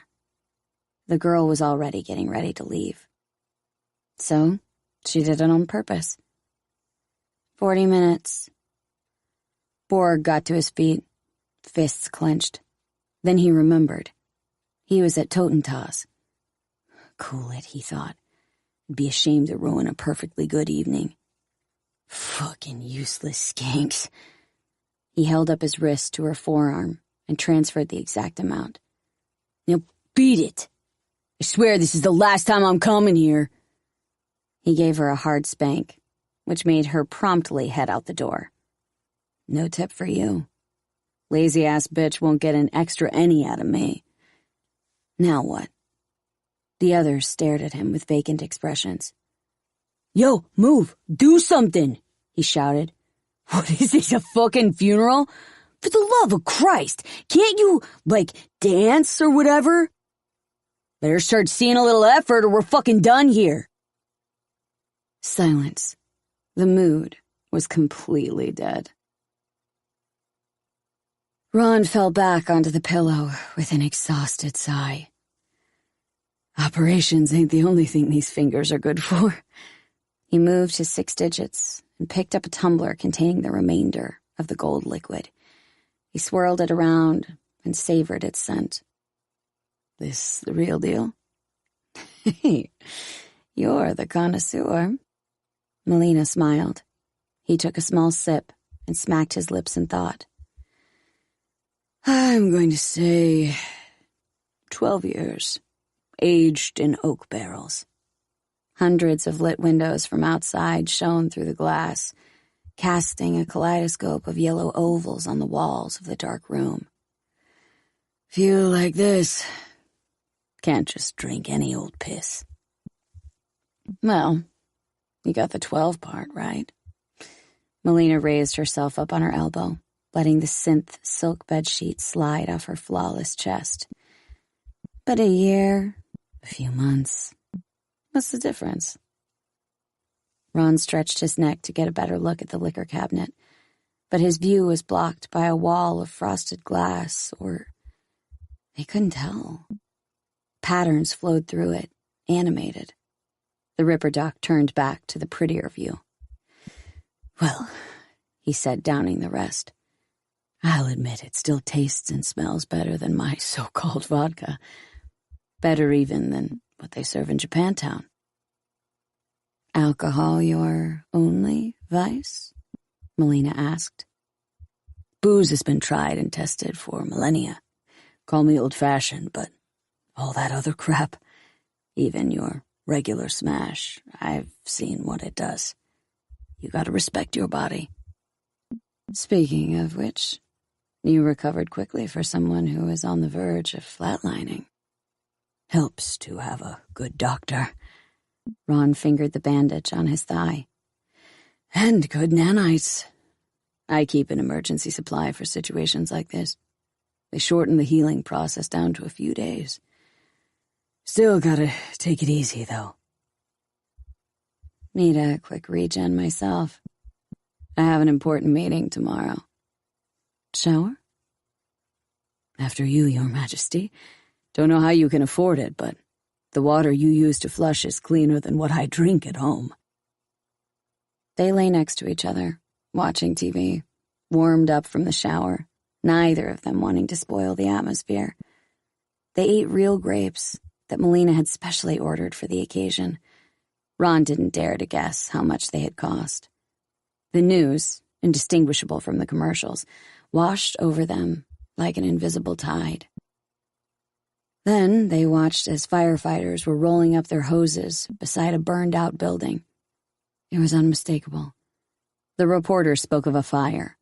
No mention of arson. It seemed unconnected to the break-in at the Militech warehouse, for now.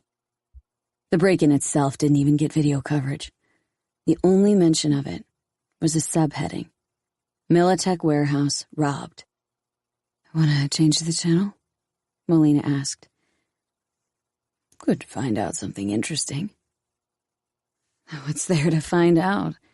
Melina stood up and went to the liquor cabinet. There was a fire. 4 kids were inside. You got them out. Ron followed her with his gaze. Would have been better to get them out before, he admitted. Got a whole list of things I'd redo knowing what I know now. Helped a lot of people once, or so I thought. 4 kids, Ron. From the ground floor, Melina said softly, shaking her head. Ron turned back to the screen. The fire was so big that some of the floors collapsed. Smoke was still coming out of the rectangular black holes where the windows used to be. With a languid gesture, he switched off the screen and sat up on the bed. I need a drink, he said quietly. Figured. Here. Melina handed him the glass. Aged 12 days. It's him, I'm sure.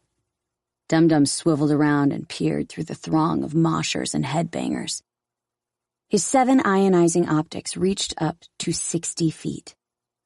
Everything seemed closer. Implants, bones. Clothes distorted the imaging, but couldn't entirely block it out. Borg. There he sat, sprawled out in the booth, nodding to the diabolic rhythm of a tinnitus song. The girls beside him were swaying too, looking like he owned the fucking place. He had piss-poor taste, but no matter. Dum-Dum changed frequencies and examined every element he could within the man. A lot of chrome, most of it unoriginal, basic. Pieced together helter-skelter, all of it. Cannons for arms. Didn't mean they were strong. Even if they were, couldn't do anything without upper back reinforcement. Don't care if it is or isn't him. Dum-Dum stood up and gave Three Eyes a pat on the shoulder. Bored as all fuck. He didn't finish his drink. Didn't need to if you owned the club. The head-banging crowd in front of him parted like a shoal of fish before a shark, instinctively, unconsciously. He reached over the table and grabbed the guy's jacket lapel, yanking him forward. The girls tactfully made themselves scarce. Wouldn't get paid for the last hour. Too bad. Just as he thought. The Gonk's implants were all style, no substance. Poser wear. He flailed, trying to land a punch, anything. Too weak. He hurled him effortlessly onto the dance floor, a momentary lapse in the crowd's rhythm. Nobody blinked. Another perk of owning your own club. Tossing him down the basement's concrete staircase was even easier. His cries of pain went quiet as Dum-Dum slammed the door behind him. The poser sat slumped near the wall, frozen under the flickering light bulb that was the only source of light. Came to Totentons, Dum-Dum began. Brave or Scott-brained? Which are you? Her dark skin wrapped in a tight black synth leather bodysuit, Carla crouched down beside him in a spider-like motion. The light from the bulb reflected against her shaved, tattooed head, scarred from implants. The blade unsheathed itself from her forearm, and she ran its tip along Borg's chest. He shrieked and frantically drew back, pressing himself against the concrete wall. So it's the latter. Dum-Dum stood and cocked his head at Borg, curled up in the corner. You. Your crew. Who are you? Where'd you crawl out of? What? Borg spluttered, clutching his chest. Question's simple. You and your chooms kick up a hornet's nest on our turf and think we're just gonna let that go? Pretend like it didn't happen?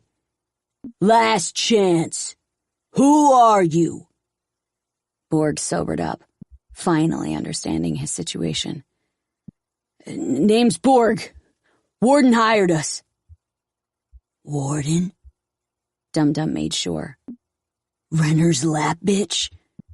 Thought the Valentinos were smarter than that. He is smart. Not Warden, I mean Ron. It was all his idea. Ron?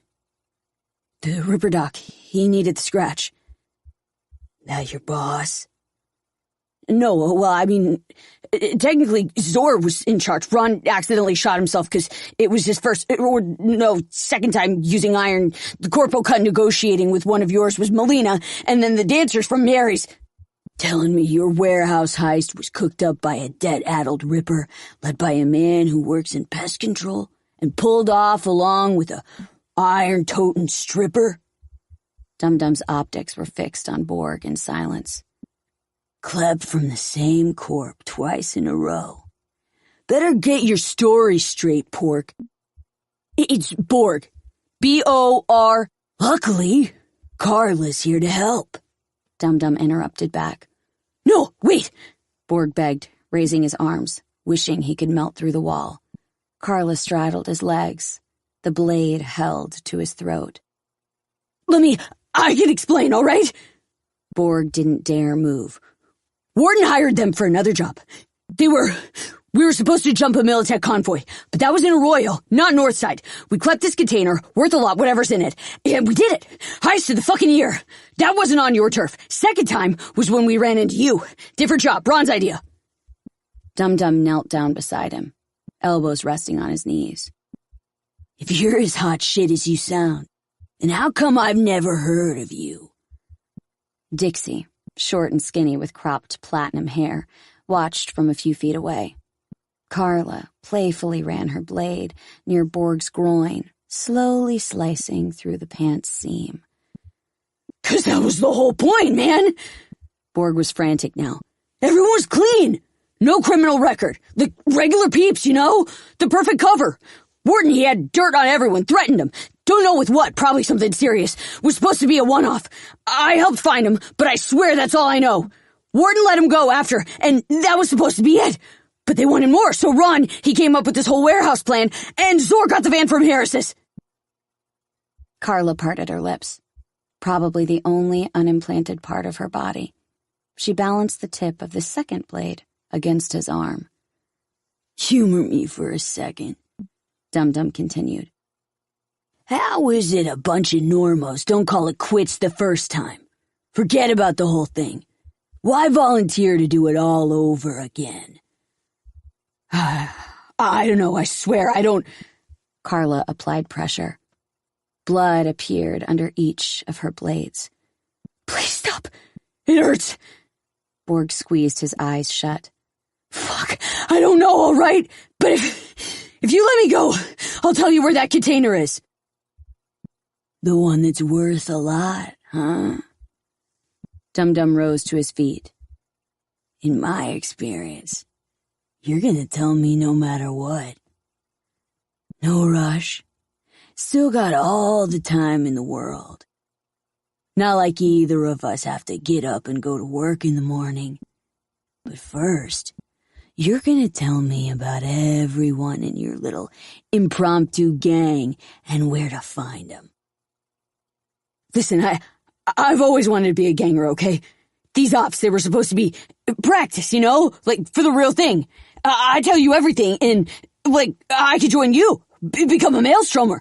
I could be useful, loyal and shit. Swear you won't regret it." "Join Maelstrom, eh?" Dum-Dum chuckled with amusement. "Could have picked a better way to get our attention, pork."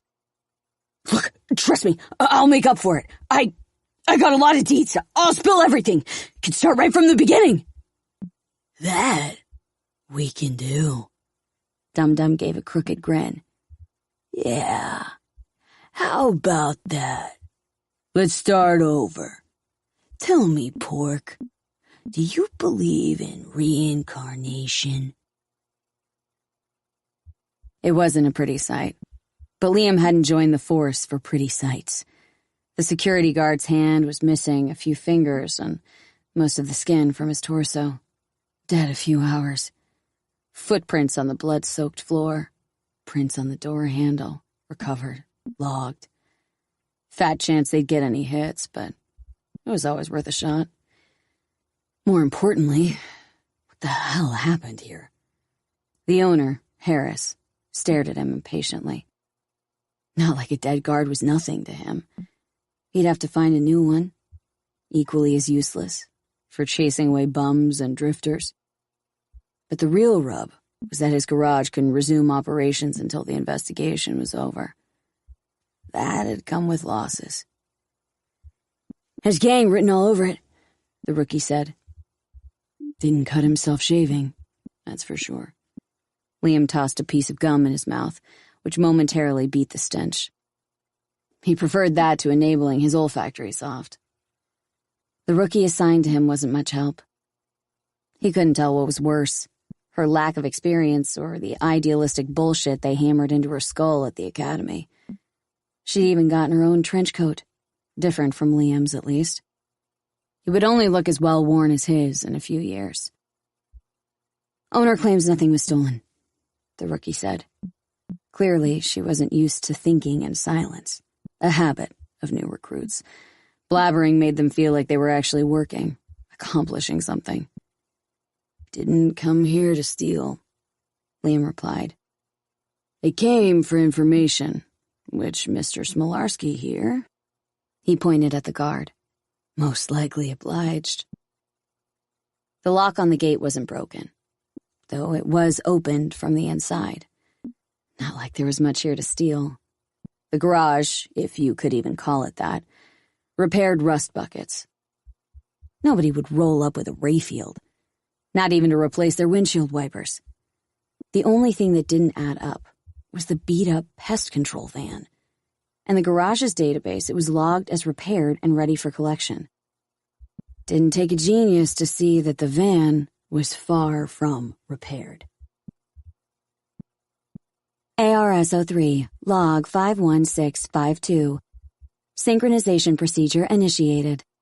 Unidentified device, NI-10010101110. Status unknown. No additional subsystems detected. It was pointless, but he did it impulsively. Click. A conference about cleaning up the plastic in Coronado Bay. Who cared?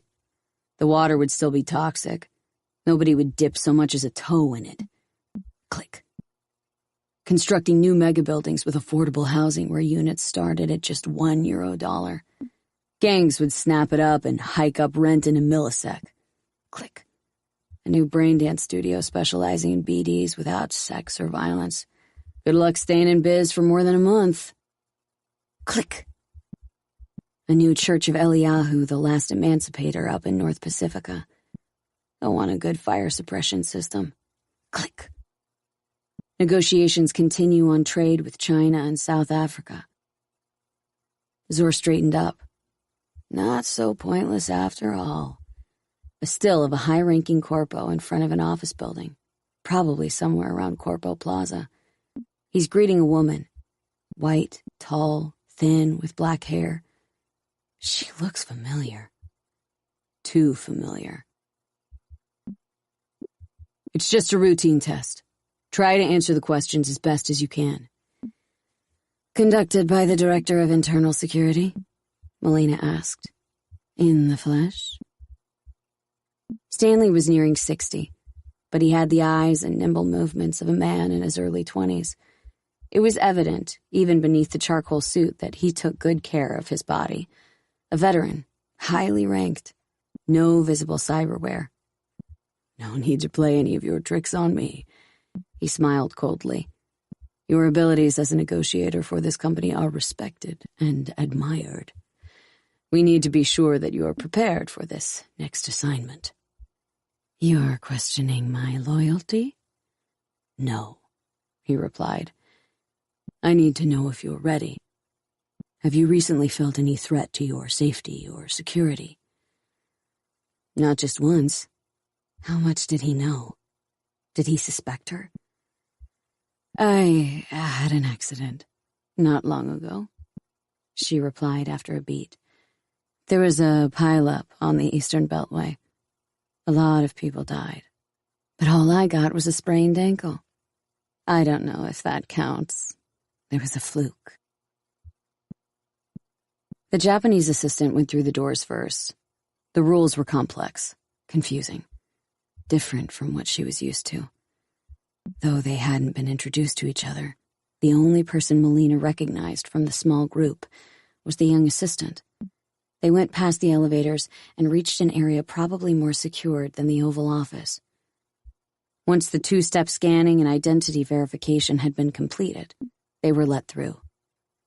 Katsuo was waiting in the center of the lounge, dead center, to a fault.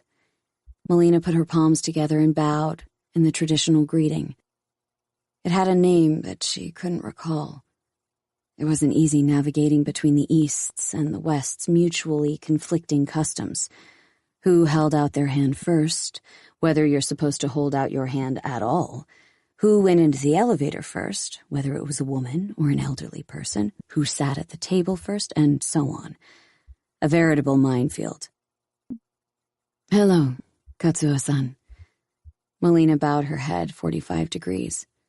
Please forgive me for sending you the documents so late. A family member was taken ill.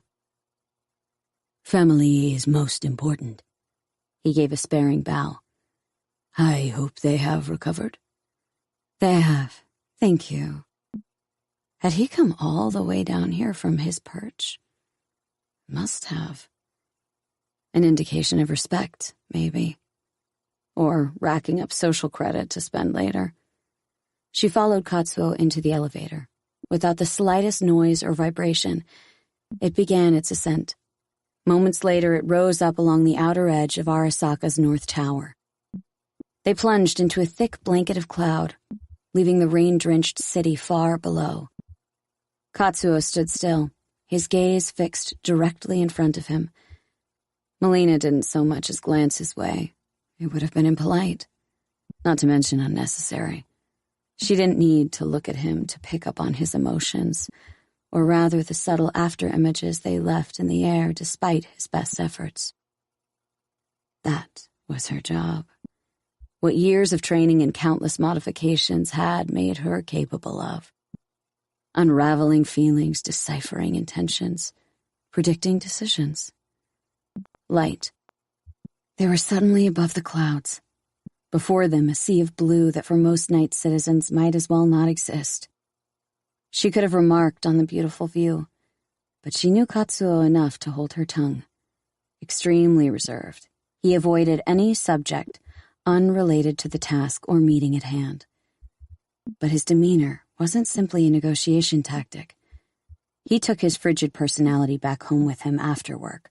His entire life was governed by strict rules. She knew that. A tricky adversary.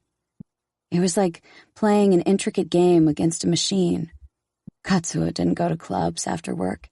He didn't hire escorts, even the most exclusive ones. No alcohol, not even the best sake. In order to unwind, he meditated. How did she know all this? She just did.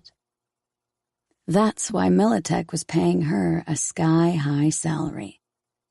Though as an asset, she made them much, much more. Whatever it was, it didn't look like a combat SRG-78 cybernetic surgical arm. Wedged in the foam mold were matte rectangular objects, each no larger than a brick. Plug sockets were embedded in their sides, while their surfaces resembled touchpads. A dozen layers like that, give or take. Zor and Ron contemplated the disappointing sight in the dimly lit basement. 60 units per case, the Ripper Duck concluded, which comes out to 180 batteries for previous generation patrol drones. You could get one of these in Kabuki for 20 eddies. Knockoffs, sure, Ron pointed out, but these are original. Who cares? The only people who use those drones are corps, or badges, maybe private security. Not really our target clientele. Ron nodded and sighed. He pressed the check button on the side of the battery. Hey, got a full charge.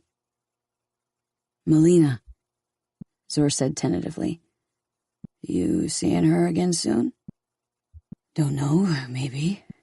Probably, I guess. Why do you ask? Want to talk to her. Ron answered with a simple nod. He closed the case and stood over it, staring at its cover. I'll figure out a way to get rid of these, he finally said. Gotta be some other use for them. I don't know. Electric motorbikes, home appliances, mammoth vibrators, whatever. He straightened up. On the flip side, nobody's gonna go out of their way looking for them. The steel doors flew open and screeched against the floor. Byers turned from his terminal and froze midway, which was as far as his oversized torso would allow. Don't even think about it. A multitude of incandescent eyes emerged from the smoke, followed by 3 silhouettes. Byers slowly moved his hand away from the shotgun under the counter. Fuck. No mistaking them. He did a quick mental rundown of his debts. Nothing for Maelstrom. He owed Scholl 10 grand, but cough-up time wasn't till next week. Busy Byers. The Maelstromer in front stared at him through 7 burning optics, 2 where his eyes would normally be, 4 smaller ones above and 1 large one in the center of his forehead. Thought I might find you here. Byers stayed silent. He'd already broken a sweat. They weren't even waving around any iron. Didn't have to. Their looks alone usually scared anyone out of trying anything gonk. Byers was no exception. Wasn't Shoal's style to hire out a gang. He'd sooner nag you to death. And there was still a week until payback. What? No. Hello, how can I help you today? Dum-Dum. Buyers recognized him now. Black synth leather coat, boots weighing probably a couple pounds each. How can... His voice was unnaturally high. He cleared his throat. Help you? So nice of you to ask. See, a couple of meatbags left a flaming pile of shit in our front yard and hightailed it out of there without a trace. Dum-Dum leaned against the counter.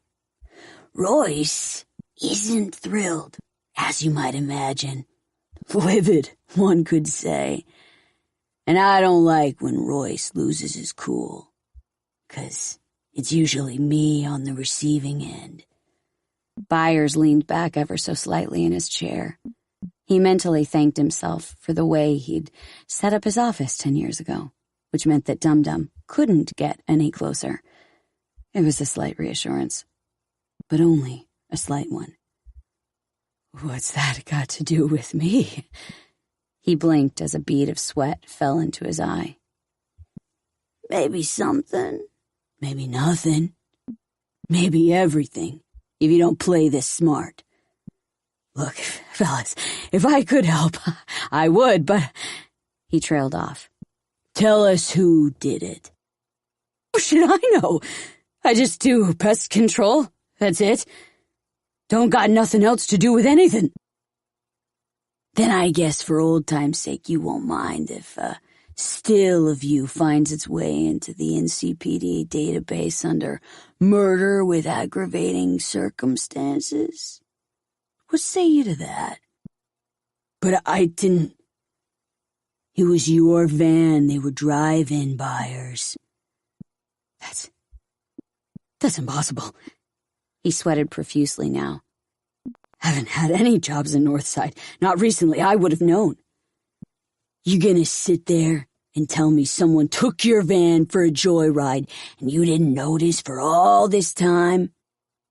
Behind him stood two other gangers, one that looked almost like a teenager, though he couldn't be sure, and a woman. They both wore evil-looking grins. I don't know nothing. I swear to Christ. Byers was soaked in sweat. All the vans are in the depot. Dum-Dum nodded, as if in understanding, and stood up. Well, in that case, we're sorry for bothering you. We'll get out of your hair now.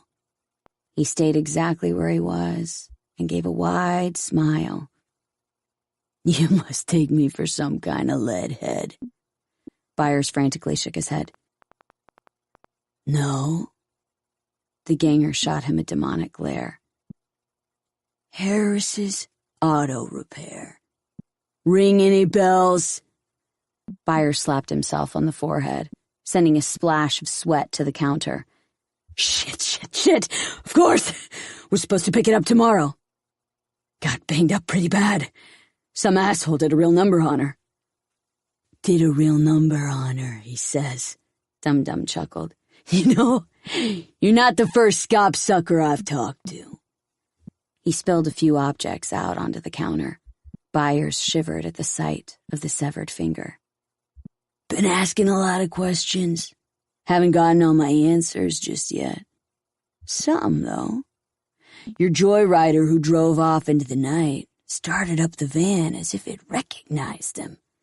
No cracks, overrides, nothing. Zor. Byers nodded so fast, his multiple chins jiggled. He had biometric access. It had to be him. Owes me heaps of eddies for fixing that van. Doubt he'll be paying you back. Probably right. I mean, it doesn't matter now. I'll tell you everything I know. Finally coming round to your senses. Maybe we can work something out after all. Dum-Dum sniffed the air and frowned. Did you just shit yourself? Or does it always smell like this in here? You lack leverage. This meeting is no more than a token of our leadership's goodwill. Surely there'd be no need for goodwill if we hadn't obtained information about Project Aeneas. Katsuo smiled. Our goal is to maintain equilibrium. This corporation's philosophy is not based on the cult of profit, unlike other smaller companies who thrive in our shadow. The road to greatness is not paved with greed. The conference room could have looked like any other, except for a Japanese scroll that hung on the wall with swans painted in black brush strokes and a bonsai tree sitting patiently in the corner, as if one had to be reminded where they were. We believe that cooperating together is in both of our interests, Melina said. There are certain technological solutions at our disposal that may bolster our mutual security. Security is indeed the priority, Katsuo admitted, which is why this project has not yet begun development. Nobody wants a repeat of what happened 15 years ago. Melina nodded. Cooperating now would guarantee that it will never happen again. With all due respect to your technology, we are not convinced it will be effective in this particular case. We have our own solutions, an entire generation more advanced than yours, if I am not mistaken. The aim of this conversation is only to develop a mutual understanding that will not be perceived as unfair by either of our employers. You want to make sure we won't meddle in your affairs, in other words. That is one way to put it. Melina couldn't imagine ever seeing a crack in that wall of self-composure, but if it ever did appear, she wouldn't want to be the one to witness it. Start spraying, bozo. Why's it gotta be me again, Jack? 'Cause that's the job. You chose it, remember? I didn't choose it. Nobody wanted me anywhere else. You ever stop to wonder why? No? Then start spraying. Morris hoisted on the backpack with its heavy tank and gripped the handle with his gloved hand. Their thick orange suits squeaked with every movement. Orange always meant it would be a nasty job. Jack grabbed a bag of tools and slammed the back door of the van, sending an echo through the large, empty parking garage. You're not my boss, Morris said bitterly. This is the third time I'm spraying. I thought we were partners. Sure, bozo. Whatever you say. Why do you keep calling me that? What else am I supposed to call you? My name's Morris. That's what Zor called me. He was a good guy. Not good enough if Byers fired his ass. I was the one who crashed the van. Zor took the blame to protect me. I don't know how to drive. Let me guess. You weren't supposed to tell anyone either. Jack scoffed. They walked down the stairs to the flooded basement. Nobody's supposed to know. Morris felt the chill of the water through the suit. Or else I'll get fired. See? You just spilled the scop to me. And you wonder why I call you bozo. Morris went in deeper and stopped. The sewage level was only a few inches away from his zipper. He had no idea how much deeper it went. I think we need diving suits, Jack, he said. I can't go any deeper. I'll get wet everywhere. Who said you had to get in? Jack stopped a step before the surface. He ran his flashlight over the water, revealing concrete pillars and the tops of steel cabinets. The corpses of rats and other objects of mysterious origin were also floating. The water around the staircase was covered in a thick, gelatinous slime that bubbled. Maybe it got higher, Jack? Morris asked. Since Byers came and checked it? When was the last time he was here? Never, bozo. He was never here. He sits on his fat ass all day in that office counting the scratch we make for him. He crouched down to get a better look at the slime. It was a gurgling stew of thousands of dead insects that didn't manage to reach the concrete, and now just swam here, slowly dissolving. Job did itself, he murmured. The gas sensor on his suit suddenly started beeping. Fuck. He quickly put on his gas mask and twisted the filter valve. Put your mask on, bozo. We need to get out of here. Morris felt his head spinning. He put on his mask, but when he reached for the valve, he only felt a tube that wasn't connected to anything. I don't have my filter, Jack, he said. 'Cause you left it in the van, bozo. Jack was already dashing back up the stairs. Just get the fuck out of there. Morris clambered out of the water and stumbled forward, dropping the sprayer lance and leaning against the stairs. He started to crawl one step at a time. It was getting harder with each breath. Jack's orange suit vanished over the staircase's summit. There must have been 1,000 left to go, and each one seemed to get higher and higher, slanting in different directions and rising and falling like waves. Why was he suddenly so tired? He felt something grab his back and tighten around his arms. Morris screamed and hurled himself forward, crawling up the stairs on all fours, with the spray cable and lance trailing behind him. Something grabbed him even harder and shook him. He stumbled to the floor and slumped against the wall of the garage. Jack checked the gas sensor and pulled up his mask. You really outdid yourself this time, bozo. He took off the mask now. Even buyers won't. Jack swung around. Someone else was here. Barely visible shadows crept menacingly along the graffitied walls. He made sure his gun was behind his belt, which was under his suit. Shit. He quickly reached for the zipper under his neck. Hey, can't you see we're working? He didn't finish. Out of the darkness appeared a few bright red dots where a face should have been. Something warm and wet splattered across Morris's face, and not just his face. The floor next to him was teeming with dark, monstrous shapes that kept getting bigger. He felt something fall to the ground beyond his sight. The first demon emerged from the dizzy whirlpool and stood directly in front of Morris, his eyes blazing. Zor, the demon growled. Where is he? Morris tried, but couldn't keep his eyes in focus.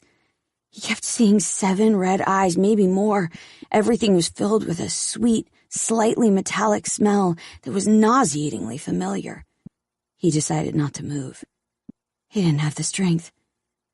Zor, the demon's voice said from afar. Morris fixed his gaze on one point, but his vision dragged upward, downward, to the sides. Or maybe it was the rest of the world that was moving. The earth revolved, didn't it? Tell us where Zor is. You came... Morris started. You came here... for me. Didn't come here to shoot the shit. Zor, where is he? He told me that you didn't exist. Yes, he was wrong. You need to tell us where he is. So you can hurt him, because you're demons. Never saw it from that angle. Curious one, aren't you? Just tell us where he is, and we'll let you go. No, Zor helped me. He was good to me. Now, I'm helping him. Starting to lose my patience. The demon stepped back. Carla's, on the other hand, is endless. The bald-headed she-demon raised her arms, and with a metallic hiss, 5 steel claws extended from her fingers. She lunged at Morris and sliced his suit to ribbons, together with some skin. Endless, she whispered into his ear. Morris felt the slightly numbed pain from a distance. as if he was orbiting his own body. Soon, the pain was the only thing binding him to it. "You've never been this close to a woman before, have you?" she whispered. "You're offering 10%. Melina paused. 10% of something vague, undefined. Why such a specific amount? "It is merely a starting point for our negotiation," Katsuo replied. "We must start somewhere, and 10 is an even number." 50% sounds like a lot more even to me. "I will remind you that we are capable of undertaking this project single-handedly. Our offer to cooperate with Militech merely serves to prevent your employer from feeling threatened." Which could lead them to reveal everything. Which would be a terrible mistake. It would squander a historic opportunity, not only for our corporations, but for all of humanity. Aeneas is like entering a black hole. We cannot know what lies on the other side. Limitless computing power, perhaps. The solution to all of our problems, maybe. Or even the possibility to gaze into the future. Nobody has ever come back alive. That is why our negotiation cannot be founded on specifics, for there are none. We only hope that our mutual understanding will create a common framework for when specifics finally do emerge. Melina poured herself a glass of water. 2 glasses and a jug, the only things on the table. All electronic devices had to be left outside the room, any implants and holophones disabled. It was more a gesture of good faith. After all, this was Arasaka's only headquarters in all of North America. If Katsuo wanted to plant a dozen different listening devices, nothing would stand in his way. But he wouldn't. Project Aeneas was meant to be kept secret even from both corporations' leaderships. It was a risk that relied on eventually presenting everyone with a fait accompli. The potential gains from the project would be so immense that nobody would dare shut it down. Otherwise, if word got out, everyone involved in the project would be treated as a criminal. Or worse, a traitor. Dixie's frail body twitched and jerked, as if he was having a nightmare. Or being electrocuted. He sat between overflowing dumpsters, slumped against the brick wall of probably one of Night City's oldest buildings. Carla held his head to prevent him from slamming it backward, while the cable from the back of his head was jacked into a maintenance panel mounted to the wall. Sometimes his body reacted this way when a signal from a remote connection was being transmitted through multiple nodes. Beside him, in the rare afternoon light that shone through seldom parted clouds, Dum-Dum didn't look all that menacing. Nobody bothered them, especially since most night citizens had instilled a habit of avoiding situations that deviated even slightly from their routines. An NCPD cruiser passed by and nearly stopped, probably to see if they could make a buck and write up a ticket. But one glance at Dum-Dum was enough for them to slowly roll past, as if they hadn't noticed anything. "Let's disconnect him. He's getting overloaded," Carla thought spoke. "Not until we find something," Dum-Dum replied. A moment later, Dixie opened his eyes, gasping for air and yanking the cable out of his head. Carla hugged him, then instinctively drew back. His body needed cold, not more warmth. Even a short dive without cooling made body temps reach the equivalent of a high fever. She brushed away the matted white hair from his forehead. Slowly, but surely, he came to. Not like this was his first rodeo. Eventually, he got to his feet. "There's a couple-second transmission," he thought spoke. "Got an address." Albert contemplated his most recent acquisitions. On the part of the concrete floor that was covered in synth wood stood a couch and some chairs. The hole for the sink now had a sink in it. The kitchen had a fridge, the bedroom had a bed, the second bedroom had a compact, spanking new chair. No more nails on the chalkboard creaking or sharp plastic. More importantly, he'd bought a new cyberdeck identical to the one his mother had destroyed, and a cartridge of a very specific game. Throughout the years, he'd hardly ever needed to update his hardware. All it took to adapt the cyberdeck into a mainstay of net-running gear was a bit of patience and know-how. Yet, as much as Albert wanted to, he had no idea how to get his hands on anything better. Theoretically, he did know. He just didn't want to leave his comfort zone, which meant a rinse and repeat of modifying his deck to his needs. A robot vacuum glided across the floor. Whenever it reached the edge of the synthwood flooring, it stopped and made a 180-degree turn. It, too, operated within its comfort zone. Theoretically, a vacuum like that could exist forever. Every used or broken part could be exchanged for a new one, and the vacuum would continue functioning as it did now. Over time, one could swap out all of its parts, and it still wouldn't behave differently. It was like the ship of Theseus. If you swapped out even a single plank from the deck, would it still be the same ship? What about 2 planks? What if you swapped out everything? It was different with people. If they could figure out a way to control cyberpsychosis, then you could swap out every one of your organs apart from the brain and spinal cord, which are the 2 things that make you, well, you. Either way, he thought the general obsession with cyborgization was dumb. You'd think a person was exactly like the ship, since all the atoms in our body are swapped out with new ones in order to keep on living. Almost, but not quite. From one of his data harvests half a year ago, Albert had found out that the body's atoms are indeed completely replaced every few years, except for the ones in your central nervous system.